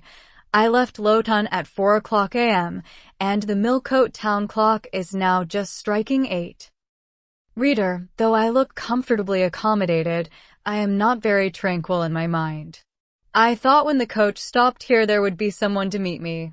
I looked anxiously round as I descended the wooden steps. The boots, placed for my convenience, expecting to hear my name pronounced, and to see some description of carriage waiting to convey me to Thornfield. Nothing of the sort was visible, and when I asked a waiter if anyone had been to inquire after a Miss Eyre, I was answered in the negative, so I had no resource but to request to be shown into a private room, and here I am waiting, while all sorts of doubts and fears are troubling my thoughts. It is a very strange sensation to inexperienced youth to feel itself quite alone in the world, cut adrift from every connection, uncertain whether the port to which it is bound can be reached, and prevented by many impediments from returning to that it has quitted. The charm of adventure sweetens that sensation, the glow of pride warms it, but then the throb of fear disturbs it, and fear with me became predominant when half an hour elapsed, and still I was alone. I bethought myself to ring the bell. "Is there a place in this neighborhood called Thornfield?" I asked of the waiter who answered the summons. "Thornfield? I don't know, ma'am. I'll inquire at the bar." He vanished, but reappeared instantly. "Is your name Eyre, miss?" "Yes. Person here waiting for you." I jumped up, took my muff and umbrella, and hastened into the inn passage.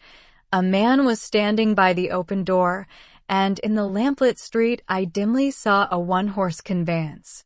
"This will be your luggage, I suppose," said the man rather abruptly when he saw me, pointing to my trunk in the passage. "Yes." He hoisted it onto the vehicle, which was a sort of car, and then I got in. Before he shut me up, I asked him how far it was to Thornfield. "A matter of 6 miles. "How long shall we be before we get there?" "Happen an hour and a half." He fastened the car door, climbed to his own seat outside, and we set off. Our progress was leisurely, and gave me ample time to reflect. I was content to be at length so near the end of my journey, and as I leaned back in the comfortable though not elegant conveyance, I meditated much at my ease. "I suppose," thought I, "judging from the plainness of the servant and carriage, Mrs. Fairfax is not a very dashing person. So much the better. I never lived amongst fine people but once, and I was very miserable with them. I wonder if she lives alone except this little girl. If so, and if she is in any degree amiable, I shall surely be able to get on with her. I will do my best. It is a pity that doing one's best does not always answer." At Lowood, indeed, I took that resolution, kept it, and succeeded in pleasing, but with Mrs. Reed, I remember my best was always spurned with scorn. I pray God Mrs. Fairfax may not turn out a second Mrs. Reed, but if she does, I am not bound to stay with her. Let the worst come to the worst, I can advertise again. How far are we on our road now, I wonder? I let down the window and looked out. Millcote was behind us. Judging by the number of its lights, it seemed a place of considerable magnitude, much larger than Lowdon. We were now, as far as I could see, on a sort of common, but there were houses scattered all over the district. I felt we were in a different region to Lowood, more populous, less picturesque, more stirring, less romantic. The roads were heavy, the night misty. My conductor let his horse walk all the way, and the hour and a half extended, I verify believe, to 2 hours. At last he turned in his seat and said, "You're known so far fro Thornfield now." Again I looked out. We were passing a church. I saw its low broad tower against the sky, and its bell was tolling a quarter. I saw a narrow galaxy of lights too, on a hillside, marking a village or hamlet. About 10 minutes after, the driver got down and opened a pair of gates. We passed through, and they clashed to behind us. We now slowly ascended a drive, and came upon the long front of a house. Candlelight gleamed from one curtained bow window. All the rest were dark. The car stopped at the front door. It was opened by a maidservant. I alighted and went in. "Will you walk this way, ma'am?" said the girl, and I followed her across a square hall with high doors all round. She ushered me into a room whose double illumination of fire and candle at first dazzled me. contrasting as it did with the darkness to which my eyes had been for 2 hours inured, when I could see. However, a cozy and agreeable picture presented itself to my view.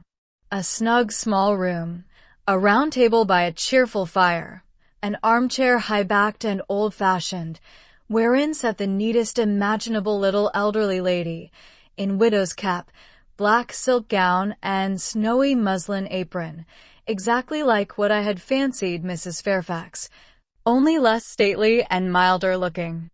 She was occupied in knitting. A large cat sat demurely at her feet. Nothing, in short, was wanting to complete the beau ideal of domestic comfort. A more reassuring introduction for a new governess could scarcely be conceived. There was no grandeur to overwhelm, no stateliness to embarrass, and then, as I entered, the old lady got up and promptly and kindly came forward to meet me. "How do you do, my dear? I am afraid you have had a tedious ride. John drives so slowly. You must be cold. Come to the fire." "Mrs. Fairfax, I suppose," said I. "Yes, you are right. Do sit down." She conducted me to her own chair, and then began to remove my shawl and untie my bonnet strings. I begged she would not give herself so much trouble. "Oh, it is no trouble. I dare say your own hands are almost numbed with cold. Leah, make a little hot negus and cut a sandwich or two. Here are the keys of the storeroom." And she produced from her pocket a most housewifely bunch of keys and delivered them to the servant. "Now, then, draw nearer to the fire," she continued. "You've brought your luggage with you, haven't you, my dear?" "Yes, ma'am." "I'll see it carried into your room," she said, and bustled out. She treats me like a visitor, thought I. I little expected such a reception. I anticipated only coldness and stiffness. This is not like what I have heard of the treatment of governesses, but I must not exult too soon. She returned, with her own hands cleared her knitting apparatus and a book or two from the table, to make room for the tray which Leah now brought, and then herself handed me the refreshments. I felt rather confused at being the object of more attention than I had ever before received, and that too, shown by my employer and superior, but as she did not herself seem to consider she was doing anything out of her place, I thought it better to take her civilities quietly. "Shall I have the pleasure of seeing Miss Fairfax tonight?" I asked, when I had partaken of what she offered me. "What did you say, my dear?" "I am a little deaf," returned the good lady, approaching her ear to my mouth. I repeated the question more distinctly. "Miss Fairfax?" "Oh, you mean Miss Varens." "Varens is the name of your future pupil." "Indeed? Then she is not your daughter?" "No, I have no family." I should have followed up my first inquiry by asking in what way Miss Varens was connected with her, but I recollected it was not polite to ask too many questions. Besides, I was sure to hear in time. "I am so glad," she continued, as she sat down opposite to me and took the cat on her knee. "I am so glad you are come. It will be quite pleasant living here now with a companion." To be sure, it is pleasant at any time, for Thornfield is a fine old hall, rather neglected of late years perhaps, but still it is a respectable place. Yet you know, in winter time one feels dreary quite alone in the best quarters. I say alone. Leah is a nice girl to be sure, and John and his wife are very decent people, but then you see they are only servants, and one can't converse with them on terms of equality. One must keep them at due distance, for fear of losing one's authority. I'm sure last winter it was a very severe one, if you recollect, and when it did not snow, it rained and blew. Not a creature, but the butcher and postman came to the house, from November till February, and I really got quite melancholy with sitting night after night alone. I had Leah in to read to me sometimes, but I don't think the poor girl liked the task much. She felt it confining. In spring and summer one got on better. Sunshine and long days make such a difference, and then, just at the commencement of this autumn, little Adela Varens came and her nurse. A child makes a house alive all at once, and now you are here I shall be quite gay." My heart really warmed to the worthy lady as I heard her talk, and I drew my chair a little nearer to her and expressed my sincere wish that she might find my company as agreeable as she anticipated. "But I'll not keep you sitting up late tonight," said she. "It is on the stroke of 12 now, and you have been traveling all day. You must feel tired. If you have got your feet well warmed, I'll show you your bedroom. I've had the room next to mine prepared for you. It is only a small apartment, but I thought you would like it better than one of the large front chambers. To be sure, they have finer furniture, but they are so dreary and solitary. I never sleep in them myself." I thanked her for her considerate choice, and as I really felt fatigued with my long journey, expressed my readiness to retire. She took her candle, and I followed her from the room. First, she went to see if the hall door was fastened. Having taken the key from the lock, she led the way upstairs. The steps and banisters were of oak. The staircase window was high and latticed. Both it and the long gallery into which the bedroom doors opened looked as if they belonged to a church rather than a house. A very chill and vault-like air pervaded the stairs and gallery, suggesting cheerless ideas of space and solitude, and I was glad, when finally ushered into my chamber, to find it of small dimensions and furnished in ordinary, modern style. When Mrs. Fairfax had bidden me a kind good night, and I had fastened my door, gazed leisurely round, and in some measure effaced the eerie impression made by that wide hall, that dark and spacious staircase, and that long, cold gallery. By the livelier aspect of my little room, I remembered that, after a day of bodily fatigue and mental anxiety, I was now at last in safe haven. The impulse of gratitude swelled my heart, and I knelt down at the bedside, and offered up thanks where thanks were due, not forgetting, ere I rose, to implore aid on my further path, and the power of meriting the kindness which seemed so frankly offered me before it was earned. My couch had no thorns in it that night, my solitary room no fears. At once weary and content, I slept soon and soundly. When I awoke it was broad day. The chamber looked such a bright little place to me as the sun shone in between the gay blue chintz window curtains, showing papered walls and a carpeted floor, so unlike the bare planks and stained plaster of Lowood, that my spirits rose at the view. Externals have a great effect on the young. I thought that a fairer era of life was beginning for me, one that was to have its flowers and pleasures, as well as its thorns and toils. My faculties, roused by the change of scene, the new field offered to hope, seemed all astir. I cannot precisely define what they expected, but it was something pleasant, not perhaps that day or that month, but at an indefinite future period. I rose. I dressed myself with care, obliged to be plain, for I had no article of attire that was not made with extreme simplicity. I was still by nature solicitous to be neat. It was not my habit to be disregardful of appearance or careless of the impression I made. On the contrary, I ever wished to look as well as I could, and to please as much as my want of beauty would permit. I sometimes regretted that I was not handsomer. I sometimes wished to have rosy cheeks, a straight nose, and small cherry mouth. I desired to be tall, stately, and finely developed in figure. I felt it a misfortune that I was so little, so pale, and had features so irregular and so marked. And why had I these aspirations and these regrets? It would be difficult to say. I could not then distinctly say it to myself, yet I had a reason, and a logical, natural reason too. However, when I had brushed my hair very smooth, and put on my black frock, which, Quaker-like as it was, at least had the merit of fitting to a nicety, and adjusted my clean white tucker, I thought I should do respectably enough to appear before Mrs. Fairfax, and that my new pupil would not at least recoil from me with antipathy. Having opened my chamber window, and seen that I left all things straight and neat on the toilet table, I ventured forth.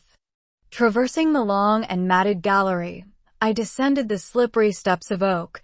Then I gained the hall. I halted there a minute.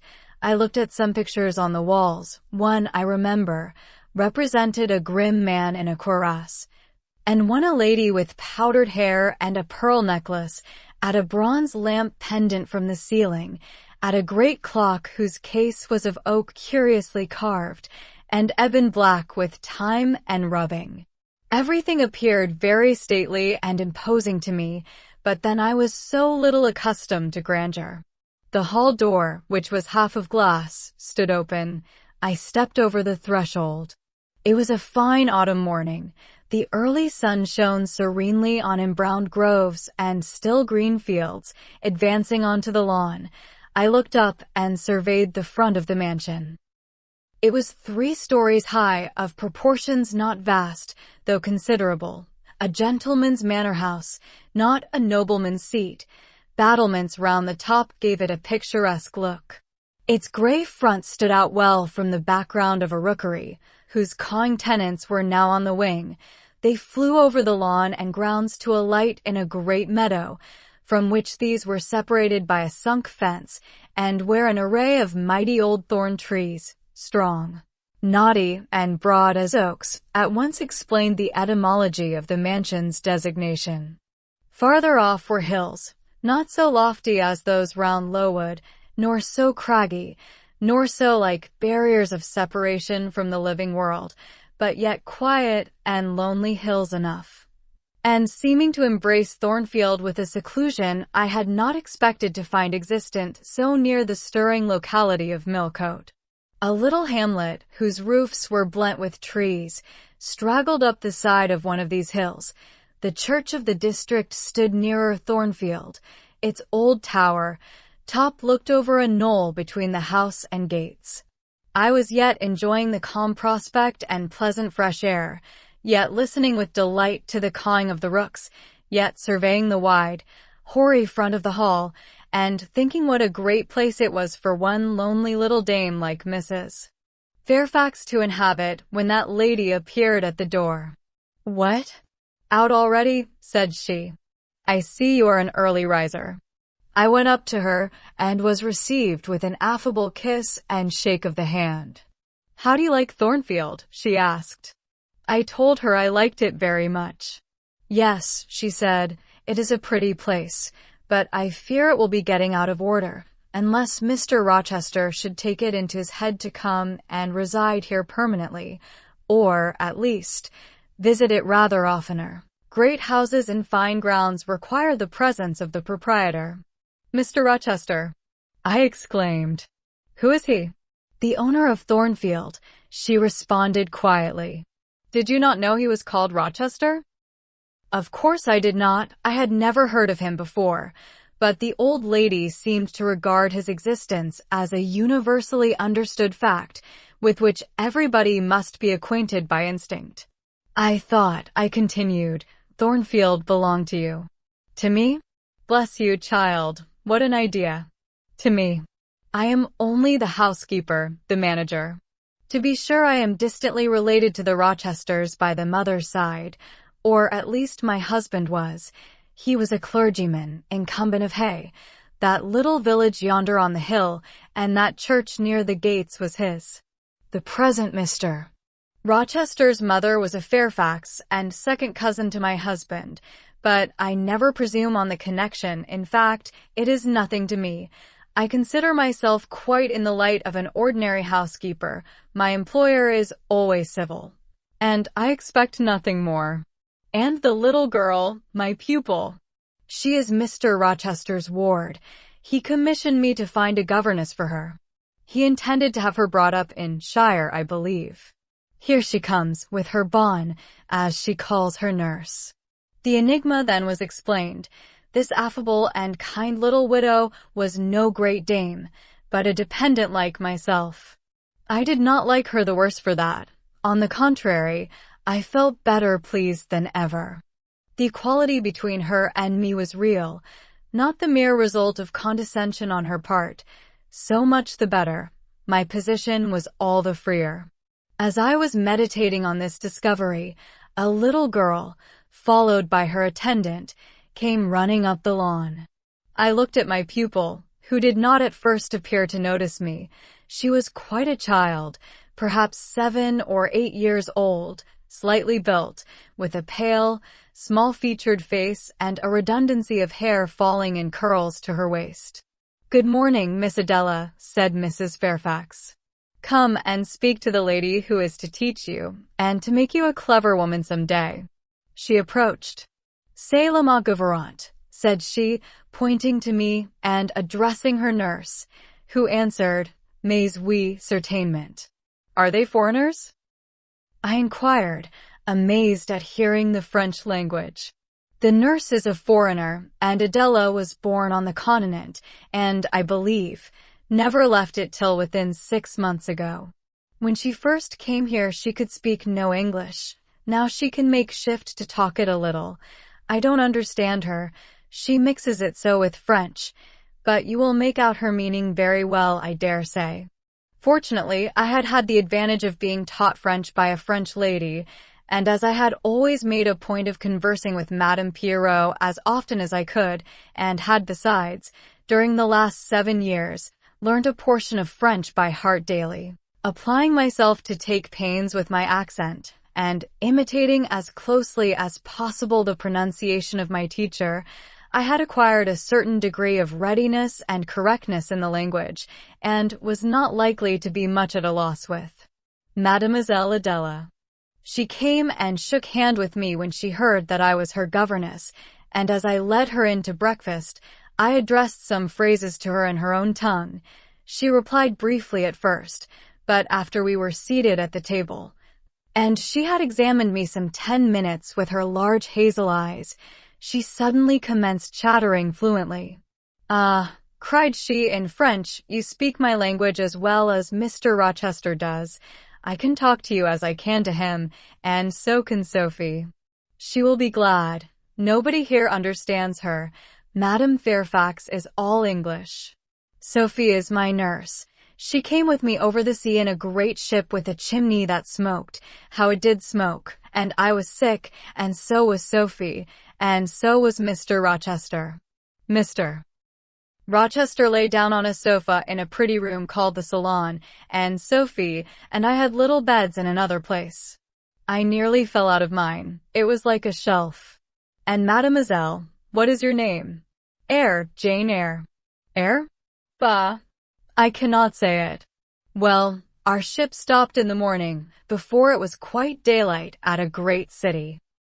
A huge city, with very dark houses and all smoky, not at all like the pretty clean town I came from, and Mr. Rochester carried me in his arms over a plank to the land, and Sophie came after, and we all got into a coach, which took us to a beautiful large house, larger than this and finer, called an hotel. We stayed there nearly a week. I and Sophie used to walk every day in a great green place full of trees, called the park, and there were many children there besides me, and a pond with beautiful birds in it that I fed with crumbs. "Can you understand her when she runs on so fast?" asked Mrs. Fairfax. I understood her very well, for I had been accustomed to the fluent tongue of Madame Pierrot. "I wish," continued the good lady, "you would ask her a question or two about her parents. I wonder if she remembers them?" "Adele," I inquired, "with whom did you live when you were in that pretty clean town you spoke of?" "I lived long ago with Mamma, but she has gone to the Holy Virgin. Mamma used to teach me to dance and sing, and to say verses. A great many gentlemen and ladies came to see Mamma, and I used to dance before them, or to sit on their knees and sing to them. I liked it. Shall I let you hear me sing now?"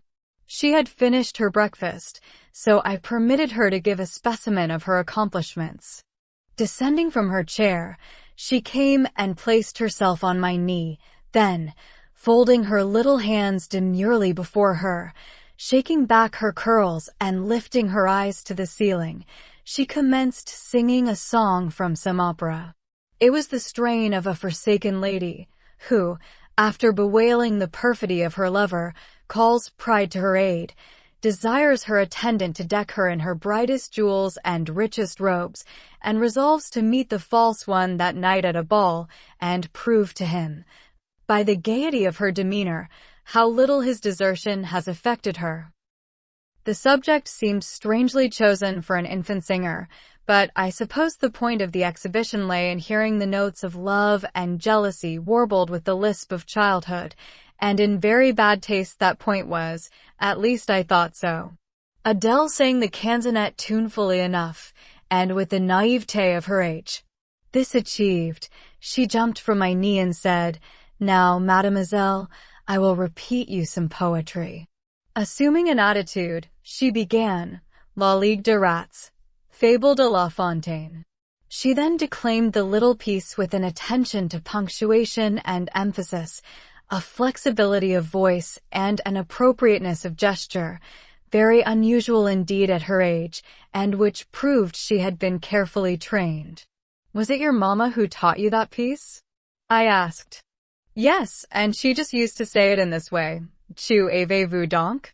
Louis dit un de ces rats, parles." She made me lift my hand so, to remind me to raise my voice at the question. "Now shall I dance for you?" "No, that will do, but after your mama went to the Holy Virgin, as you say, with whom did you live then?" "With Madame Frederick and her husband. She took care of me, but she is nothing related to me. I think she is poor, for she had not so fine a house as Mamma." I was not long there. Mr. Rochester asked me if I would like to go and live with him in England, and I said yes, for I knew Mr. Rochester before I knew Madame Frederick, and he was always kind to me and gave me pretty dresses and toys. But you see he has not kept his word, for he has brought me to England, and now he has gone back again himself, and I never see him. After breakfast, Adele and I withdrew to the library, which room, it appears, Mr. Rochester had directed should be used as the schoolroom. Most of the books were locked up behind glass doors, but there was one bookcase left open containing everything that could be needed in the way of elementary works, and several volumes of light literature, poetry, biography, travels, a few romances, see. I suppose he had considered that these were all the governess would require for her private perusal, and, indeed, they contented me amply for the present, compared with the scanty pickings I had now and then been able to glean at Lowood. They seemed to offer an abundant harvest of entertainment and information. In this room, too, there was a cabinet piano, quite new and of superior tone, also an easel for painting and a pair of globes. I found my pupil sufficiently docile, though disinclined to apply. She had not been used to regular occupation of any kind. I felt it would be injudicious to confine her too much at first, so, when I had talked to her a great deal, and got her to learn a little, and when the morning had advanced to noon, I allowed her to return to her nurse. I then proposed to occupy myself till dinner time in drawing some little sketches for her use. As I was going upstairs to fetch my portfolio and pencils, Mrs. Fairfax called to me. "Your morning school hours are over now, I suppose," said she. She was in a room the folding doors of which stood open. I went in when she addressed me. It was a large, stately apartment, with purple chairs and curtains, a Turkey carpet, walnut, paneled walls, one vast window rich in slanted glass, and a lofty ceiling, nobly molded. Mrs. Fairfax was dusting some vases of fine purple spar, which stood on a sideboard. "What a beautiful room!" I exclaimed, as I looked round, for I had never before seen any half so imposing. "Yes, this is the dining room. I have just opened the window, to let in a little air and sunshine, for everything gets so damp in apartments that are seldom inhabited. The drawing room yonder feels like a vault." She pointed to a wide arch corresponding to the window, and hung like it with a Tyrian-dyed curtain, now looped up. Mounting to it by 2 broad steps and looking through, I thought I caught a glimpse of a fairy place, so bright to my novice eyes appeared the view beyond. Yet it was merely a very pretty drawing room, and within it a boudoir, both spread with white carpets, on which seemed laid brilliant garlands of flowers, both sealed with snowy moldings of white grapes and vine leaves, beneath which glowed in rich contrast crimson couches and ottomans, while the ornaments on the pale Parian mantelpiece were of sparkling Bohemian glass, ruby red, and between the windows large mirrors repeated the general blending of snow and fire. "In what order you keep these rooms, Mrs. Fairfax," said I. "No dust, no canvas coverings, except that the air feels chilly. One would think they were inhabited daily." "Why, Miss Eyre, though Mr. Rochester's visits here are rare, they're always sudden and unexpected, and as I observed that it put him out to find everything swathed up, and to have a bustle of arrangement on his arrival, I thought it best to keep the rooms in readiness." "Is Mr. Rochester an exacting, fastidious sort of man?" "Not particularly so, but he has a gentleman's tastes and habits, and he expects to have things managed in conformity to them." "Do you like him? Is he generally liked?" "Oh, yes. The family have always been respected here. Almost all the land in this neighborhood, as far as you can see, has belonged to the Rochesters time out of mind." "Well, but leaving his land out of the question, do you like him?" "Is he liked for himself?" "I have no cause to do otherwise than like him, and I believe he is considered a just and liberal landlord by his tenants, but he has never lived much amongst them." "But has he no peculiarities?" "What, in short, is his character?" "Oh, his character is unimpeachable, I suppose." "He is rather peculiar, perhaps. He has traveled a great deal, and seen a great deal of the world, I should think." "I dare say he is clever, but I never had much conversation with him." "In what way is he peculiar?" "I don't know. It is not easy to describe, nothing striking, but you feel it when he speaks to you. You cannot be always sure whether he is in jest or earnest, whether he is pleased or the contrary. You don't thoroughly understand him. In short, at least, I don't. But it is of no consequence. He is a very good master." This was all the account I got from Mrs. Fairfax of her employer and mine. There are people who seem to have no notion of sketching a character, or observing and describing salient points, either in persons or things. The good lady evidently belonged to this class. My queries puzzled, but did not draw her out. Mr. Rochester was Mr. Rochester in her eyes, a gentleman, a landed proprietor, nothing more. She inquired and searched no further, and evidently wondered at my wish to gain a more definite notion of his identity. When we left the dining room, she proposed to show me over the rest of the house, and I followed her upstairs and downstairs, admiring as I went, for all was well arranged and handsome. The large front chambers I thought especially grand, and some of the third-story rooms, though dark and low, were interesting from their air of antiquity.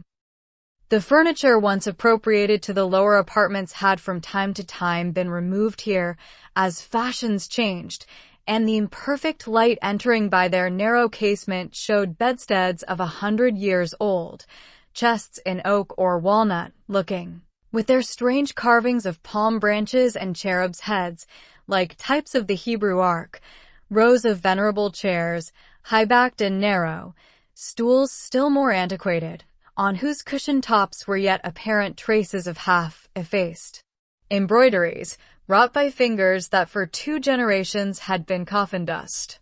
All these relics gave to the third story of Thornfield Hall the aspect of a home of the past, a shrine of memory. I liked the hush, the gloom, the quaintness of these retreats in the day, but I by no means coveted a night's repose on one of those wide and heavy beds, shut in, some of them, with doors of oak, shaded, others with wrought Old English hangings crusted with thick work, portraying effigies of strange flowers and stranger birds and strangest human beings, all which would have looked strange, indeed, by the pallid gleam of moonlight. "Do the servants sleep in these rooms?" I asked. "No, they occupy a range of smaller apartments to the back, No one ever sleeps here. One would almost say that, if there were a ghost at Thornfield Hall, this would be its haunt. So I think you have no ghosts then? None that I ever heard of, returned Mrs. Fairfax, smiling. Nor any traditions of one? No legends or ghost stories? I believe not. And yet it is said the Rochesters have been rather a violent than a quiet race in their time. Perhaps, though, that is the reason they rest tranquilly in their graves now. Yes, after life's fitful fever they sleep well, I muttered. Where are you going now, Mrs. Fairfax? For she was moving away. On to the Leads. Will you come and see the view from thence? I followed still, up a very narrow staircase to the attics, and thence by a ladder and through a trapdoor to the roof of the hall. I was now on a level with the crow colony, and could see into their nests. Leaning over the battlements and looking far down, I surveyed the grounds laid out like a map, the bright and velvet lawn closely girdling the gray base of the mansion, the field, wide as a park, dotted with its ancient timber, the wood, dun and sere, divided by a path visibly overgrown, greener with moss than the trees were with foliage, the church at the gates, the road, the tranquil hills, all reposing in the autumn day's sun, the horizon bounded by a propitious sky, azure marbled with pearly white. No feature in the scene was extraordinary, but all was pleasing. When I turned from it and repassed the trapdoor, I could scarcely see my way down the ladder. The attic seemed black as a vault compared with that arch of blue air to which I had been looking up, and to that sunlit scene of grove, pasture, and green hill, of which the hall was the center, and over which I had been gazing with delight. Mrs. Fairfax stayed behind a moment to fasten the trapdoor. I, by drift of groping, found the outlet from the attic, and proceeded to descend the narrow garret staircase. I lingered in the long passage to which this led, separating the front and back rooms of the third story, narrow, low, and dim, with only one little window at the far end, and looking, with its 2 rows of small black doors all shut, like a corridor in some Bluebeard's castle. While I paced softly on, the last sound I expected to hear in so still a region, a laugh, struck my ear. It was a curious laugh, distinct, formal, mirthless. I stopped. The sound ceased, only for an instant. It began again, louder, for at first, though distinct, it was very low. It passed off in a clamorous peal that seemed to wake an echo in every lonely chamber, though it originated but in one, and I could have pointed out the door whence the accents issued. Mrs. Fairfax, I called out, for I now heard her descending the great stairs. Did you hear that loud laugh? Who is it?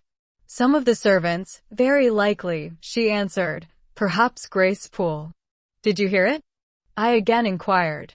Yes, plainly. I often hear her. She sews in one of these rooms. Sometimes Leah is with her. They are frequently noisy together. The laugh was repeated in its low, syllabic tone and terminated in an odd murmur. Grace, exclaimed Mrs. Fairfax. I really did not expect any Grace to answer, for the laugh was as tragic, as preternatural a laugh as any I ever heard, but that it was high noon, and that no circumstance of ghostliness accompanied the curious cachinnation. But that neither scene nor season favored fear, I should have been superstitiously afraid. However, the event showed me I was a fool for entertaining a sense even of surprise. The door nearest me opened, and a servant came out, a woman of between 30 and 40, a set, square-made figure, red-haired, and with a hard, plain face. Any apparition less romantic or less ghostly could scarcely be conceived. Too much noise, Grace, said Mrs. Fairfax. Remember directions. Grace curtsied silently and went in. She is a person we have to sew and assist Leah in her housemaid's work, continued the widow, not altogether unobjectionable in some points, but she does well enough. By the by, how have you got on with your new pupil this morning? The conversation, thus turned on Adele, continued till we reached the light and cheerful region below. Adele came running to meet us in the hall, exclaiming, "Mesdames, vous êtes servies," adding, "Je bien fais moi." We found dinner ready and waiting for us in Mrs. Fairfax's room. Chapter 12. The promise of a smooth career, which my first calm introduction to Thornfield Hall seemed to pledge, was not belied on a longer acquaintance with the place and its inmates. Mrs. Fairfax turned out to be what she appeared, a placid-tempered, kind-natured woman of competent education and average intelligence. My pupil was a lively child, who had been spoilt and indulged, and therefore was sometimes wayward, but as she was committed entirely to my care, and no injudicious interference from any quarter ever thwarted my plans for her improvement, she soon forgot her little freaks and became obedient and teachable. She had no great talents, no marked traits of character, no peculiar development of feeling or taste which raised her 1 inch above the ordinary level of childhood, but neither had she any deficiency or vice which sunk her below it.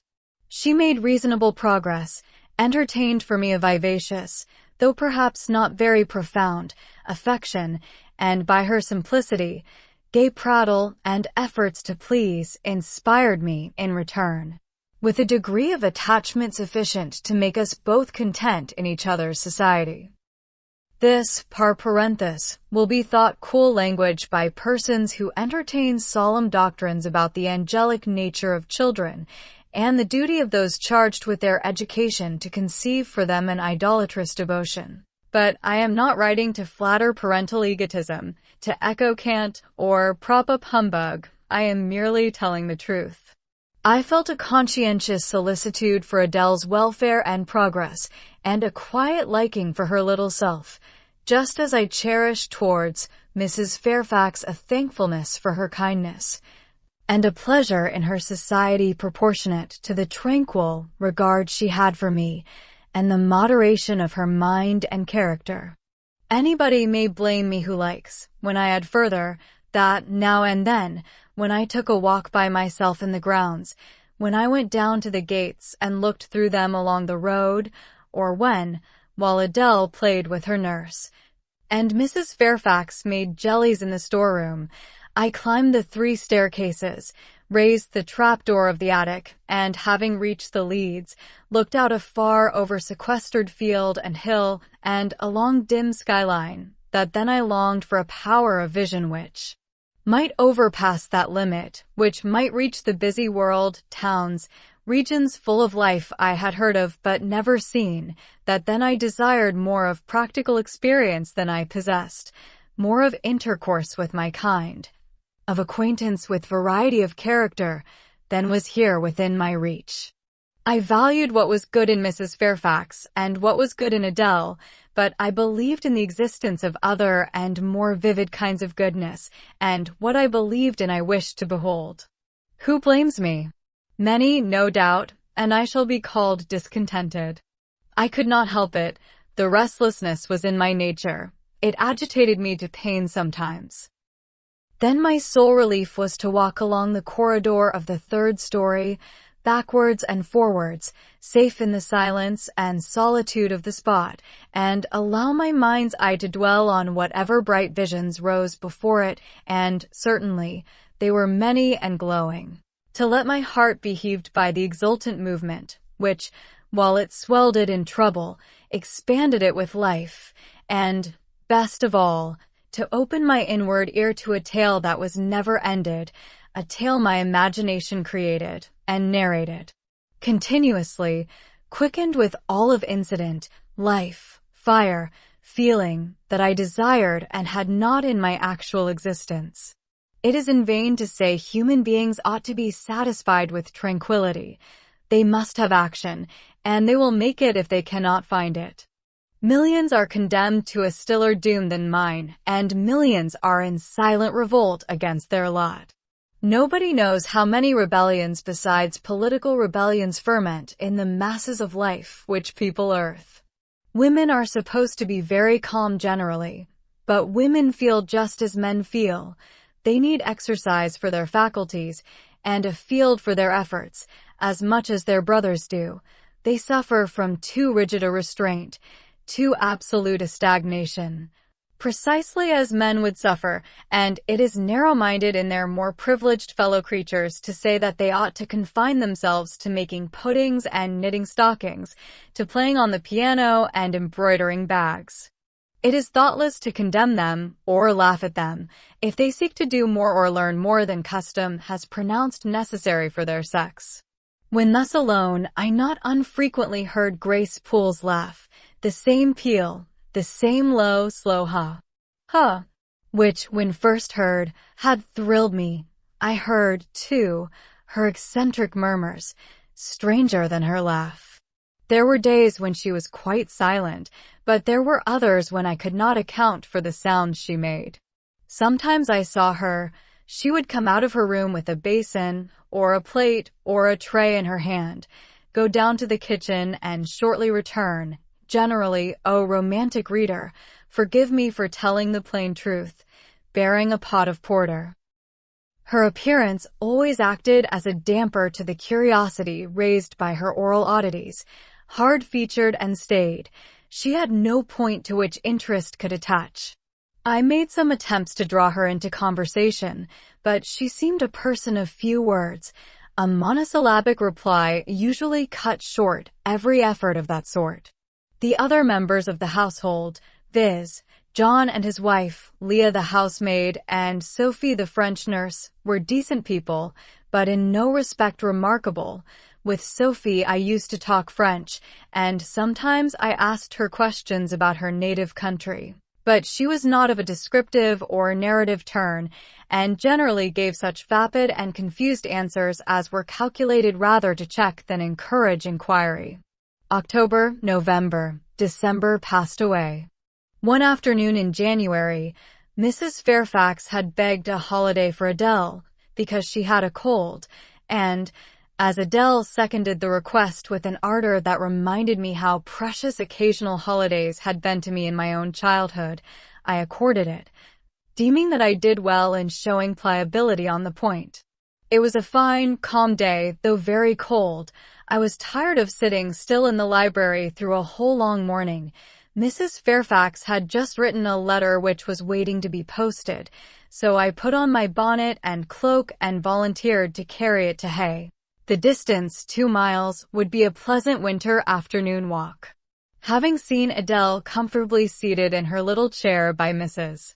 Fairfax's parlor fireside, and given her her best wax doll, which I usually kept enveloped in silver paper in a drawer, to play with, and a storybook for change of amusement, and having replied to her revenez bientôt, ma bonne amie, ma chère Mdli, Jeanette, with a kiss I set out.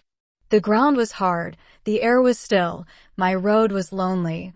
I walked fast till I got warm, and then I walked slowly to enjoy and analyze the species of pleasure brooding for me in the hour and situation. It was 3 o'clock. The church bell tolled as I passed under the belfry. The charm of the hour lay in its approaching dimness, in the low-gliding and pale, beaming sun. I was a mile from Thornfield, in a lane noted for wild roses in summer, for nuts and blackberries in autumn, and even now possessing a few coral treasures in hips and haws, but whose best winter delight lay in its utter solitude and leafless repose. If a breath of air stirred, it made no sound here, for there was not a holly, not an evergreen to rustle, and the stripped hawthorn and hazel bushes were as still as the white, worn stones which causewayed the middle of the path. Far and wide, on each side, there were only fields, where no cattle now browsed, and the little brown birds, which stirred occasionally in the hedge, looked like single russet leaves that had forgotten to drop. This lane inclined uphill all the way to Hay. Having reached the middle, I sat down on a stile which led thence into a field. Gathering my mantle about me, and sheltering my hands in my muff, I did not feel the cold, though it froze keenly, as was attested by a sheet of ice covering the causeway, where a little brooklet, now congealed, had overflowed after a rapid thaw some days since. From my seat I could look down on Thornfield. The grey and battlement hall was the principal object in the vale below me. Its woods and dark rookery rose against the west. I lingered till the sun went down amongst the trees, and sank crimson and clear behind them. I then turned eastward. On the hilltop above me sat the rising moon, pale yet as a cloud, but brightening momentarily. She looked over hay, which, half lost in trees, sent up a blue smoke from its few chimneys. It was yet a mile distant, but in the absolute hush I could hear plainly its thin murmurs of life. My ear, too, felt the flow of currents. In what dales and depths I could not tell, but there were many hills beyond hay, and doubtless many becks threading their passes. That evening calm betrayed alike the tinkle of the nearest streams, the sough of the most remote. A rude noise broke on these fine ripplings and whisperings, at once so far away and so clear, a positive tramp, a metallic clatter, which effaced the soft wave wanderings, as, in a picture, the solid mass of a crag, or the rough boles of a great oak, drawn in dark and strong on the foreground, effaced the aerial distance of azure hill, sunny horizon, and blended clouds where tint melts into tint. The din was on the causeway. A horse was coming. The windings of the lane yet hid it, but it approached. I was just leaving the stile, yet as the path was narrow, I sat still to let it go by. In those days I was young, and all sorts of fancies bright and dark tenanted my mind. The memories of nursery stories were there amongst other rubbish, and when they recurred, maturing youth added to them a vigor and vividness beyond what childhood could give. As this horse approached, and as I watched for it to appear through the dusk, I remembered certain of Bessie's tales, wherein figured a north of England spirit called a gytrash, which, in the form of horse, mule, or large dog, haunted solitary ways, and sometimes came upon belated travelers, as this horse was now coming upon me. It was very near, but not yet in sight, when, in addition to the tramp, I heard a rush under the hedge, and close down by the hazel stems glided a great dog, whose black and white color made him a distinct object against the trees.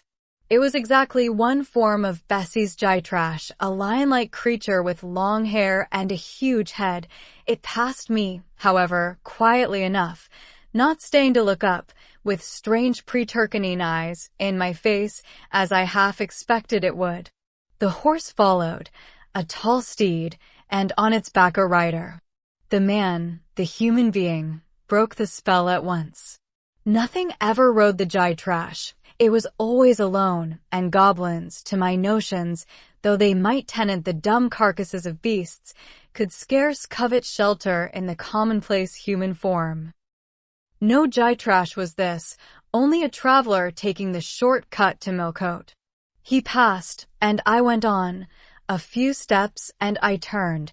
A sliding sound and an exclamation of, "What the deuce is to do now?" and a clattering tumble arrested my attention. Man and horse were down.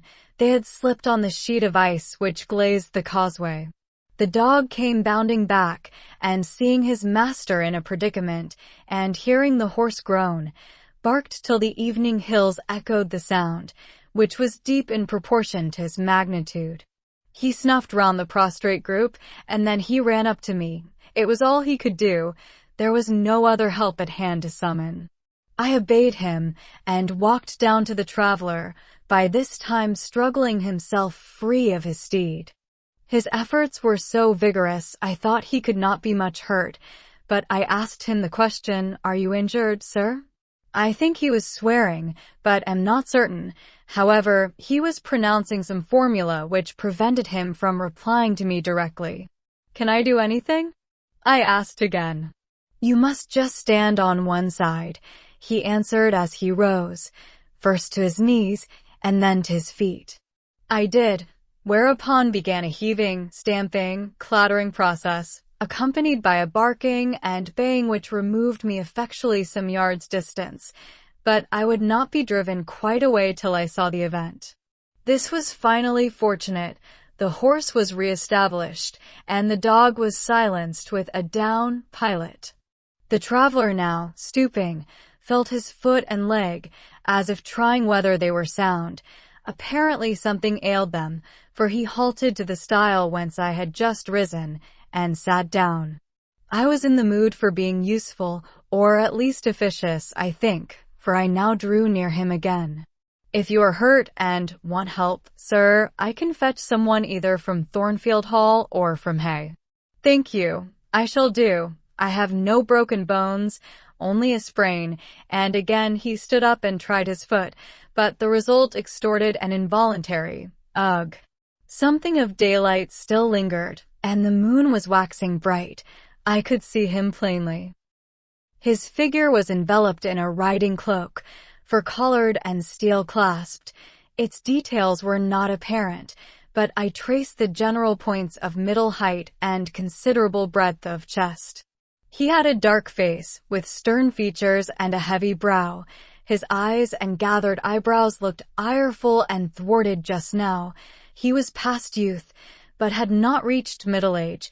Perhaps he might be 35. I felt no fear of him, and but little shyness. Had he been a handsome, heroic-looking young gentleman, I should not have dared to stand thus questioning him against his will, and offering my services unasked. I had hardly ever seen a handsome youth, never in my life spoken to one. I had a theoretical reverence and homage for beauty, elegance, gallantry, fascination, but had I met those qualities incarnate in masculine shape, I should have known instinctively that they neither had nor could have sympathy with anything in me, and should have shunned them as one would fire, lightning, or anything else that is bright but antipathetic. If even this stranger had smiled and been good-humored to me when I addressed him, if he had put off my offer of assistance gaily and with thanks, I should have gone on my way and not felt any vocation to renew inquiries. But the frown, the roughness of the traveler, set me at my ease. I retained my station when he waved to me to go, and announced, "I cannot think of leaving you, sir, at so late an hour, in this solitary lane, till I see you are fit to mount your horse." He looked at me when I said this. He had hardly turned his eyes in my direction before. "I should think you ought to be at home yourself," said he, "if you have a home in this neighborhood. Where do you come from?" "From just below, and I am not at all afraid of being out late when it is moonlight. I will run over to Hay for you with pleasure, if you wish it. Indeed, I am going there to post a letter." "You live just below. Do you mean at that house with the battlements?" pointing to Thornfield Hall, on which the moon cast a hoary gleam, bringing it out distinct and pale from the woods that, by contrast with the western sky, now seemed one mass of shadow. "Yes, sir." "Whose house is it?" "Mr. Rochester's." "Do you know Mr. Rochester?" "No, I have never seen him." "He is not resident, then?" "No." "Can you tell me where he is?" "I cannot." "You are not a servant at the hall, of course." "You are." He stopped, ran his eye over my dress, which, as usual, was quite simple. A black merino cloak, a black beaver bonnet, neither of them half fine enough for a lady's maid. He seemed puzzled to decide what I was. I helped him. "I am the governess." "Ah, the governess," he repeated. "Deuce take me, if I had not forgotten. The governess," and again my raiment underwent scrutiny. In 2 minutes he rose from the stile. His face expressed pain when he tried to move. "I cannot commission you to fetch help," he said, "but you may help me a little yourself, if you will be so kind." "Yes, sir." "You have not an umbrella that I can use as a stick?" "No." "Try to get hold of my horse's bridle and lead him to me. You are not afraid?" I should have been afraid to touch a horse when alone, but when told to do it, I was disposed to obey. I put down my muff on the stile, and went up to the tall steed. I endeavored to catch the bridle, but it was a spirited thing, and would not let me come near its head. I made effort on effort, though in vain. Meantime, I was mortally afraid of its trampling 4 feet. The traveler waited and watched for some time, and at last he laughed. "I see," he said, "the mountain will never be brought to Mahomet, so all you can do is to aid Mahomet to go to the mountain. I must beg of you to come here." I came. "Excuse me," he continued, "necessity compels me to make you useful." He laid a heavy hand on my shoulder, and leaning on me with some stress, limped to his horse. Having once caught the bridle, he mastered it directly and sprang to his saddle, grimacing grimly as he made the effort, for it wrenched his sprain. "Now," said he, releasing his underlip from a hard bite, "just hand me my whip. It lies there under the hedge." I sought it and found it. "Thank you. Now make haste with the letter to Hay, and return as fast as you can." A touch of a spurred heel made his horse first start and rear, and then bound away. The dog rushed in his traces. All three vanished, like heath that, in the wilderness, the wild wind whirls away. I took up my muff and walked on. The incident had occurred and was gone for me. It was an incident of no moment, no romance, no interest in a sense, yet it marked with change one single hour of a monotonous life. My help had been needed and claimed. I had given it. I was pleased to have done something. Trivial, transitory though the deed was, it was yet an active thing, and I was weary of an existence all passive. The new face, too, was like a new picture introduced to the gallery of memory, and it was dissimilar to all the others hanging there. Firstly, because it was masculine, and secondly, because it was dark, strong, and stern. I had it still before me when I entered Hay, and slipped the letter into the post office. I saw it as I walked fast downhill all the way home.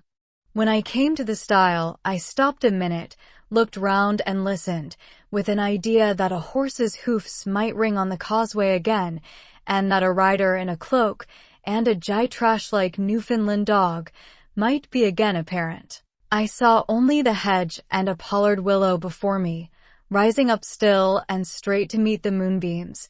I heard only the faintest waft of wind roaming fitful among the trees round Thornfield, a mile distant, and when I glanced down in the direction of the murmur, my eye, traversing the hall front, caught a light kindling in a window. It reminded me that I was late, and I hurried on. I did not like re-entering Thornfield. To pass its threshold was to return to stagnation, to cross the silent hall, to ascend the darksome staircase, to seek my own lonely little room, and then to meet tranquil Mrs. Fairfax, and spend the long winter evening with her, and her only.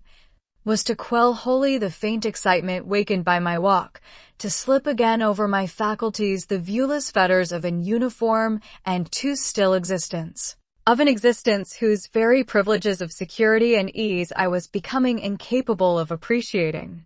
What good it would have done me at that time to have been tossed in the storms of an uncertain struggling life, and to have been taught by rough and bitter experience to long for the calm amidst which I now repined. Yes, just as much good as it would do a man tired of sitting still in a too-easy chair to take a long walk, and just as natural was the wish to stir, under my circumstances, as it would be under his. I lingered at the gates. I lingered on the lawn. I paced backwards and forwards on the pavement. The shutters of the glass door were closed. I could not see into the interior, and both my eyes and spirit seemed drawn from the gloomy house, from the grey hollow filled with rayless cells, as it appeared to me. To that sky expanded before me, a blue sea absolved from taint of cloud, the moon ascending it in solemn march, her orb seeming to look up as she left the hilltops, from behind which she had come, far and farther below her, and aspired to the zenith. Midnight darkened its fathomless depth and measureless distance, and for those trembling stars that followed her course, they made my heart tremble, my veins glow when I viewed them. Little things recall us to earth.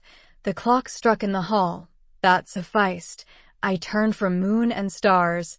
opened a side door, and went in. The hall was not dark, nor yet was it lit, only by the high-hung bronze lamp. A warm glow suffused both it and the lower steps of the oak staircase. This ruddy shine issued from the great dining room, whose two-leaved door stood open, and showed a genial fire in the grate, glancing on marble hearth and brass fire irons, and revealing purple draperies and polished furniture in the most pleasant radiance. It revealed, too, a group near the mantelpiece.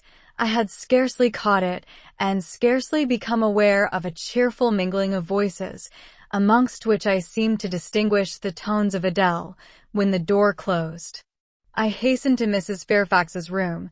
There was a fire there too, but no candle and no Mrs. Fairfax. Instead, all alone, sitting upright on the rug and gazing with gravity at the blaze, I beheld a great black and white long-haired dog, just like the Gytrash of the lane. It was so like it that I went forward and said, "Pilot," and the thing got up and came to me and snuffed me.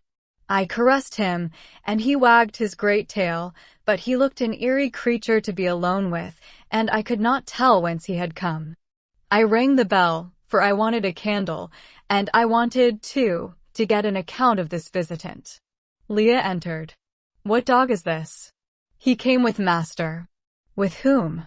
"With master, Mr. Rochester. He is just arrived." "Indeed? And is Mrs. Fairfax with him?" "Yes, and Miss Adele. They are in the dining room, and John is gone for a surgeon, for master has had an accident. His horse fell, and his ankle is sprained." "Did the horse fall in Hay Lane?" "Yes, coming downhill. It slipped on some ice." Bring me a candle, will you, Leah?" Leah brought it. She entered, followed by Mrs. Fairfax, who repeated the news, adding that Mr. Carter the surgeon was come, and was now with Mr. Rochester.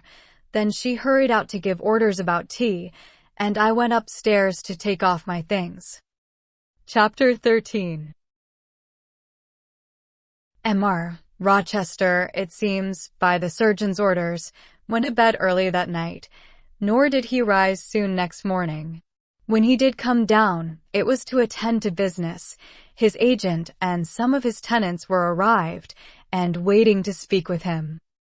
Adele and I had now to vacate the library. It would be in daily requisition as a reception room for callers. A fire was lit in an apartment upstairs, and there I carried our books, and arranged it for the future schoolroom. I discerned in the course of the morning that Thornfield Hall was a changed place. No longer silent as a church, it echoed every hour or two to a knock at the door, or a clang of the bell. Steps, too, often traversed the hall, and new voices spoke in different keys below. A rill from the outer world was flowing through it. It had a master. For my part, I liked it better. Adele was not easy to teach that day. She could not apply. She kept running to the door and looking over the banisters to see if she could get a glimpse of Mr. Rochester. Then she coined pretexts to go downstairs, in order, as I shrewdly suspected, to visit the library, where I knew she was not wanted. Then, when I got a little angry and made her sit still, she continued to talk incessantly of her ami, Monsieur Edward Fairfax de Rochester, as she dubbed him.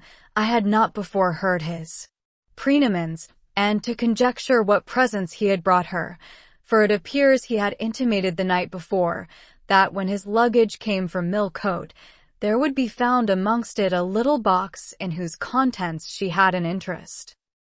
"Et cela doit signifier," said she, "qu'il aura le dedans un cadeau pour moi, et peut-être pour vous aussi, mademoiselle. Monsieur a parlé de vous. Il me demande le nom de ma gouvernante, et n'était pas une petite personne, ses mains étaient un peu pâles. J'ai dit oui, car c'est vrai, n'est-ce pas, mademoiselle? I and my pupil dined as usual in Mrs. Fairfax's parlor. The afternoon was wild and snowy, and we passed it in the schoolroom. At dark I allowed Adele to put away books and work, and to run downstairs, for, From the comparative silence below, and from the cessation of appeals to the doorbell, I conjectured that Mr. Rochester was now at liberty. Left alone, I walked to the window, but nothing was to be seen thence. Twilight and snowflakes together thickened the air, and hid the very shrubs on the lawn. I let down the curtain and went back to the fireside. In the clear embers I was tracing a view, not unlike a picture I remembered to have seen of the castle of Heidelberg on the Rhine, when Mrs. Fairfax came in, breaking up by her entrance the fiery mosaic I had been piecing together, and scattering too some heavy unwelcome thoughts that were beginning to throng on my solitude. Mr. Rochester would be glad if you and your pupil would take tea with him in the drawing-room this evening, said she. He has been so much engaged all day that he could not ask to see you before. When is his tea time? I inquired. Oh, at 6 o'clock. He keeps early hours in the country. You had better change your frock now. I will go with you and fasten it. Here is a candle. Is it necessary to change my frock? Yes, you had better. I always dress for the evening when Mr. Rochester is here. This additional ceremony seemed somewhat stately. However, I repaired to my room, and, with Mrs. Fairfax's aid, replaced my black stuff dress by one of black silk, the best and the only additional one I had, except one of light gray, which, in my low-wood notions of the toilette, I thought too fine to be worn except on first-rate occasions. You want a brooch, said Mrs. Fairfax. I had a single little pearl ornament which Miss Temple gave me as a parting keepsake. I put it on, and then we went downstairs. Unused as I was to strangers, it was rather a trial to appear thus formally summoned in Mr. Rochester's presence. I let Mrs. Fairfax precede me into the dining-room, and kept in her shade as we crossed that apartment, and, passing the arch, whose curtain was now dropped, entered the elegant recess beyond. 2 wax candles stood lighted on the table, and 2 on the mantelpiece. Basking in the light and heat of a superb fire, lay Pilot. Adele knelt near him. Half reclined on a couch appeared Mr. Rochester, his foot supported by the cushion. He was looking at Adele and the dog. The fire shone full on his face. I knew my traveler with his broad and jetty eyebrows, his square forehead, made squarer by the horizontal sweep of his black hair.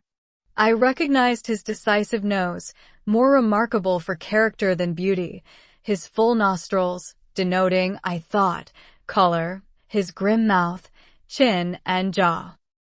Yes, all 3 were very grim, and no mistake. His shape, now divested of cloak, I perceived harmonized in squareness with his physiognomy. I suppose it was a good figure in the athletic sense of the term, broad-chested and thin-flanked, though neither tall nor graceful. Mr. Rochester must have been aware of the entrance of Mrs. Fairfax and myself, but it appeared he was not in the mood to notice us, for he never lifted his head as we approached. Here is Miss Eyre, sir, said Mrs. Fairfax in her quiet way. He bowed, still not taking his eyes from the group of the dog and child. Let Miss Eyre be seated, said he, and there was something in the forced stiff bow, in the impatient yet formal tone, which seemed further to express, what the deuce is it to me whether Miss Eyre be there or not? At this moment I am not disposed to accost her. I sat down quite disembarrassed. A reception of finished politeness would probably have confused me.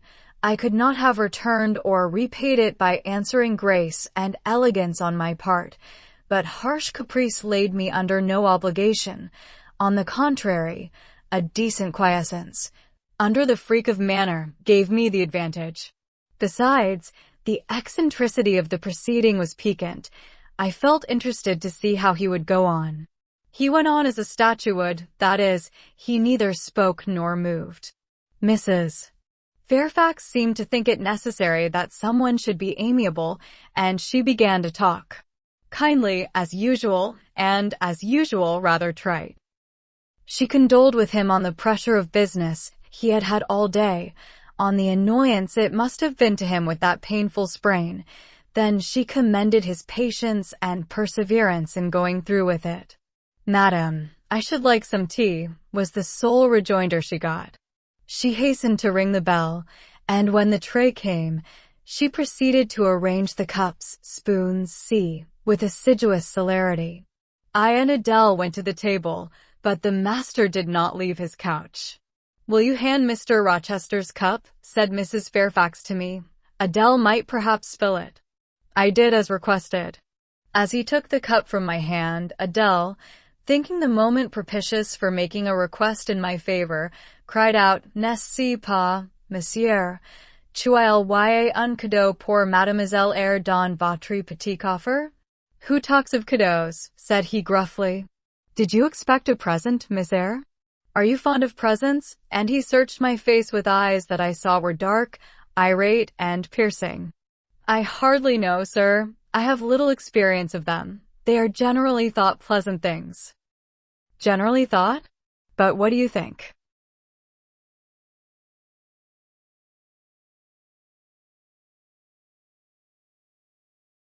"I should be obliged to take time, sir, before I could give you an answer worthy of your acceptance.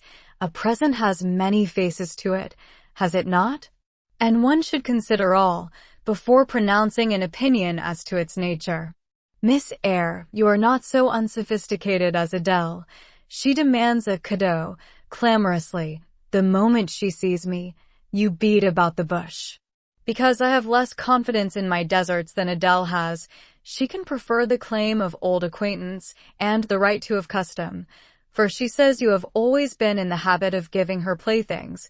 But if I had to make out a case, I should be puzzled, since I am a stranger and have done nothing to entitle me to an acknowledgment."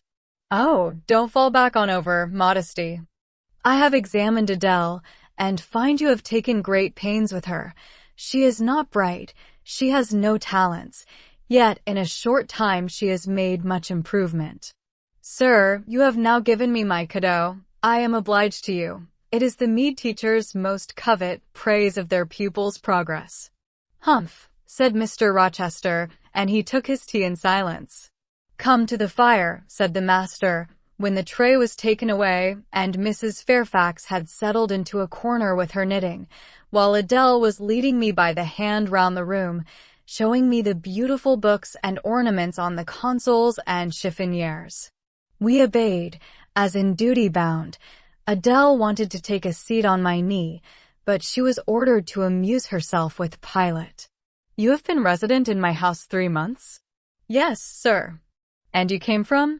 "From Lowood School, in Shire." A charitable concern."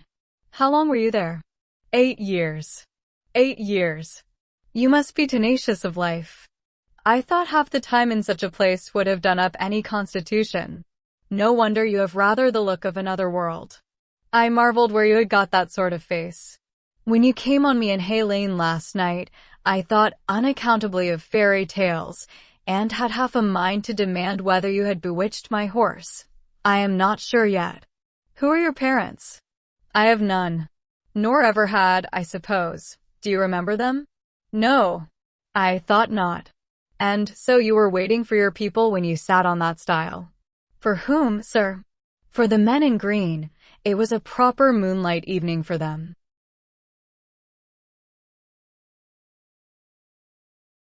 "Light evening for them.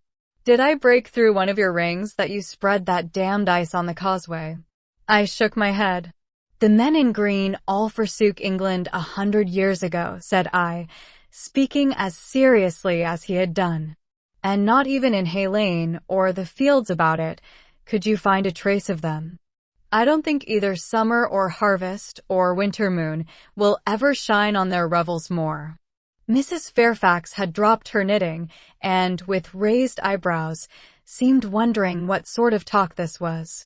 "Well," resumed Mr. Rochester, "if you disown parents, you must have some sort of kinsfolk, uncles and aunts?"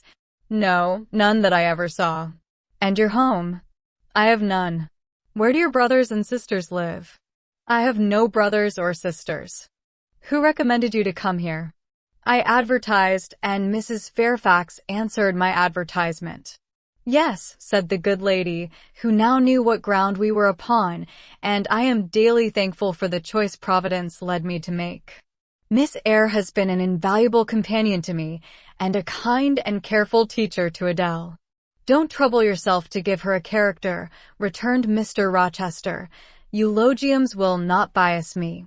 I shall judge for myself. She began by felling my horse. Sir, said Mrs. Fairfax, I have to thank her for this sprain. The widow looked bewildered. Miss Eyre, have you ever lived in a town? No, sir. Have you seen much society? None but the pupils and teachers of Lowood, and now the inmates of Thornfield. Have you read much? Only such books as came in my way, and they have not been numerous or very learned. You have lived the life of a nun. No doubt you are well drilled in religious forms. Brocklehurst, who I understand directs Lowood, is a parson, is he not? Yes, sir. And you girls probably worshipped him, as a convent full of religieuses would worship their director. Oh no. You are very cool. No. What? A novice not worship her priest? That sounds blasphemous. I disliked Mr. Brocklehurst, and I was not alone in the feeling. He is a harsh man, at once pompous and meddling. He cut off our hair, and for economy's sake bought us bad needles and thread, with which we could hardly sew. That was very false economy, remarked Mrs. Fairfax, who now again caught the drift of the dialogue. And was that the head and front of his offending? Demanded Mr. Rochester. He starved us when he had the sole superintendence of the provision department, before the committee was appointed, and he bored us with long lectures once a week, and with evening readings from books of his own inditing, about sudden deaths and judgments, which made us afraid to go to bed. What age were you when you went to Lowood? About 10. And you stayed there 8 years? You are now, then, 18? I assented. Arithmetic, you see, is useful. Without its aid, I should hardly have been able to guess your age. It is a point difficult to fix where the features and countenance are so much at variance as in your case. And now what did you learn at Lowood? Can you play? A little. Of course. That is the established answer.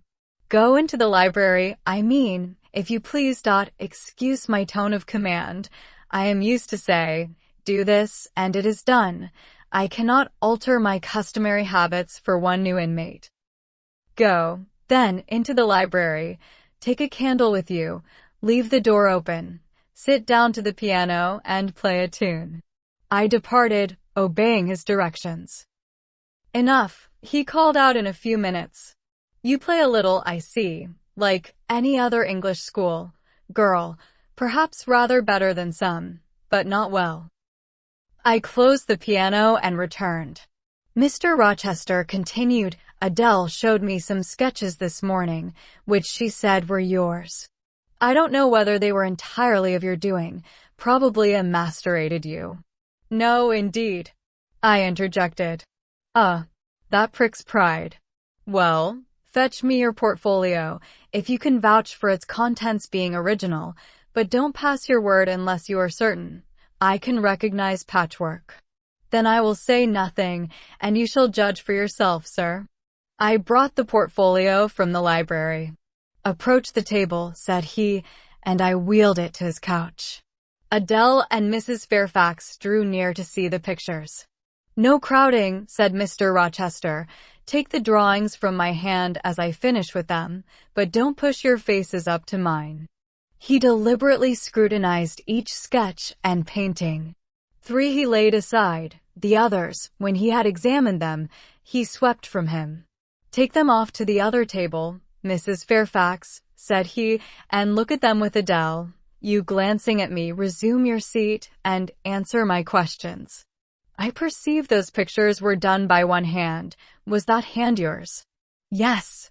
And when did you find time to do them? They have taken much time and some thought. I did them in the last 2 vacations I spent at Lowood, when I had no other occupation. Where did you get your copies? Out of my head. That head I see now on your shoulders? Yes, sir. Has it other furniture of the same kind within? I should think it may have. I should hope better. He spread the pictures before him and again surveyed them alternately. While he is so occupied, I will tell you, reader, what they are, and first, I must premise that they are nothing wonderful. The subjects had, indeed, risen vividly on my mind. As I saw them with the spiritual eye, before I attempted to embody them, they were striking, but my hand would not second my fancy, and in each case it had wrought out but a pale portrait of the thing I had conceived. These pictures were in watercolors. The first represented clouds low and livid, rolling over a swollen sea. All the distance was in eclipse, so, too, was the foreground, or rather, the nearest billows, for there was no land. One gleam of light lifted into relief a half-submerged mast, on which sat a cormorant, dark and large, with wings flecked with foam. Its beak held a gold bracelet set with gems that I had touched with as brilliant tints as my palette could yield, and as glittering distinctness as my pencil could impart. Sinking below the bird and mast, a drowned corpse glanced through the green water. A fair arm was the only limb clearly visible, whence the bracelet had been washed or torn.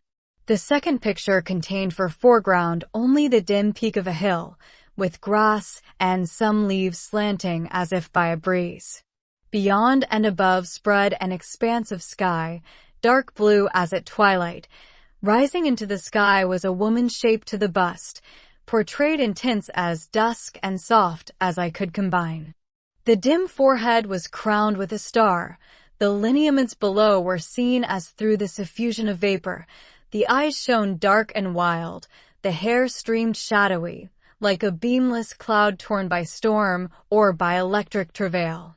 On the neck lay a pale reflection like moonlight. The same faint luster touched the train of thin clouds from which rose and bowed this vision of the evening star. The third showed the pinnacle of an iceberg piercing a polar winter sky.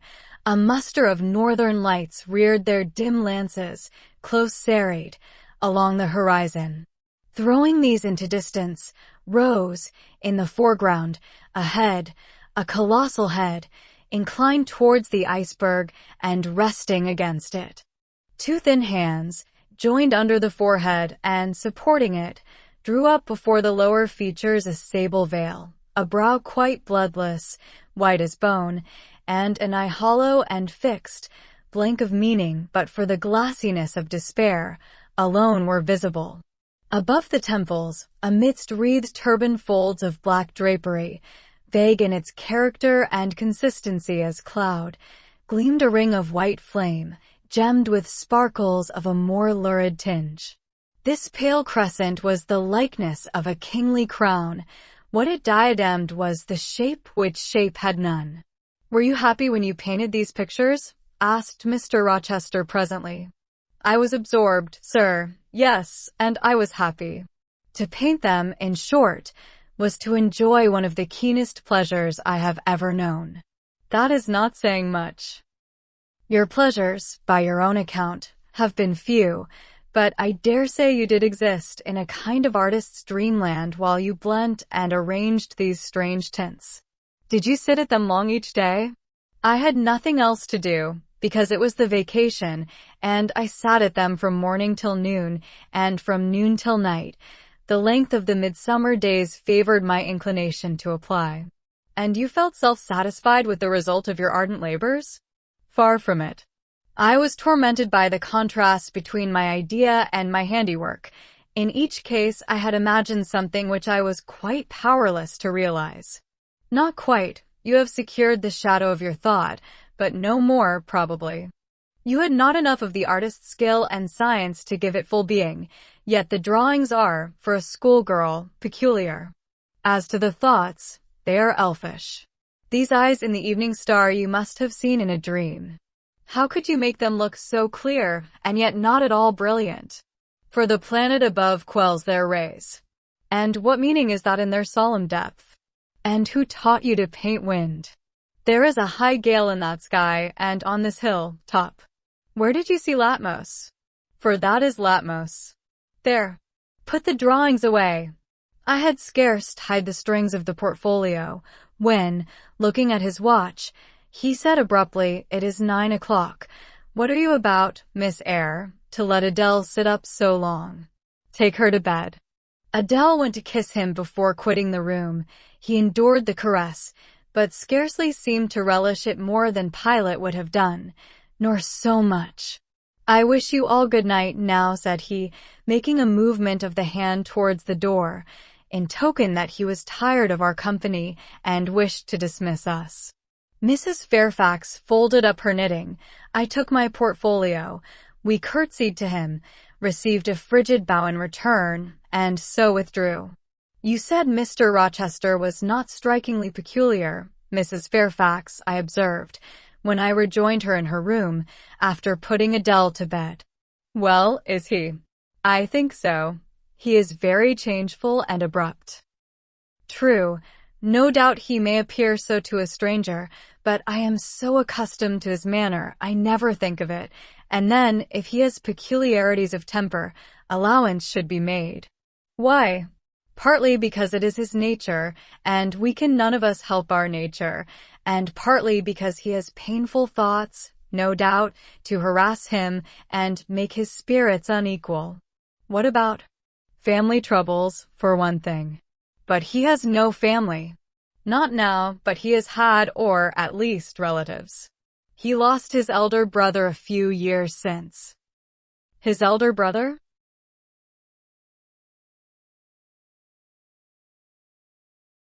"Yes. The present Mr. Rochester has not been very long in possession of the property, only about 9 years. 9 years is a tolerable time.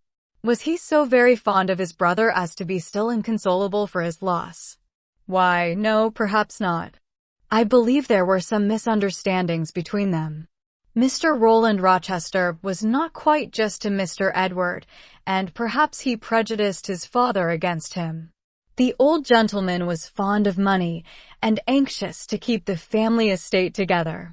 He did not like to diminish the property by division, and yet he was anxious that Mr. Edward should have wealth, too, to keep up the consequence of the name, and soon after he was of age, some steps were taken that were not quite fair, and made a great deal of mischief.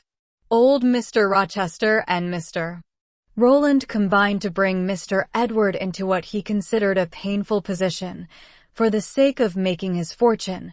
What the precise nature of that position was I never clearly knew, but his spirit could not brook what he had to suffer in it.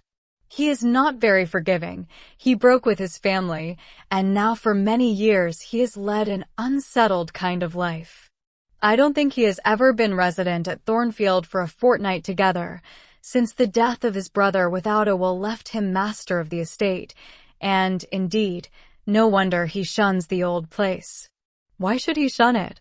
"Perhaps he thinks it gloomy." The answer was evasive. I should have liked something clearer, but Mrs. Fairfax either could not, or would not, give me more explicit information of the origin and nature of Mr. Rochester's trials. She averred they were a mystery to herself, and that what she knew was chiefly from conjecture. It was evident, indeed, that she wished me to drop the subject, which I did accordingly. Chapter 14. For several subsequent days I saw little of Mr. Rochester. In the mornings he seemed much engaged with business, and, in the afternoon, gentlemen from Millcote or the neighborhood called, and sometimes stayed to dine with him. When his sprain was well enough to admit of horse exercise, he rode out a good deal, probably to return these visits, as he generally did not come back till late at night. During this interval, even Adele was seldom sent for to his presence, and all my acquaintance with him was confined to an occasional rencontre in the hall, on the stairs, or in the gallery, when he would sometimes pass me haughtily and coldly, just acknowledging my presence by a distant nod or a cool glance, and sometimes bow and smile with gentlemanlike affability. His changes of mood did not offend me, because I saw that I had nothing to do with their alternation. The ebb and flow depended on causes quite disconnected with me. One day he had had company to dinner and had sent for my portfolio, in order, doubtless, to exhibit its contents. The gentleman went away early to attend a public meeting at Millcote, as Mrs. Fairfax informed me. But the night being wet and inclement, Mr. Rochester did not accompany them. Soon after they were gone he rang the bell. A message came that I and Adele were to go downstairs.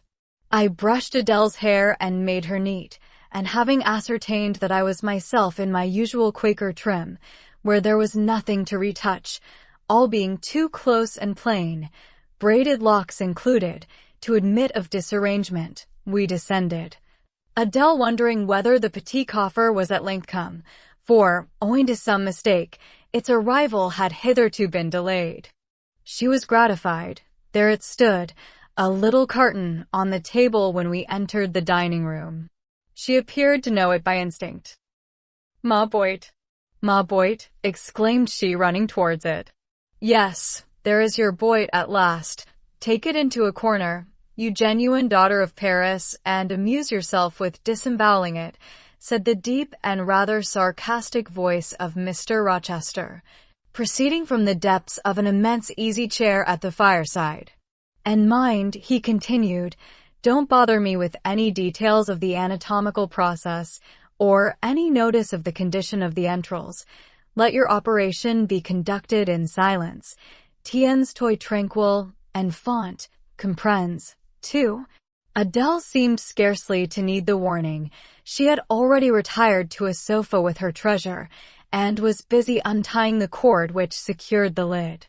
Having removed this impediment, and lifted certain silvery envelopes of tissue paper, she merely exclaimed, "Oh, seal! Que c'est beau!" and then remained absorbed in ecstatic contemplation. "Is Miss Eyre there?" now demanded the master, half rising from his seat to look round to the door, near which I still stood. Well, come forward, be seated here." He drew a chair near his own. "I am not fond of the prattle of children," he continued, "for, old bachelor as I am, I have no pleasant associations connected with their lisp. It would be intolerable to me to pass a whole evening tete-a-tete with a brat. Don't draw that chair farther off, Miss Eyre.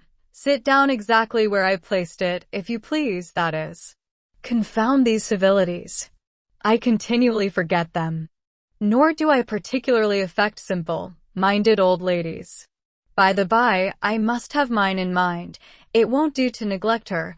She is a Fairfax, or wed to one, and blood is said to be thicker than water." He rang, and dispatched an invitation to Mrs. Fairfax, who soon arrived, knitting basket in hand. "Good evening, madam. I send to you for a charitable purpose. I have forbidden Adele to talk to me about her presence, and she is bursting with repletion. Have the goodness to serve her as auditress and interlocutress. It will be one of the most benevolent acts you ever performed." Adele, indeed, no sooner saw Mrs. Fairfax than she summoned her to her sofa, and there quickly filled her lap with the porcelain, the ivory, the waxen contents of her boit, pouring out, meantime, explanations and raptures in such broken English as she was mistress of.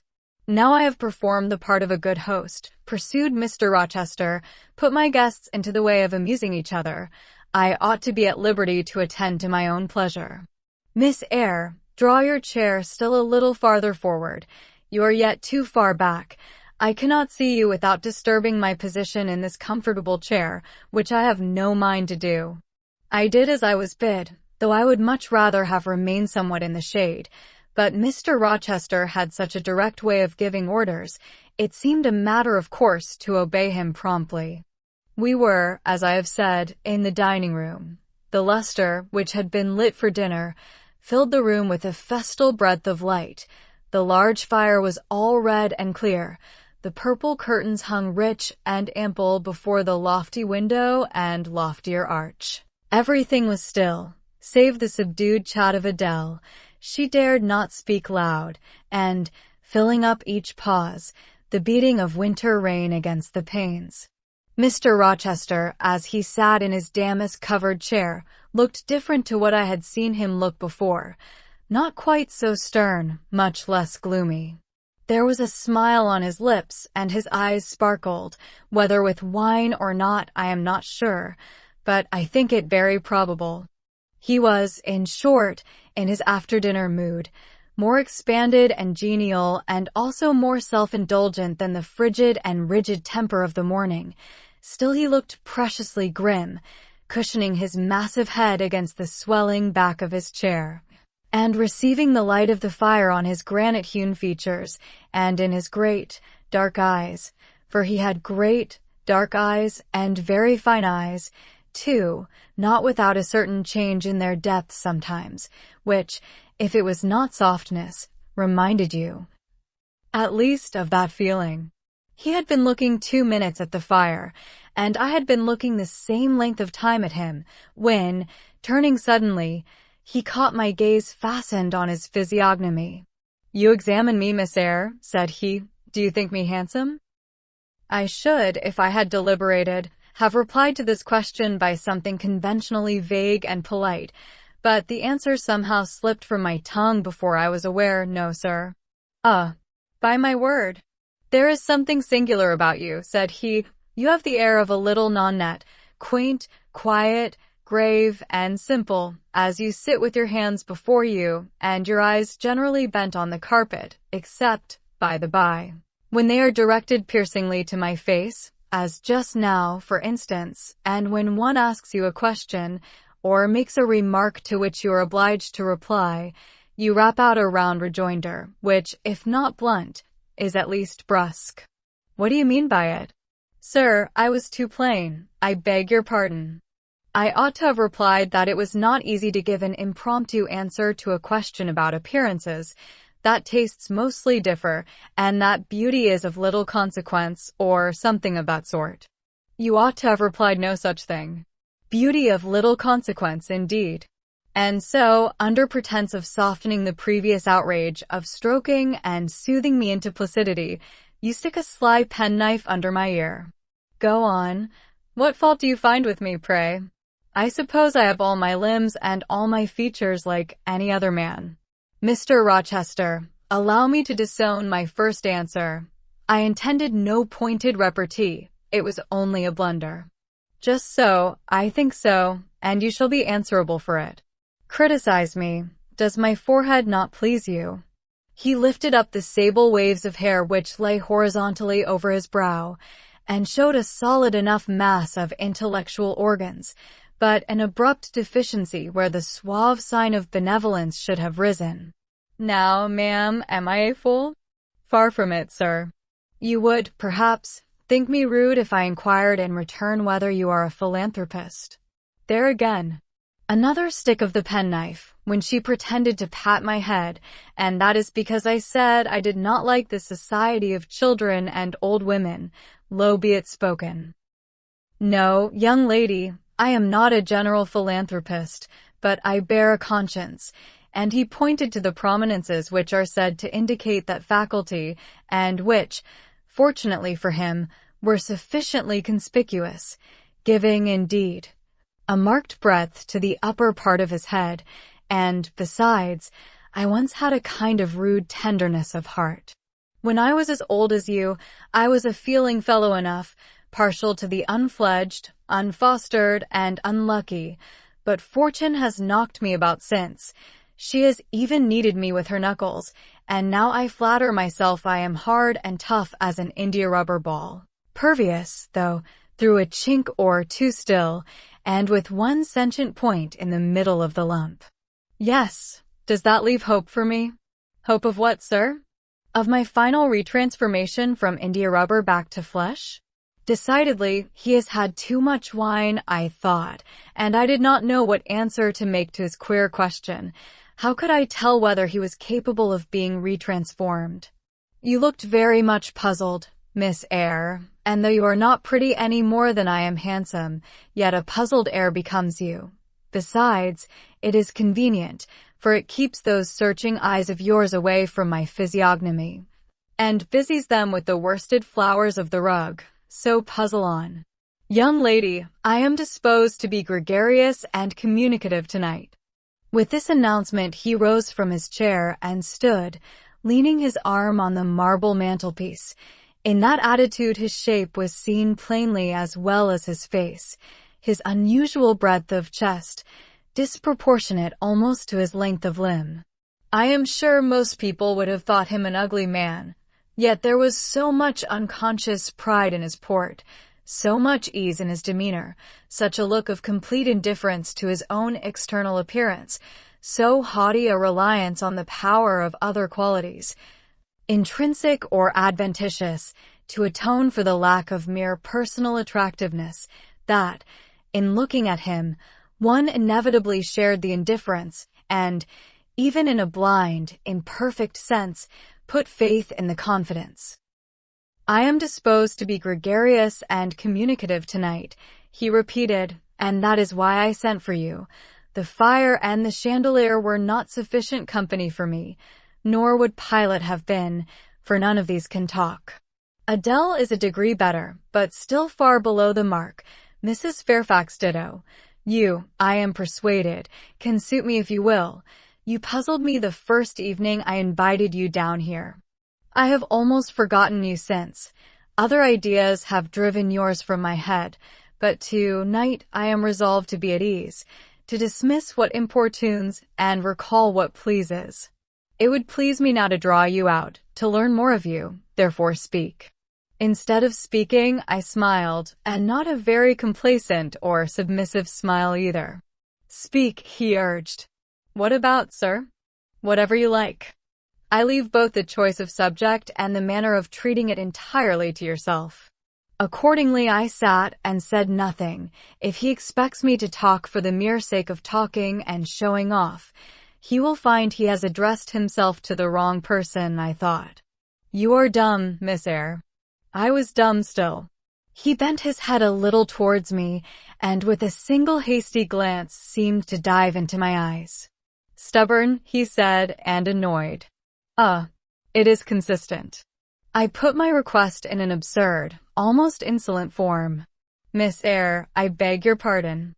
The fact is, once for all, I don't wish to treat you like an inferior. That is, correcting himself, I claim only such superiority as must result from 20 years' difference in age and a century's advance in experience. This is legitimate, etgitens, as Adele would say, and it is by virtue of this superiority, and this alone, that I desire you to have the goodness to talk to me a little now, and divert my thoughts, which are galled with dwelling on one point, cankering as a rusty nail. He had deigned an explanation, almost an apology, and I did not feel insensible to his condescension, and would not seem so. I am willing to amuse you if I can, sir, quite willing, but I cannot introduce a topic, because how do I know what will interest you? Ask me questions, and I will do my best to answer them. Then, in the first place, do you agree with me that I have a right to be a little masterful, abrupt, perhaps exacting, sometimes, on the grounds I stated, namely, that I am old enough to be your father, and that I have battled through a varied experience with many men of many nations and roamed over half the globe, while you have lived quietly with one set of people in one house? Do as you please, sir. That is no answer, or rather it is a very irritating, because a very evasive one. Reply clearly. I don't think, sir, you have a right to command me, merely because you are older than I, or because you have seen more of the world than I have. Your claim to superiority depends on the use you have made of your time and experience. Humph. Promptly spoken. But I won't allow that, seeing that it would never suit my case, as I have made an indifferent, not to say a bad, use of both advantages. Leaving superiority out of the question, then, you must still agree to receive my orders now and then, without being piqued or hurt by the tone of command. Will you? I smiled. I thought to myself, Mr. Rochester is peculiar. He seems to forget that he pays me £30 per annum for receiving his orders. The smile is very well, said he, catching instantly the passing expression, but speak too. I was thinking, sir, that very few masters would trouble themselves to inquire whether or not their paid subordinates were piqued and hurt by their orders. Paid subordinates. What? You are my paid subordinate, are you? Oh yes, I had forgotten the salary. Well then, on that mercenary ground, will you agree to let me hector a little? No, sir, not on that ground, but on the ground that you did forget it, and that you care whether or not a dependent is comfortable in his dependency. I agree heartily. And will you consent to dispense with a great many conventional forms and phrases, without thinking that the omission arises from insolence? I am sure, sir, I should never mistake informality for insolence. One I rather like, the other nothing freeborn would submit to, even for a salary. Humbug. Most things free-born will submit to anything for a salary. Therefore, keep to yourself and don't venture on generalities of which you are intensely ignorant. However, I mentally shake hands with you for your answer, despite its inaccuracy, and as much for the manner in which it was said, as for the substance of the speech. The manner was frank and sincere. One does not often see such a manner. No. On the contrary, affectation or coldness or stupid, coarse-minded misapprehension of one's meaning are the usual rewards of candor. Not 3 in 3,000 raw schoolgirl governesses would have answered me as you have just done. But I don't mean to flatter you. If you are cast in a different mold to the majority, it is no merit of yours. Nature did it. And then, after all, I go too fast in my conclusions. For what I yet know, you may be no better than the rest. You may have intolerable defects to counterbalance your few good points. And so may you, I thought. My eye met his as the idea crossed my mind. He seemed to read the glance, answering as if its import had been spoken as well as imagined. Yes, you are right, said he. I have plenty of faults of my own. I know it, and I don't wish to palliate them. I assure you. God, what I need not be too severe about others. I have a past existence, a series of deeds, a color of life to contemplate within my own breast, which might well call my sneers and censures from my neighbors to myself. I started, or rather, for like other defaulters, I like to lay half the blame on ill fortune and adverse circumstances, was thrust on to a wrong tack at the age of 21, and have never recovered the right course since. But I might have been very different. I might have been as good as you, wiser, almost as stainless. I envy your peace of mind, your clean conscience, your unpolluted memory. Little girl, a memory without blot or contamination must be an exquisite treasure, an inexhaustible source of pure refreshment, is it not? How was your memory when you were 18, sir? All right then, limpid, salubrious. No gush of bilge water had turned it to fetid puddle. I was your equal at 18, quite your equal. Nature meant me to be, on the whole, a good man, Miss Eyre, one of the better kind, and you see I am not so. You would say you don't see it. At least I flatter myself I read as much in your eye. Beware, by the by, what you express with that organ. I am quick at interpreting its language. Then take my word for it. I am not a villain. You are not to suppose that, not to attribute to me any such bad eminence, but owing, I verily believe, rather to circumstances than to my natural bent, I am a trite commonplace sinner, hackneyed in all the poor petty dissipations with which the rich and worthless try to put on life. Do you wonder that I avow this to you? No. That in the course of your future life you will often find yourself elected the involuntary confidant of your acquaintances' secrets. People will instinctively find out, as I have done, that it is not your forte to tell of yourself, but to listen while others talk of themselves. They will feel, too, that you listen with no malevolent scorn of their indiscretion, but with a kind of innate sympathy, not the less comforting and encouraging because it is very unobtrusive in its manifestations. How do you know? How can you guess all this, sir? I know it well. Therefore I proceed almost as freely as if I were writing my thoughts in a diary. You would say I should have been superior to circumstances. So I should, but you see I was not. When fate wronged me, I had not the wisdom to remain cool. I turned desperate, then I degenerated. Now, when any vicious simpleton excites my disgust by his paltry ribaldry, I cannot flatter myself that I am better than he. I am forced to confess that he and I are on a level. I wish I had stood firm, God knows I do. Dread remorse when you are tempted to err, Miss Eyre. Remorse is the poison of life. Repentance is said to be its cure, sir. It is not its cure. Reformation may be its cure, and I could reform. I have strength yet for that if. But where is the use of thinking of it, hampered, burdened, cursed as I am? Besides, since happiness is irrevocably denied me, I have a right to get pleasure out of life, and I will get it, cost what it may. Then you will degenerate still more, sir. Possibly, yet why should I, if I can get sweet, fresh pleasure? And I may get it as sweet and fresh as the wild honey the bee gathers on the moor. It will sting, it will taste bitter, sir. How do you know? You never tried it. How very serious, how very solemn you look, and you are as ignorant of the matter as this cameo head, taking one from the mantelpiece. You have no right to preach to me, you neophyte, that have not passed the porch of life, and are absolutely unacquainted with its mysteries. I only remind you of your own words, sir. You said error brought remorse, and you pronounced remorse the poison of existence. And who talks of error now? I scarcely think the notion that flittered across my brain was an error. I believe it was an inspiration rather than a temptation. It was very genial, very soothing, I know that. Here it comes again. It is no devil, I assure you, or if it be, it has put on the robes of an angel of light. I think I must admit so fair a guest when it asks entrance to my heart. Distrust it, sir, it is not a true angel. Once more, how do you know? By what instinct do you pretend to distinguish between a fallen seraph of the abyss and a messenger from the eternal throne, between a guide and a seducer?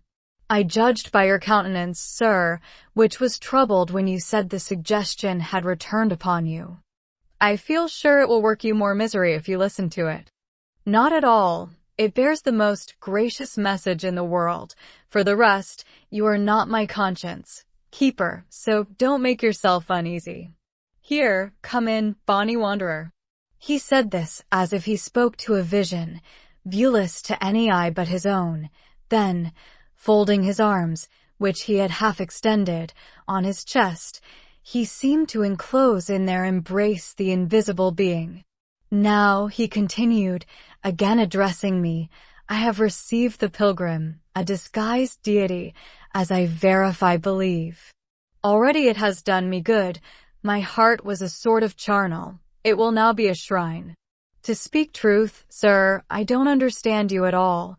I cannot keep up the conversation, because it has got out of my depth. Only one thing, I know.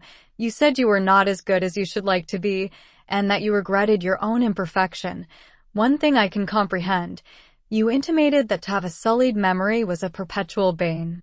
It seems to me that if you tried hard, you would in time find it possible to become what you yourself would approve, and that if from this day you began with resolution to correct your thoughts and actions, you would in a few years have laid up a new and stainless store of recollections, to which you might revert with pleasure. Justly thought, rightly said, Miss Eyre, and at this moment I am paving hell with energy. Sir, I am laying down good intentions, which I believe durable as flint. Certainly, my associates and pursuits shall be other than they have been. And better, so much better as pure ore is than foul dross. You seem to doubt me. I don't doubt myself. I know what my aim is, what my motives are, and at this moment I pass a law, unalterable as that of the Medes and Persians, that both are right. They cannot be, sir, if they require a new statute to legalize them. They are, Miss Eyre, though they absolutely require a new statute. Unheard of combinations of circumstances demand unheard of rules. That sounds a dangerous maxim, sir, because one can see at once that it is liable to abuse. Sententious sage. So it is, but I swear by my household gods not to abuse it. You are human and fallible. I am, so are you. What then? The human and fallible should not arrogate a power with which the divine and perfect alone can be safely entrusted. What power? That of saying of any strange, unsanctioned line of action, let it be right. Let it be right, the very words. You have pronounced them. May it be right then, I said, as I rose, deeming it useless to continue a discourse which was all darkness to me, and, besides, sensible that the character of my interlocutor was beyond my penetration, at least, beyond its present reach, and feeling the uncertainty, the vague sense of insecurity, which accompanies a conviction of ignorance. Where are you going? To put Adele to bed. It is past her bedtime. You are afraid of me, because I talk like a SPHYNX. Your language is enigmatical, sir, but though I am bewildered, I am certainly not afraid. You are afraid, your self-love dreads a blunder. In that sense I do feel apprehensive, I have no wish to talk nonsense. If you did, it would be in such a grave, quiet manner, I should mistake it for sense. Do you never laugh, Miss Eyre? Don't trouble yourself to answer, I see you laugh rarely. But you can laugh very merrily. Believe me, you are not naturally austere, any more than I am naturally vicious. The Lowood constraint still clings to you somewhat, controlling your features, muffling your voice, and restricting your limbs, and you fear in the presence of a man and a brother, or father, or master, or what you will, to smile too gaily, speak too freely, or move too quickly. But, in time, I think you will learn to be natural with me, as I find it impossible to be conventional with you, and then your looks and movements will have more vivacity and variety than they dare offer now. I see at intervals the glance of a curious sort of bird through the close-set bars of a cage. A vivid, restless, resolute captive is there. Were it but free, it would soar cloud-high. You are still bent on going. It has struck 9, sir. Never mind, wait a minute. Adele is not ready to go to bed yet. My position, Miss Eyre, with my back to the fire and my face to the room, favors observation. While talking to you, I have also occasionally watched Adele. I have my own reasons for thinking her a curious study, reasons that I may, nay, that I shall, impart to you some day. She pulled out of her box, about 10 minutes ago, a little pink silk frock. Rapture lit her face as she unfolded it. Coquetry runs in her blood, blends with her brains, and seasons the marrow of her bones. "ILFOKJELSA," cried she, "et Elin stomp meme," and she rushed out of the room. She is now with Sophie, undergoing a robing process. In a few minutes she will re-enter, and I know what I shall see, a miniature of Celine Varens, as she used to appear on the boards at the rising of, but never mind that. However, my tenderest feelings are about to receive a shock, such is my presentiment. Stay now, to see whether it will be realized. Ere long, Adele's little foot was heard tripping across the hall. She entered, transformed as her guardian had predicted. A dress of rose-colored satin, very short, and as full in the skirt as it could be gathered, replaced the brown frock she had previously worn. A wreath of rosebuds circled her forehead. Her feet were dressed in silk stockings and small white satin sandals. "Est-ce ma robe va bien?" cried she, bounding forwards. "Et-mes souliers? Et-mes bas? Tenez, je crois que je vais danser." And spreading out her dress, she chassed across the room till, having reached Mr. Rochester, she wheeled lightly round before him on tiptoe, then dropped on one knee at his feet, exclaiming, "Monsieur, je vous remercie mille fois de votre bonté." Then rising, she added, "C'est comme cela que maman faisait, n'est-ce pas, monsieur?" "Precise ly," was the answer, and, comme cela, she charmed my English gold out of my British breeches pocket. I have been green, too, Miss Eyre, grass green. Not a more vernal tint freshens you now than once freshened me. My spring is gone, however, but it has left me that French floweret on my hands, which, in some moods, I would fain be rid of. Not valuing now the root whence it sprang, having found that it was of a sort which nothing but gold dust could manure, I have but half a liking to the blossom, especially when it looks so artificial as just now. I keep it and rear it rather on the Roman Catholic principle of expiating numerous sins, great or small, by one good work. I'll explain all this some day. Good night. Chapter 15. Emmer, Rochester did, on a future occasion, explain it. It was one afternoon, when he chanced to meet me and Adele in the grounds, and while she played with Pilot and her shuttlecock, he asked me to walk up and down a long beech avenue within sight of her. He then said that she was the daughter of a French opera dancer, Céline Varens, towards whom he had once cherished what he called a grande passion. This passion Céline had professed to return with even superior ardor. He thought himself her idol.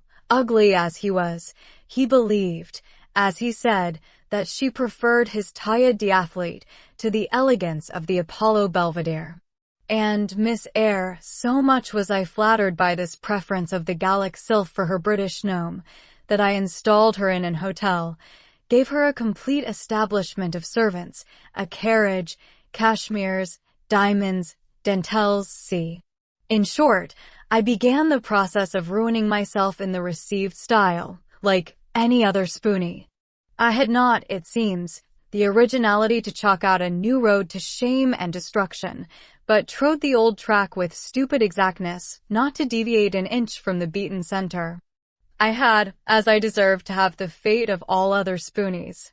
Happening to call one evening when Céline did not expect me, I found her out, but it was a warm night, and I was tired with strolling through Paris, so I sat down in her boudoir, happy to breathe the air consecrated so lately by her presence. No, I exaggerate. I never thought there was any consecrating virtue about her. It was rather a sort of pastille perfume she had left, a scent of musk and amber, than an odor of sanctity. I was just beginning to stifle with the fumes of conservatory flowers and sprinkled essences, when I bethought myself to open the window and step out onto the balcony. It was moonlight and gaslight besides, and very still and serene. The balcony was furnished with a chair or two. I sat down and took out a cigar. I will take one now, if you will excuse me. Here ensued a pause, filled up by the producing and lighting of a cigar.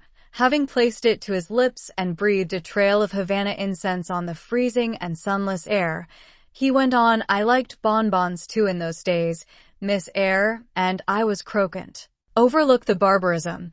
Croquant chocolate comfits and smoking alternately, watching meantime the equipages that rolled along the fashionable streets towards the neighboring opera house, when in an elegant close carriage drawn by a beautiful pair of English horses, and distinctly seen in the brilliant city, night, I recognized the voiture I had given Céline. She was returning.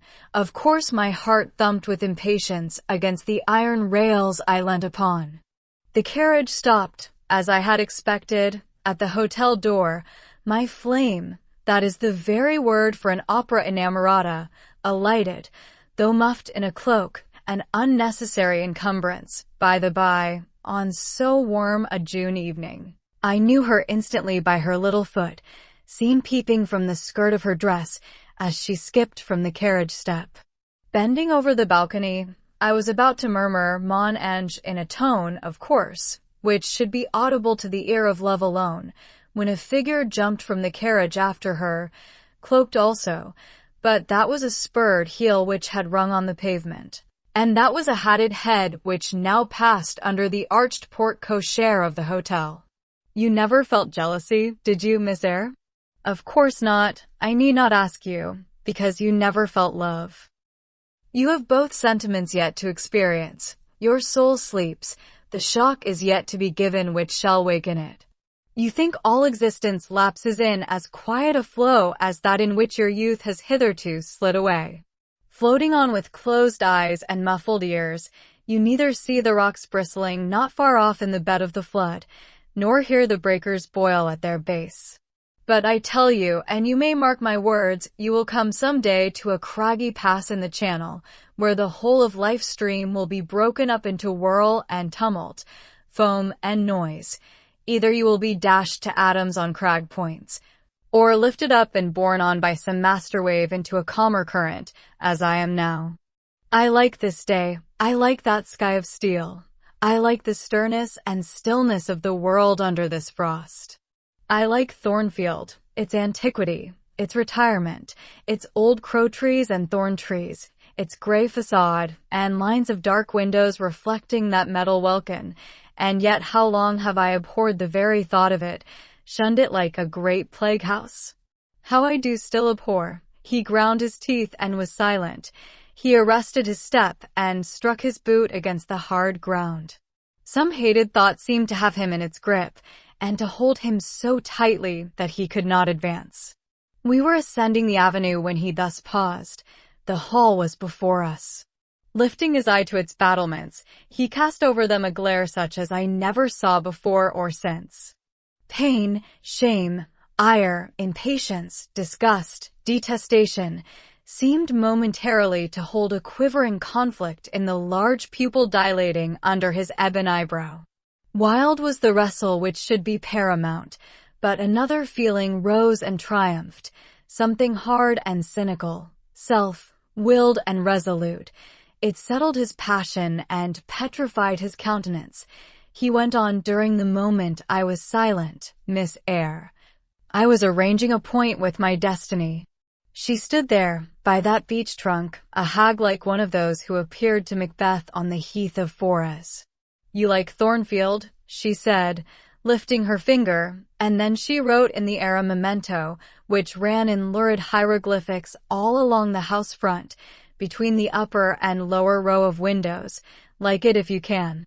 Like it if you dare." "I will like it," said I. "I dare like it." And he subjoined moodily, "I will keep my word. I will break obstacles to happiness, to goodness. Yes, goodness. I wish to be a better man than I have been, than I am, as Job's Leviathan broke the spear, the dart, and the habergeon, hindrances which others count as iron and brass, I will esteem but straw and rotten wood." Adele here ran before him with her shuttlecock. "Away," he cried harshly, "keep at a distance, child, or go in to Sophie." Continuing then to pursue his walk in silence, I ventured to recall him to the point whence he had abruptly diverged. "Did you leave the balcony, sir?" I asked, windily. Varens entered. I almost expected a rebuff for this hardly well-timed question, but, on the contrary, waking out of his scowling abstraction, he turned his eyes towards me, and the shades seemed to clear off his brow. "Oh, I had forgotten Celine. Well, to resume.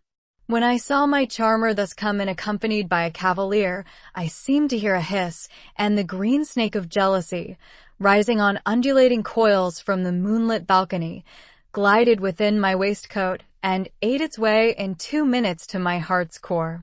Strange," he exclaimed, suddenly starting again from the point.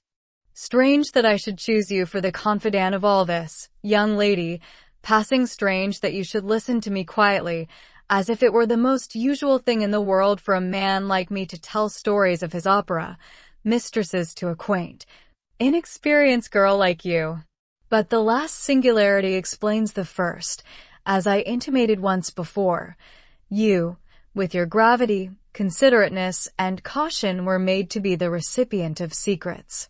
Besides, I know what sort of a mind I have placed in communication with my own. I know it is one not liable to take infection. It is a peculiar mind. It is a unique one. Happily, I do not mean to harm it, but if I did, it would not take harm from me. The more you and I converse, the better, for while I cannot blight you, you may refresh me." After this digression he proceeded. I remained in the balcony. They will come to her boudoir, no doubt, thought I. Let me prepare an ambush. So putting my hand in through the open window, I drew the curtain over it, leaving only an opening through which I could take observations. Then I closed the casement, all but a chink just wide enough to furnish an outlet to lovers' whispered vows. Then I stole back to my chair, and as I resumed it the pair came in. My eye was quickly at the aperture. Celine's chambermaid entered, lit a lamp, left it on the table, and withdrew. The couple were thus revealed to me clearly. Both removed their cloaks, and there was the Varens, shining in satin and jewels. My gifts, of course, and there was her companion in an officer's uniform, and I knew him for a young roué of a vicomte, a brainless and vicious youth whom I had sometimes met in society, and had never thought of hating because I despised him so absolutely. On recognizing him, the fang of the snake jealousy was instantly broken, because at the same moment my love for Celine sank under an extinguisher. A woman who could betray me for such a rival was not worth contending for. She deserved only scorn, less, however, than I, who had been her dupe. They began to talk. Their conversation eased me completely. Frivolous, mercenary, heartless, and senseless, it was rather calculated to weary than enrage a listener. A card of mine lay on the table. This being perceived, brought my name under discussion. Neither of them possessed energy or wit to belabor me soundly, but they insulted me as coarsely as they could in their little way, especially Celine, who even waxed rather brilliant on my personal defects, deformities she termed them. Now it had been her custom to launch out into fervent admiration of what she called my beaut male, wherein she differed diametrically from you, who told me point blank, at the second interview, that you did not think me handsome. The contrast struck me at the time, and Adele here came running up again. Monsieur, John has just been to say that your agent has called and wishes to see you. In that case I must abridge.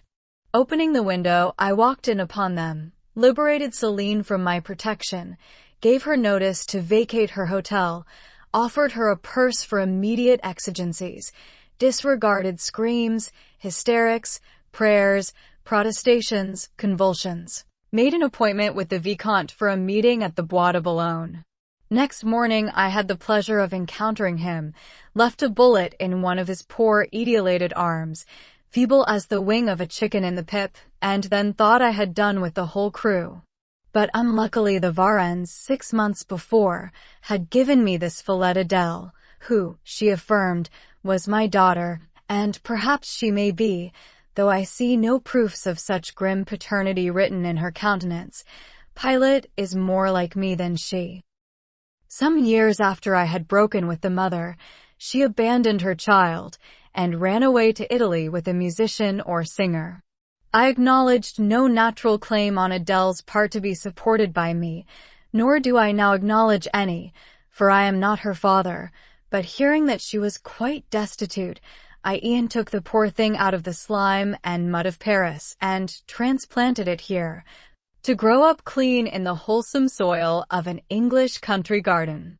Mrs. Fairfax found you to train it, but now you know that it is the illegitimate offspring of a French opera girl, you will perhaps think differently of your post and protégé. You will be coming to me some day with notice that you have found another place, that you beg me to look out for a new governess. C.A. No, Adele is not answerable for either her mother's faults or yours. I have a regard for her, and now that I know she is, in a sense, parentless, forsaken by her mother and disowned by you, sir, I shall cling closer to her than before. How could I possibly prefer the spoilt pet of a wealthy family, who would hate her governess as a nuisance, to a lonely little orphan, who leans towards her as a friend? Oh, that is the light in which you view it. Well, I must go now, and you too, it darkens. But I stayed out a few minutes longer with Adele, and Pilot ran a race with her, and played a game of battledore and shuttlecock.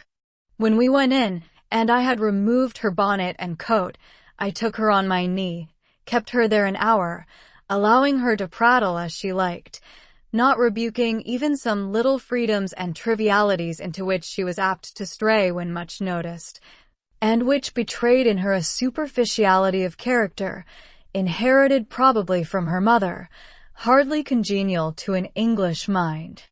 Still, she had her merits, and I was disposed to appreciate all that was good in her to the utmost. I sought in her countenance and features a likeness to Mr. Rochester, but found none. No trait, no turn of expression announced relationship. It was a pity. If she could but have been proved to resemble him, he would have thought more of her. It was not till after I had withdrawn to my own chamber for the night that I steadily reviewed the tale Mr. Rochester had told me. As he had said, there was probably nothing at all extraordinary in the substance of the narrative itself. A wealthy Englishman's passion for a French dancer and her treachery to him were everyday matters enough, no doubt, in society.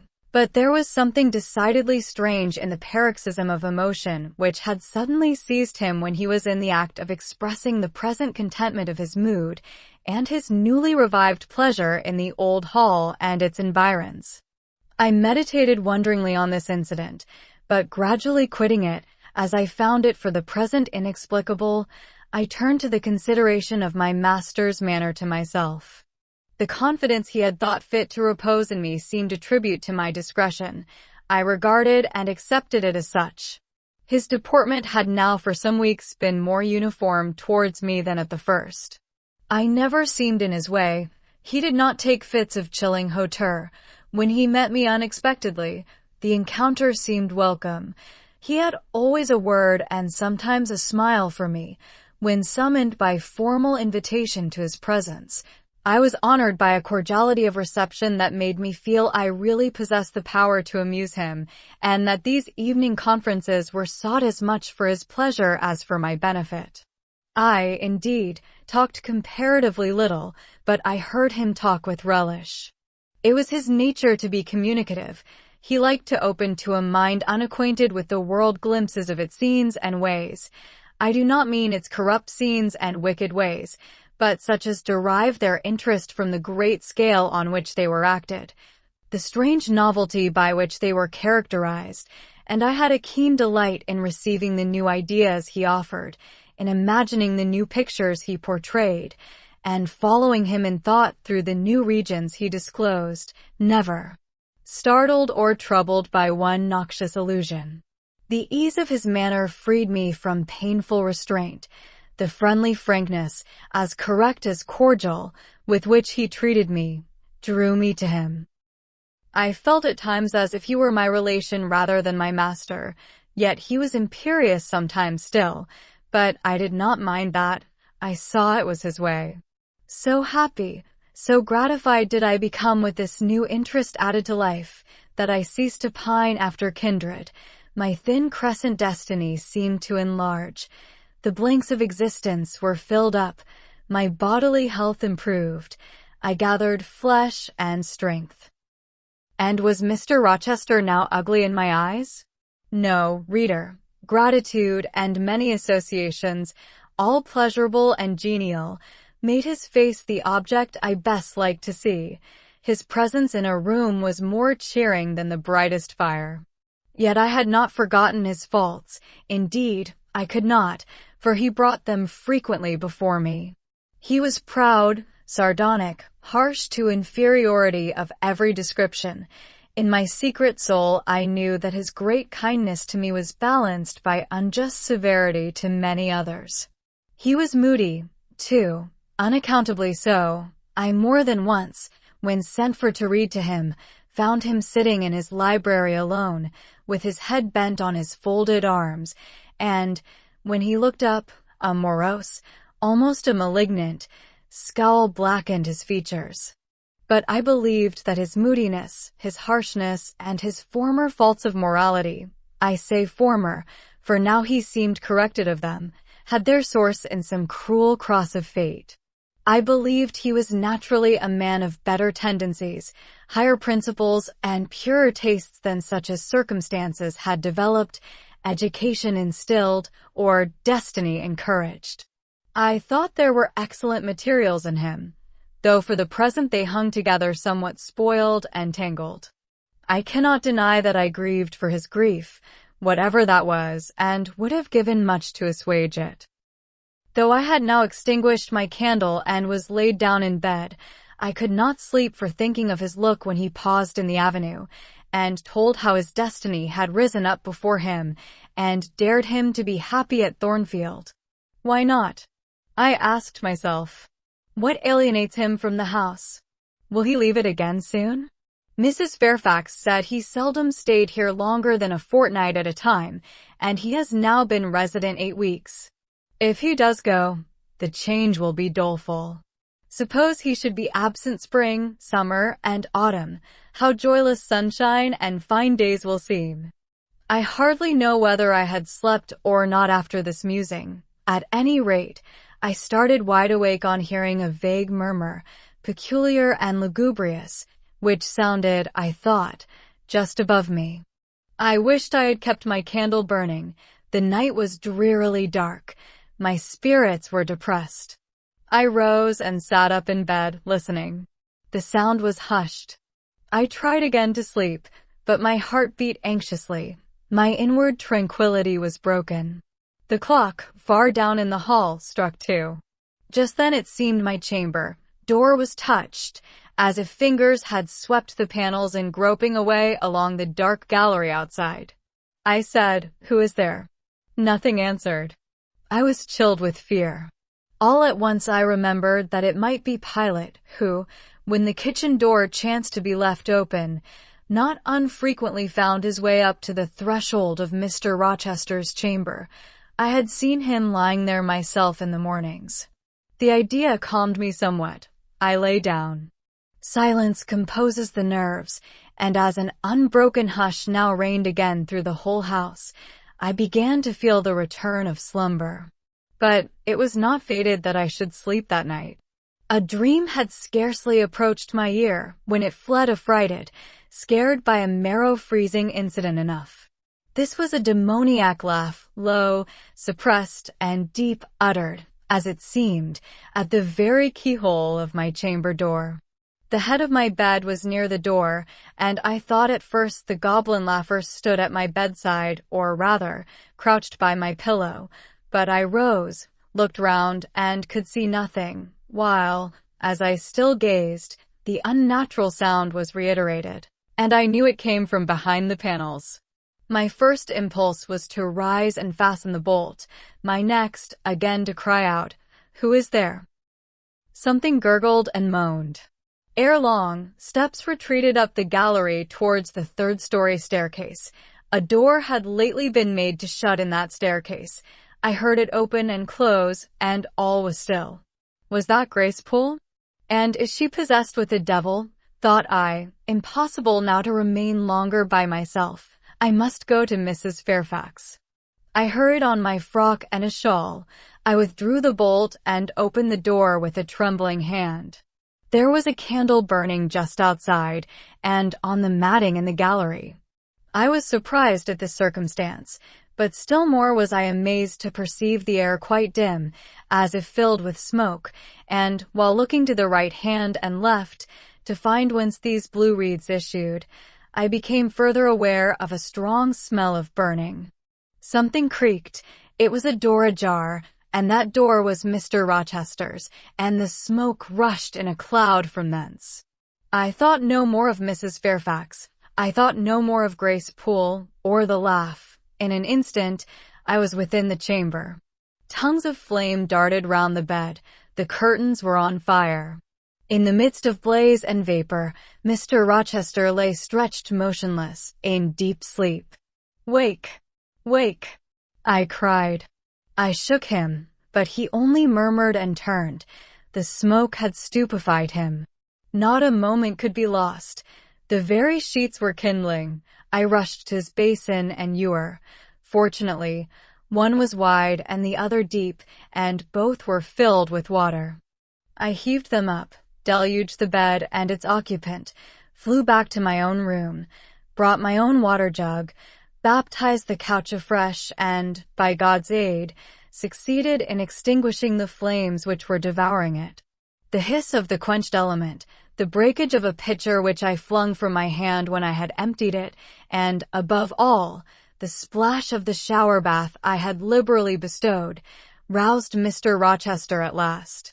Though it was now dark, I knew he was awake, because I heard him fulminating strange anathemas at finding himself lying in a pool of water. "Is there a flood?" he cried. "No, sir," I answered, "but there has been a fire. Get up, do. You are quenched now. I will fetch you a candle." "In the name of all the elves in Christendom, is that Jane Eyre?" he demanded. "What have you done with me, witch sorceress? Who is in the room besides you? Have you plotted to drown me? I will fetch you a candle, sir, and, in heaven's name, get up. Somebody has plotted something. You cannot too soon find out who and what it is. There. I am up now, but at your peril you fetch a candle yet. Wait 2 minutes till I get into some dry garments. If any dry there be, yes. Here is my dressing gown. Now run." I did run. I brought the candle which still remained in the gallery. He took it from my hand, held it up, and surveyed the bed, all blackened and scorched, the sheets drenched, the carpet round swimming in water. "What is it? And who did it?" he asked. I briefly related to him what had transpired, the strange laugh I had heard in the gallery, the step ascending to the 3rd story, the smoke, the smell of fire which had conducted me to his room, in what state I had found matters there, and how I had deluged him with all the water I could lay hands on. He listened very gravely. His face, as I went on, expressed more concern than astonishment. He did not immediately speak when I had concluded. "Shall I call Mrs. Fairfax?" I asked. "Mrs. Fairfax? No. What the deuce would you call her for? What can she do? Let her sleep unmolested. Then I will fetch Leah, and wake John and his wife." "Not at all. Just be still. You have a shawl on. If you are not warm enough, you may take my cloak yonder, wrap it about you, and sit down in the armchair. There, I will put it on. Now place your feet on the stool, to keep them out of the wet. I am going to leave you a few minutes. I shall take the candle. Remain where you are till I return. Be as still as a mouse. I must pay a visit to the 2nd story. Don't move, remember, or call anyone." He went. I watched the light withdraw. He passed up the gallery very softly, unclosed the staircase door with as little noise as possible, shut it after him, and the last ray vanished. I was left in total darkness. I listened for some noise, but heard nothing. A very long time elapsed.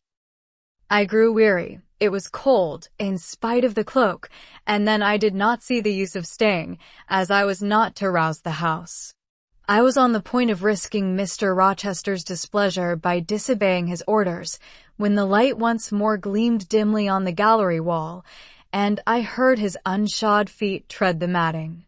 I hope it is he, thought I, and not something worse. He re-entered, pale and very gloomy. "I have found it all out," said he, setting his candle down on the washstand. "It is as I thought." "How, sir?" He made no reply, but stood with his arms folded, looking on the ground. At the end of a few minutes he inquired in rather a peculiar tone, "I forget whether you said you saw anything when you opened your chamber door." "No, sir, only the candlestick on the ground." "But you heard an odd laugh? You have heard that laugh before, I should think, or something like it."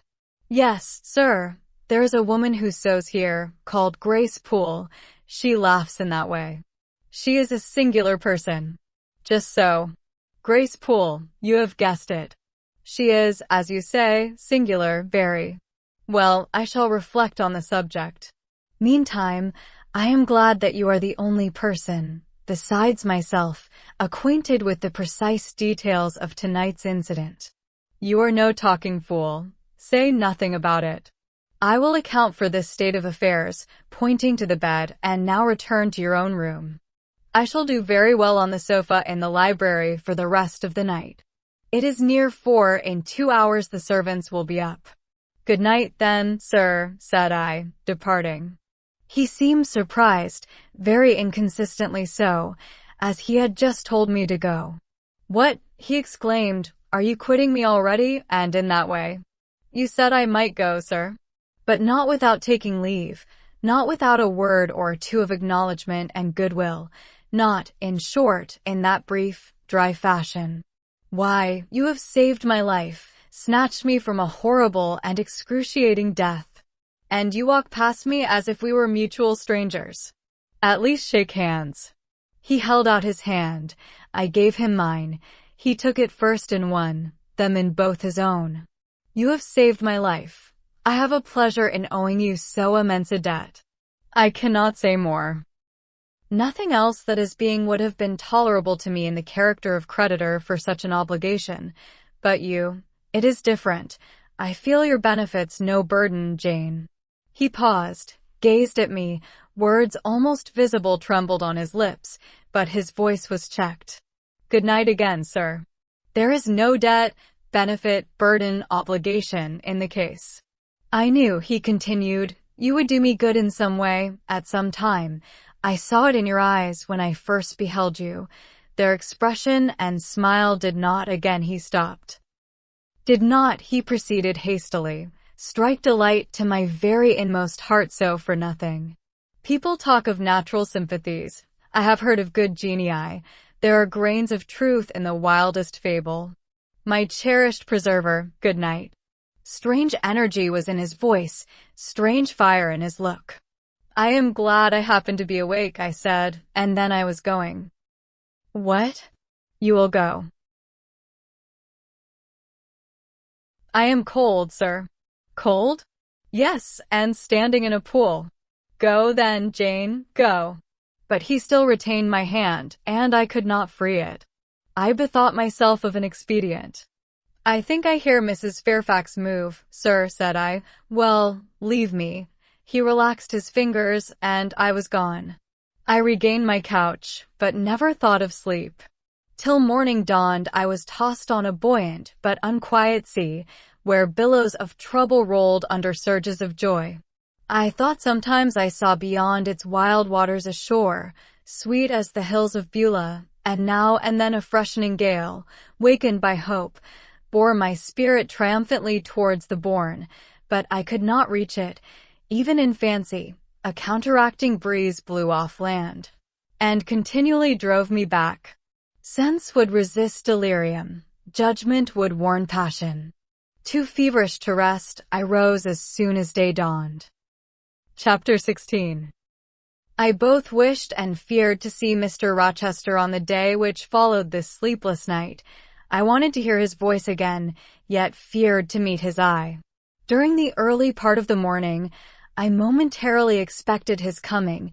He was not in the frequent habit of entering the schoolroom, but he did step in for a few minutes sometimes, and I had the impression that he was sure to visit it that day. But the morning passed just as usual. Nothing happened to interrupt the quiet course of Adele's studies. Only soon after breakfast, I heard some bustle in the neighborhood of Mr. Rochester's chamber, Mrs. Fairfax's voice, and Leah's, and the cook's, that is, John's wife, and even John's own gruff tones. There were exclamations of, "What a mercy master was not burnt in his bed. It is always dangerous to keep a candle lit at night. How providential that he had presence of mind to think of the water jug. I wonder he waked nobody. It is to be hoped he will not take cold with sleeping on the library sofa, see."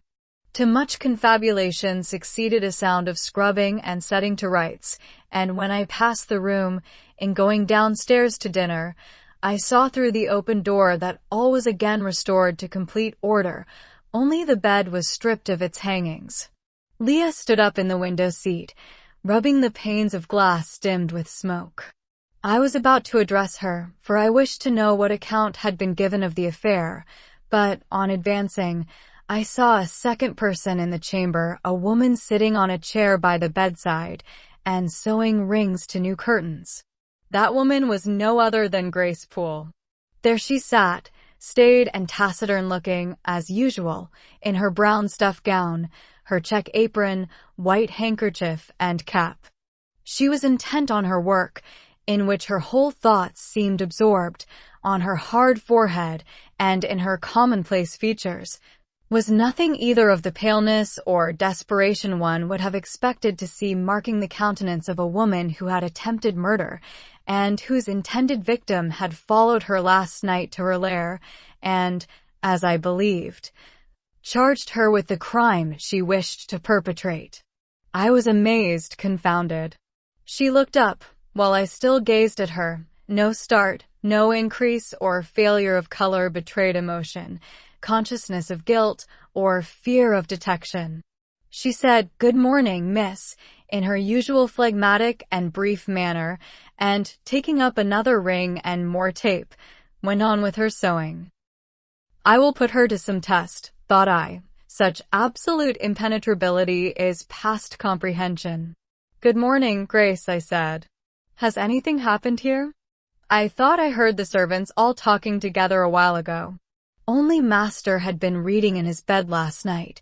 He fell asleep with his candle lit, and the curtains got on fire, but, fortunately, he awoke before the bedclothes or the woodwork caught, and contrived to quench the flames with the water in the ewer. "A strange affair," I said in a low voice. Then, looking at her fixedly, "Did Mr. Rochester wake nobody? Did no one hear him move?" She again raised her eyes to me, and this time there was something of consciousness in their expression. She seemed to examine me warily. Then she answered, "The servants sleep so far off, you know, miss, they would not be likely to hear. Mrs. Fairfax's room and yours are the nearest to Master's, but Mrs. Fairfax said she heard nothing. When people get elderly, they often sleep heavy." She paused, and then added, with a sort of assumed indifference, but still in a marked and significant tone, "But you are young, miss, and I should say a light sleeper. Perhaps you may have heard a noise?"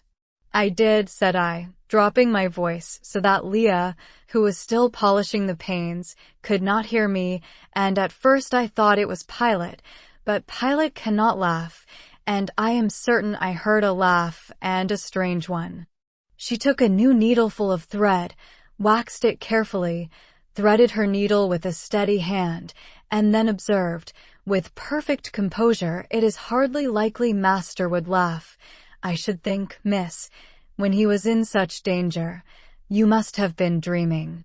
"I was not dreaming," I said, with some warmth, for her brazen coolness provoked me. Again she looked at me, and with the same scrutinizing and conscious eye. "Have you told Master that you heard a laugh?" she inquired. "I have not had the opportunity of speaking to him this morning." "You did not think of opening your door and looking out into the gallery?" she further asked. She appeared to be cross-questioning me, attempting to draw from me information unawares. The idea struck me that if she discovered I knew or suspected her guilt, she would be playing of some of her malignant pranks on me. I thought it advisable to be on my guard. "On the contrary," said I bolted my door. "Then you are not in the habit of bolting your door every night before you get into bed?" Fiend. She wants to know my habits, that she may lay her plans accordingly. Indignation again prevailed over prudence. I replied sharply, "Hitherto, I have often omitted to fasten the bolt.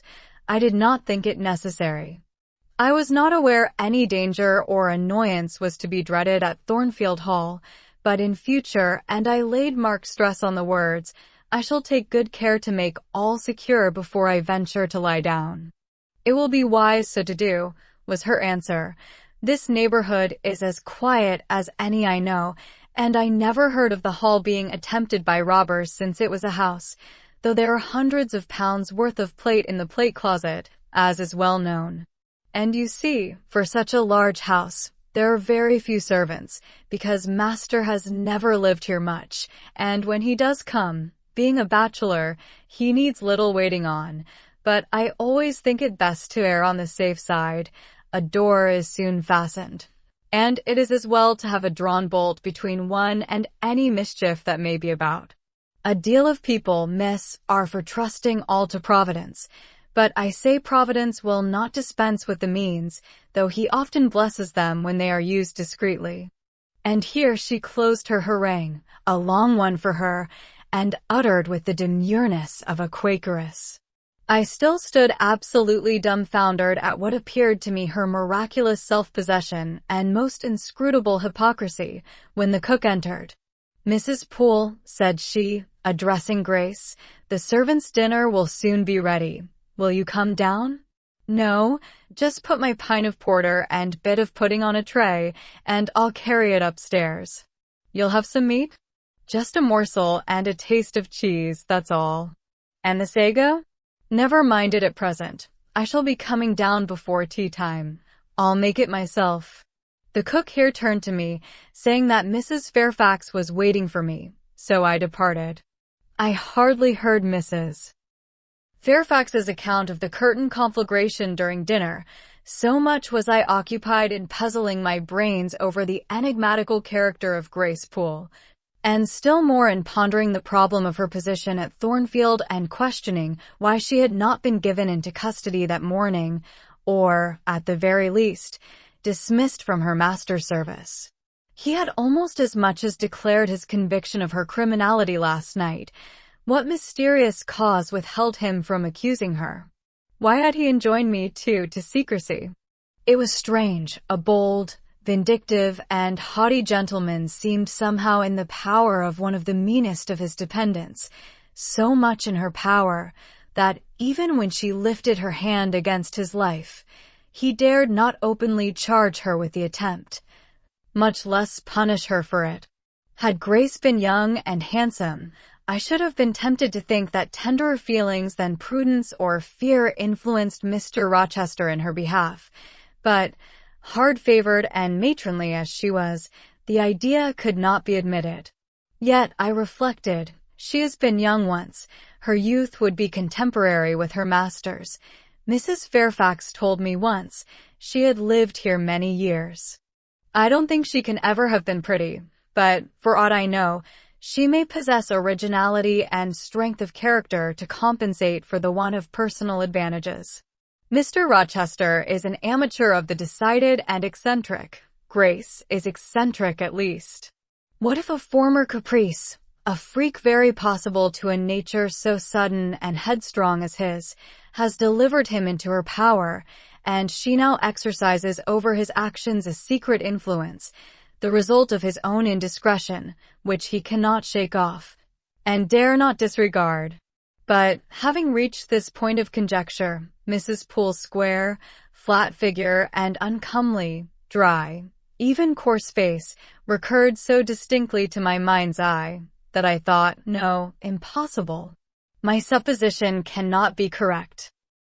Yet, suggested the secret voice which talks to us in our own hearts, you are not beautiful either, and perhaps Mr. Rochester approves you. At any rate, you have often felt as if he did, and last night, remember his words, remember his look, remember his voice. I well remembered all. Language, glance, and tone seemed at the moment vividly renewed. I was now in the schoolroom. Adele was drawing. I bent over her and directed her pencil. She looked up with a sort of start. "Tu avez-vous, mademoiselle?" said she. "Vos doits tremblant comme la feuille, et vos joues sont rouges, mais rouges comme de cerises." "I am hot, Adele, with stooping." She went on sketching. I went on thinking. I hastened to drive from my mind the hateful notion I had been conceiving respecting Grace Poole. It disgusted me. I compared myself with her, and found we were different. Bessie Levin had said I was quite a lady, and she spoke truth, I was a lady. And now I looked much better than I did when Bessie saw me. I had more color and more flesh, more life, more vivacity, because I had brighter hopes and keener enjoyments. "Evening approaches," said I, as I looked towards the window. "I have never heard Mr. Rochester's voice or step in the house today, but surely I shall see him before night. I feared the meeting in the morning. Now I desire it, because expectation has been so long baffled that it has grown impatient." When dusk actually closed, and when Adele left me to go and play in the nursery with Sophie, I did most keenly desire it. I listened for the bell to ring below. I listened for Leah coming up with a message. I fancied sometimes I heard Mr. Rochester's own tread, and I turned to the door, expecting it to open and admit him. The door remained shut. Darkness only came in through the window. Still, it was not late. He often sent for me at 7 and 8 o'clock, and it was yet but 6. Surely I should not be wholly disappointed tonight, when I had so many things to say to him. I wanted again to introduce the subject of Grace Poole, and to hear what he would answer. I wanted to ask him plainly if he really believed it was she who had made last night's hideous attempt, and if so, why he kept her wickedness a secret. It little mattered whether my curiosity irritated him. I knew the pleasure of vexing and soothing him by turns. It was one I chiefly delighted in, and a sure instinct always prevented me from going too far. Beyond the verge of provocation, I never ventured. On the extreme brink, I liked well to try my skill. Retaining every minute form of respect, every propriety of my station, I could still meet him in argument without fear or uneasy restraint. This suited both him and me. A tread creaked on the stairs at last. Leah made her appearance, but it was only to intimate that tea was ready in Mrs. Fairfax's room. Thither I repaired, glad at least to go downstairs, for that brought me, I imagined, nearer to Mr. Rochester's presence. "You must want your tea," said the good lady, as I joined her. "You ate so little at dinner." "I am afraid," she continued, "you are not well today. You look flushed and feverish." "Oh, quite well. I never felt better." "Then you must prove it by evincing a good appetite. Will you fill the teapot while I knit off this needle?" Having completed her task, she rose to draw down the blind, which she had hitherto kept up, by way, I suppose, of making the most of daylight, though dusk was now fast deepening into total obscurity. "It is fair tonight," said she, as she looked through the panes, though not starlight. "Mr. Rochester has, on the whole, had a favorable day for his journey." "Journey? Is Mr. Rochester gone anywhere? I did not know he was out." "Oh, he said of the moment he had breakfasted. He has gone to the Leas, Mr. Eshton's place, 10 miles on the other side Millcote. I believe there is quite a party assembled there, Lord Ingram, Sir George Lynn, Colonel Dent, and others." "Do you expect him back tonight?" "No, nor tomorrow either. I should think he is very likely to stay a week or more. When these fine, fashionable people get together, they are so surrounded by elegance and gaiety, so well provided with all that can please and entertain. They are in no hurry to separate. Gentlemen especially are often in request on such occasions, and Mr. Rochester is so talented and so lively in society that I believe he is a general favorite. The ladies are very fond of him, though you would not think his appearance calculated to recommend him particularly in their eyes. But I suppose his acquirements and abilities, perhaps his wealth and good blood, make amends for any little fault of look." "Are there ladies at the Leas?" "There are Mrs. Eshton and her 3 daughters, very elegant young ladies indeed, and there are the Honorable Blanche and Mary Ingram, most beautiful women, I suppose. Indeed, I have seen Blanche 6 or 7 years since, when she was a girl of 18. She came here to a Christmas ball and party Mr. Rochester gave. You should have seen the dining room that day, how richly it was decorated, how brilliantly lit up. I should think there were 50 ladies and gentlemen present, all of the first county families, and Miss Ingram was considered the belle of the evening." "You saw her, you say, Mrs. Fairfax. What was she like?" "Yes, I saw her."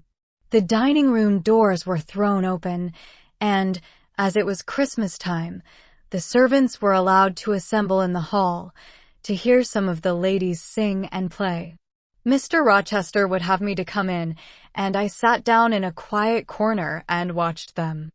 I never saw a more splendid scene. The ladies were magnificently dressed. Most of them, at least most of the younger ones, looked handsome, but Miss Ingram was certainly the queen." "And what was she like?" "Tall, fine bust, sloping shoulders, long, graceful neck, olive complexion, dark and clear, noble features, eyes rather like Mr. Rochester's, large and black, and as brilliant as her jewels. And then she had such a fine head of hair, raven black and so becomingly arranged, a crown of thick plaits behind, and in front the longest, the glossiest curls I ever saw. She was dressed in pure white. An amber-colored scarf was passed over her shoulder and across her breast, tied at the side, and descending in long, fringed ends below her knee. She wore an amber-colored flower, too, in her hair. It contrasted well with the jetty mass of her curls. She was greatly admired, of course? Yes, indeed, and not only for her beauty, but for her accomplishments. She was one of the ladies who sang. A gentleman accompanied her on the piano. She and Mr. Rochester sang a duet. Mr. Rochester? I was not aware he could sing. Oh, he has a fine bass voice and an excellent taste for music. And Miss Ingram, what sort of a voice had she? A very rich and powerful one. She sang delightfully. It was a treat to listen to her, and she played afterwards. I am no judge of music, but Mr. Rochester is, and I heard him say her execution was remarkably good. And this beautiful and accomplished lady, she is not yet married? It appears not. I fancy neither she nor her sister have very large fortunes. Old Lord Ingram's estates were chiefly entailed, and the eldest son came in for everything almost. But I wonder no wealthy nobleman or gentleman has taken a fancy to her, Mr. Rochester, for instance. He is rich, is he not? Oh, yes. But you see there is a considerable difference in age. Mr. Rochester is nearly 40. She is but 25. What of that? More unequal matches are made every day. True, yet I should scarcely fancy Mr. Rochester would entertain an idea of the sort. But you eat nothing. You have scarcely tasted since you began tea. No, I am too thirsty to eat. Will you let me have another cup? I was about again to revert to the probability of a union between Mr. Rochester and the beautiful Blanche, but Adele came in, and the conversation was turned into another channel. When once more alone, I reviewed the information I had got, looked into my heart, examined its thoughts and feelings, and endeavored to bring back with a strict hand such as had been straying through imagination's boundless and trackless waste, into the safe fold of common sense.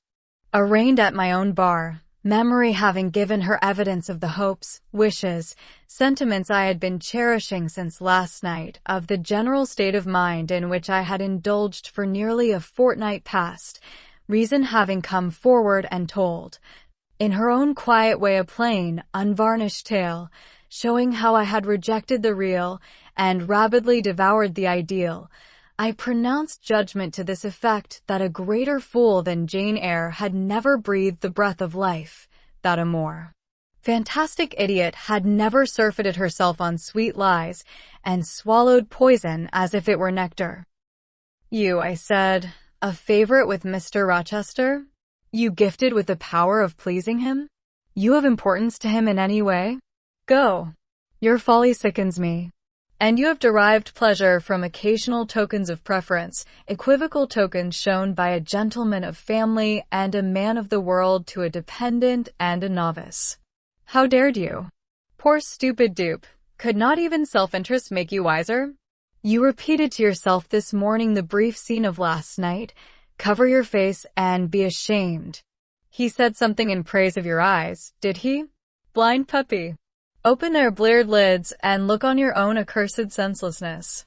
It does good to no woman to be flattered by her superior, who cannot possibly intend to marry her, and it is madness in all women to let a secret love kindle within them, which, if unreturned and unknown, must devour the life that feeds it, and, if discovered and responded to, must lead, ignis fatuus-like, into miry wilds whence there is no extrication. Listen, then, Jane Eyre, to your sentence. Tomorrow, place the glass before you and draw in chalk your own picture, faithfully, without softening one defect, Omit no harsh line.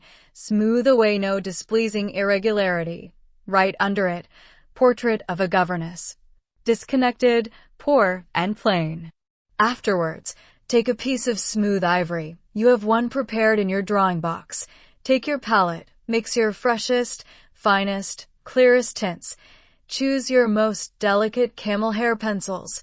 Delineate carefully the loveliest face you can imagine. Paint it in your softest shades and sweetest lines, according to the description given by Mrs. Fairfax of Blanche Ingram. Remember the raven ringlets, the oriental eye. What? You revert to Mr. Rochester as a model. Order. No snivel, no sentiment, no regret. I will endure only sense and resolution. Recall the august yet harmonious lineaments, the Grecian neck and bust. Let the round and dazzling arm be visible, and the delicate hand. Omit neither diamond ring nor gold bracelet. Portray faithfully the attire, aerial lace and glistening satin. Graceful scarf and golden rose. Call it Blanche, an accomplished lady of rank. Whenever, in future, you should chance to fancy Mr. Rochester thinks well of you, take out these two pictures and compare them. Say, Mr. Rochester might probably win that noble lady's love, if he chose to strive for it. Is it likely he would waste a serious thought on this indigent and insignificant plebeian? I'll do it, I resolved, and having framed this determination, I grew calm and fell asleep. I kept my word. An hour or two sufficed to sketch my own portrait in crayons, and in less than a fortnight I had completed an ivory miniature of an imaginary Blanche Ingram. It looked a lovely face enough, and when compared with the real head in chalk, the contrast was as great as self-control could desire. I derived benefit from the task. It had kept my head and hands employed, and had given force and fixedness to the new impressions I wished to stamp indelibly on my heart. Ere long, I had reason to congratulate myself on the course of wholesome discipline to which I had thus forced my feelings to submit. Thanks to it, I was able to meet subsequent occurrences with a decent calm, which, had they found me unprepared, I should probably have been unequal to maintain, even externally. Chapter 17. A week passed, and no news arrived of Mr. Rochester. 10 days, and still he did not come. Mrs. Fairfax said she should not be surprised if he were to go straight from the Leas to London, and thence to the Continent, and not show his face again at Thornfield for a year to come. He had not unfrequently quitted it in a manner quite as abrupt and unexpected. When I heard this, I was beginning to feel a strange chill and failing at the heart. I was actually permitting myself to experience a sickening sense of disappointment, but rallying my wits and recollecting my principles, I at once called my sensations to order, and it was wonderful how I got over the temporary blunder, how I cleared up the mistake of supposing Mr. Rochester's movements a matter in which I had any cause to take a vital interest. Not that I humbled myself by a slavish notion of inferiority. On the contrary, I just said, "You have nothing to do with the master of Thornfield, further than to receive the salary he gives you for teaching his protégé, and to be grateful for such respectful and kind treatment as, if you do your duty, you have a right to expect at his hands. Be sure that is the only tie he seriously acknowledges between you and him, so don't make him the object of your fine feelings, your raptures, agonies, and so forth. He is not of your order. Keep to your caste, and be too self-respecting to lavish the love of the whole heart, soul, and strength, where such a gift is not wanted and would be despised." I went on with my day's business tranquilly, but ever and anon vague suggestions kept wandering across my brain of reasons why I should quit Thornfield, and I kept involuntarily framing advertisements and pondering conjectures about new situations. These thoughts I did not think check. They might germinate and bear fruit if they could. Mr. Rochester had been absent upwards of a fortnight when the post brought Mrs. Fairfax a letter. "It is from the master," said she as she looked at the direction. Now I suppose we shall know whether we are to expect his return or not." And, while she broke the seal and perused the document, I went on taking my coffee. We were at breakfast, it was hot, and I attributed to that circumstance a fiery glow which suddenly rose to my face. Why my hand shook, and why I involuntarily spilt half the contents of my cup into my saucer, I did not choose to consider. "Well, I sometimes think we are too quiet, but we run a chance of being busy enough now, for a little while at least," said Mrs. Fairfax, still holding the note before her spectacles. Ere I permitted myself to request an explanation, I tied the string of Adele's pinafore, which happened to be loose. Having helped her also to another bun and refilled her mug with milk, I said, nonchalantly, "Mr. Rochester is not likely to return soon, I suppose?" "Indeed he is, in 3 days, he says. That will be next Thursday, and not alone either. I don't know how many of the fine people at the Leas are coming with him. He sends directions for all the best bedrooms to be prepared, and the library and drawing rooms are to be cleaned out. I am to get more kitchen hands from the George Inn at Millcote, and from wherever else I can, and the ladies will bring their maids, and the gentlemen their valets, so we shall have a full house of it." And Mrs. Fairfax swallowed her breakfast and hastened away to commence operations. The 3 days were, as she had foretold, busy enough. I had thought all the rooms at Thornfield beautifully clean and well arranged, but it appears I was mistaken. 3 women were got to help, and such scrubbing, such brushing, such washing of paint and beating of carpets, such taking down and putting up of pictures, such polishing of mirrors and lustres, such lighting of fires in bedrooms, such airing of sheets and feather beds on hearths I never beheld, either before or since. Adele ran quite wild in the midst of it. The preparations for company and the prospect of their arrival seemed to throw her into ecstasies. She would have Sophie to look over all her toilettes, as she called frocks, to furbish up any that were passés, and to air and arrange the new. For herself, she did nothing but caper about in the front chambers, jump on and off the bedsteads, and lie on the mattresses and piled up bolsters and pillows before the enormous fires roaring in the chimneys. From school duties she was exonerated. Mrs. Fairfax had pressed me into her service, and I was all day in the storeroom, helping or hindering her and the cook, learning to make custards and cheesecakes and French pastry, to truss game and garnish dessert dishes. The party were expected to arrive on Thursday afternoon, in time for dinner at 6. During the intervening period, I had no time to nurse chimeras, and I believe I was as active and gay as anybody, Adele excepted.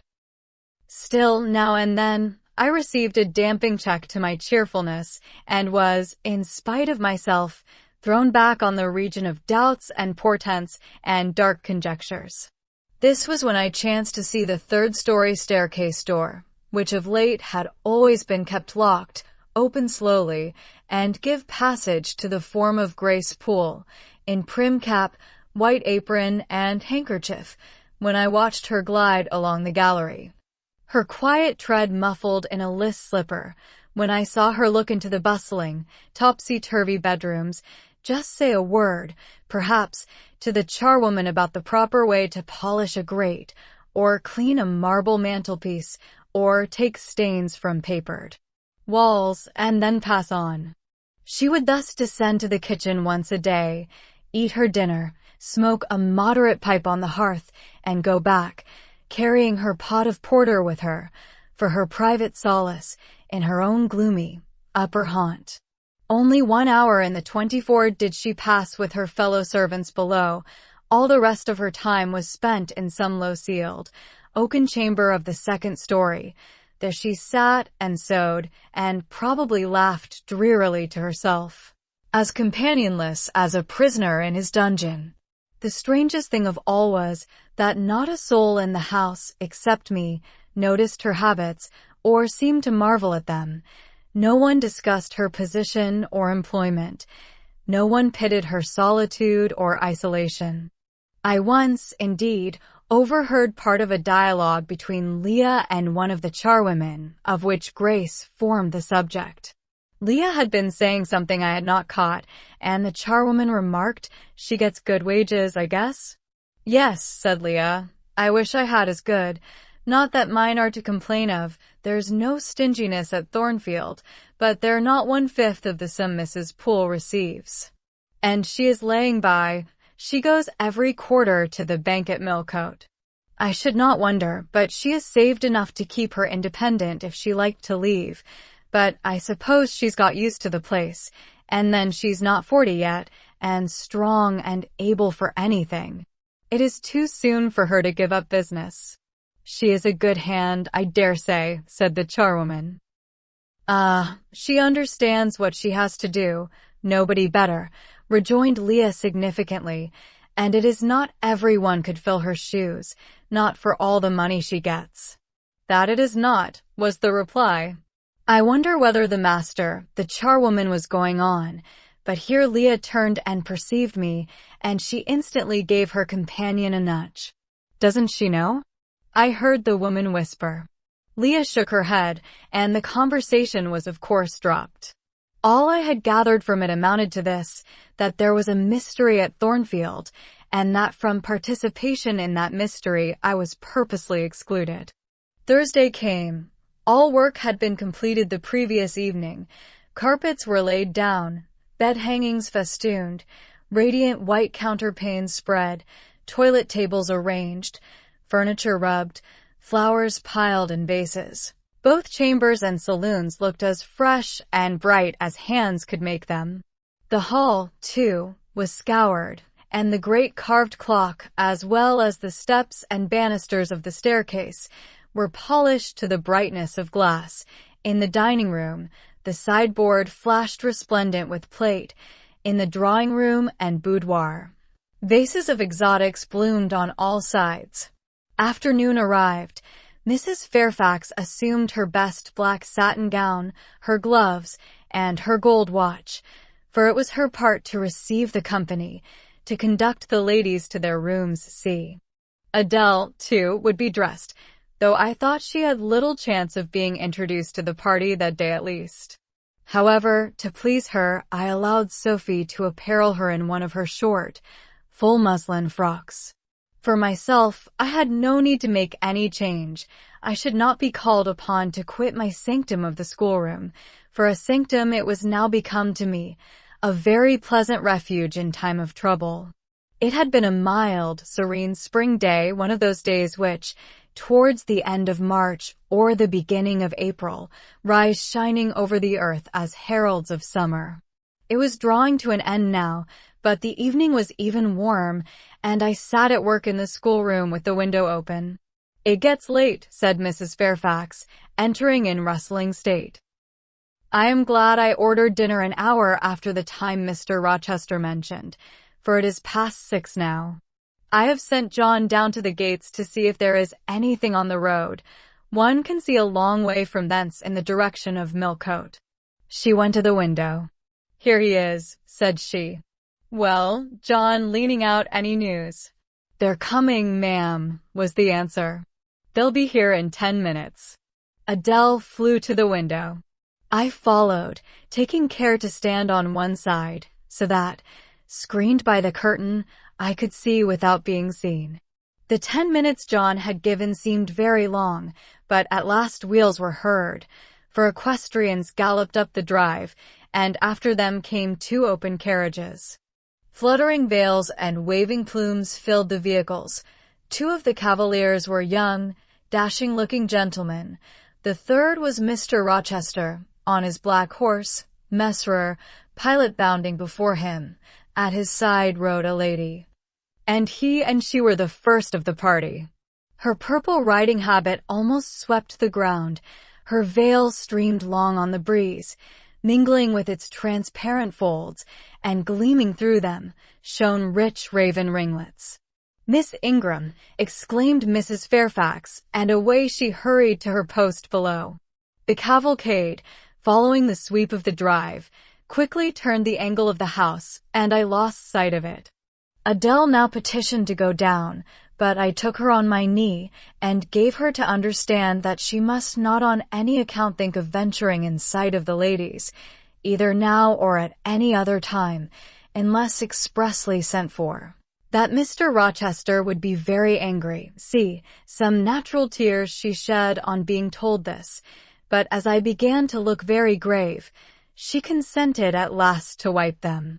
A joyous stir was now audible in the hall. Gentlemen's deep tones and ladies' silvery accents blent harmoniously together, and distinguishable above all, though not loud, was the sonorous voice of the master of Thornfield Hall, welcoming his fair and gallant guests under its roof. Then light steps ascended the stairs, and there was a tripping through the gallery, and soft cheerful laughs, and opening and closing doors, and, for a time, a hush. "Elles changeant de toilettes," said Adele, who, listening attentively, had followed every movement, and she sighed.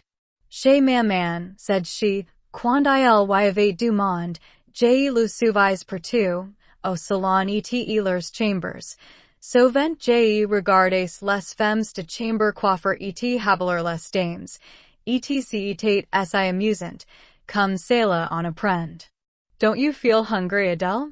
Mais oui, mademoiselle. Voil 5 ou 6 heures que nous en avons pas mange.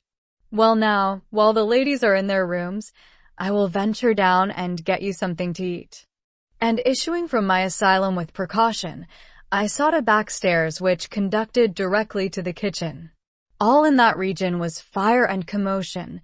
The soup and fish were in the last stage of projection, and the cook hung over her crucibles in a frame of mind and body threatening spontaneous combustion. In the servants' hall 2 coachmen and 3 gentlemen stood or sat round the fire. The Abigails, I suppose, were upstairs with their mistresses. The new servants, that had been hired from Millcote, were bustling about everywhere. Threading this chaos, I at last reached the larder. There I took possession of a cold chicken, a roll of bread, some tarts, a plate or 2, and a knife and fork. With this booty, I made a hasty retreat. I had regained the gallery, and was just shutting the back door behind me, when an accelerated hum warned me that the ladies were about to issue from their chambers. I could not proceed to the schoolroom without passing some of their doors, and running the risk of being surprised with my cargo of victuallage, so I stood still at this end, which, being windowless, was dark, quite dark now, for the sun was set and twilight gathering. Presently the chambers gave up their fair tenants one after another. Each came out gaily and airily, with dress that gleamed lustrous through the dusk. For a moment they stood grouped together at the other extremity of the gallery, conversing in a key of sweet, subdued vivacity. They then descended the staircase almost as noiselessly as a bright mist rolls down a hill. Their collective appearance had left on me an impression of high-born elegance such as I had never before received. I found Adele peeping through the schoolroom door, which she held ajar. "What beautiful ladies!" cried she in English. "Oh, I wish I might go to them. Do you think Mr. Rochester will send for us by and by, after dinner?" "No, indeed, I don't. Mr. Rochester has something else to think about. Never mind the ladies tonight. Perhaps you will see them to-morrow. Here is your dinner." She was really hungry, so the chicken and tarts served to divert her attention for a time. It was well I secured this forage, or both she, I, and Sophie, to whom I conveyed a share of our repast, would have run a chance of getting no dinner at all. Every one downstairs was too much engaged to think of us. The dessert was not carried out till after 9, and at 10 men were still running to and fro with trays and coffee cups. I allowed Adele to sit up much later than usual, for she declared she could not possibly go to sleep while the doors kept opening and shutting below, and people bustling about. Besides, she added, a message might possibly come from Mr. Rochester when she was undressed, et alors quel dommage. I told her stories as long as she would listen to them, and then for a change I took her out into the gallery. The hall lamp was now lit, and it amused her to look over the balustrade and watch the servants passing backwards and forwards. When the evening was far advanced, a sound of music issued from the drawing room, whither the piano had been removed, Adele, and I sat down on the top step of the stairs to listen. Presently a voice blent with the rich tones of the instrument. It was a lady who sang, and very sweet her notes were. The solo over, a duet followed, and then a glee. A joyous conversational murmur filled up the intervals.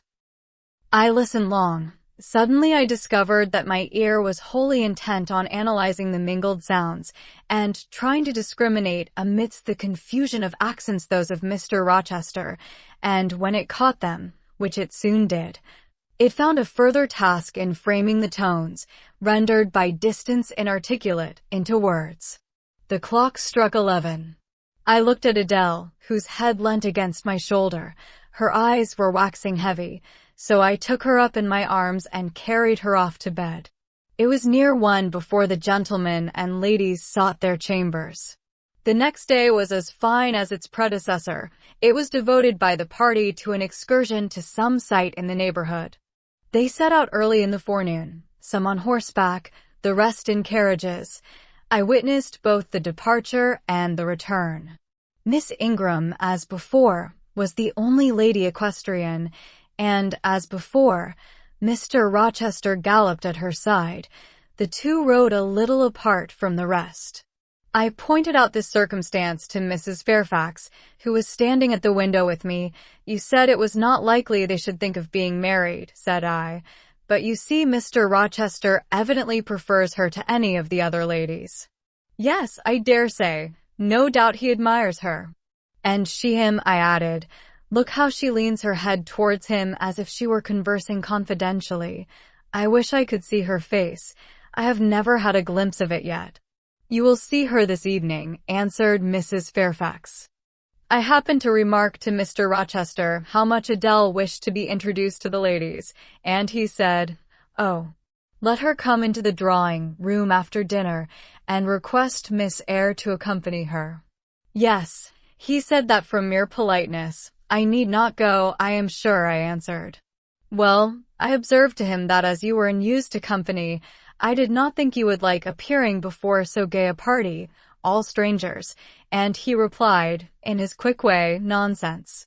If she objects, tell her it is my particular wish, and if she resists, say I shall come and fetch her in case of contumacy.'" "I will not give him that trouble," I answered. "I will go, if no better may be, but I don't like it." "Shall you be there, Mrs. Fairfax?" "No," I pleaded off, and he admitted my plea.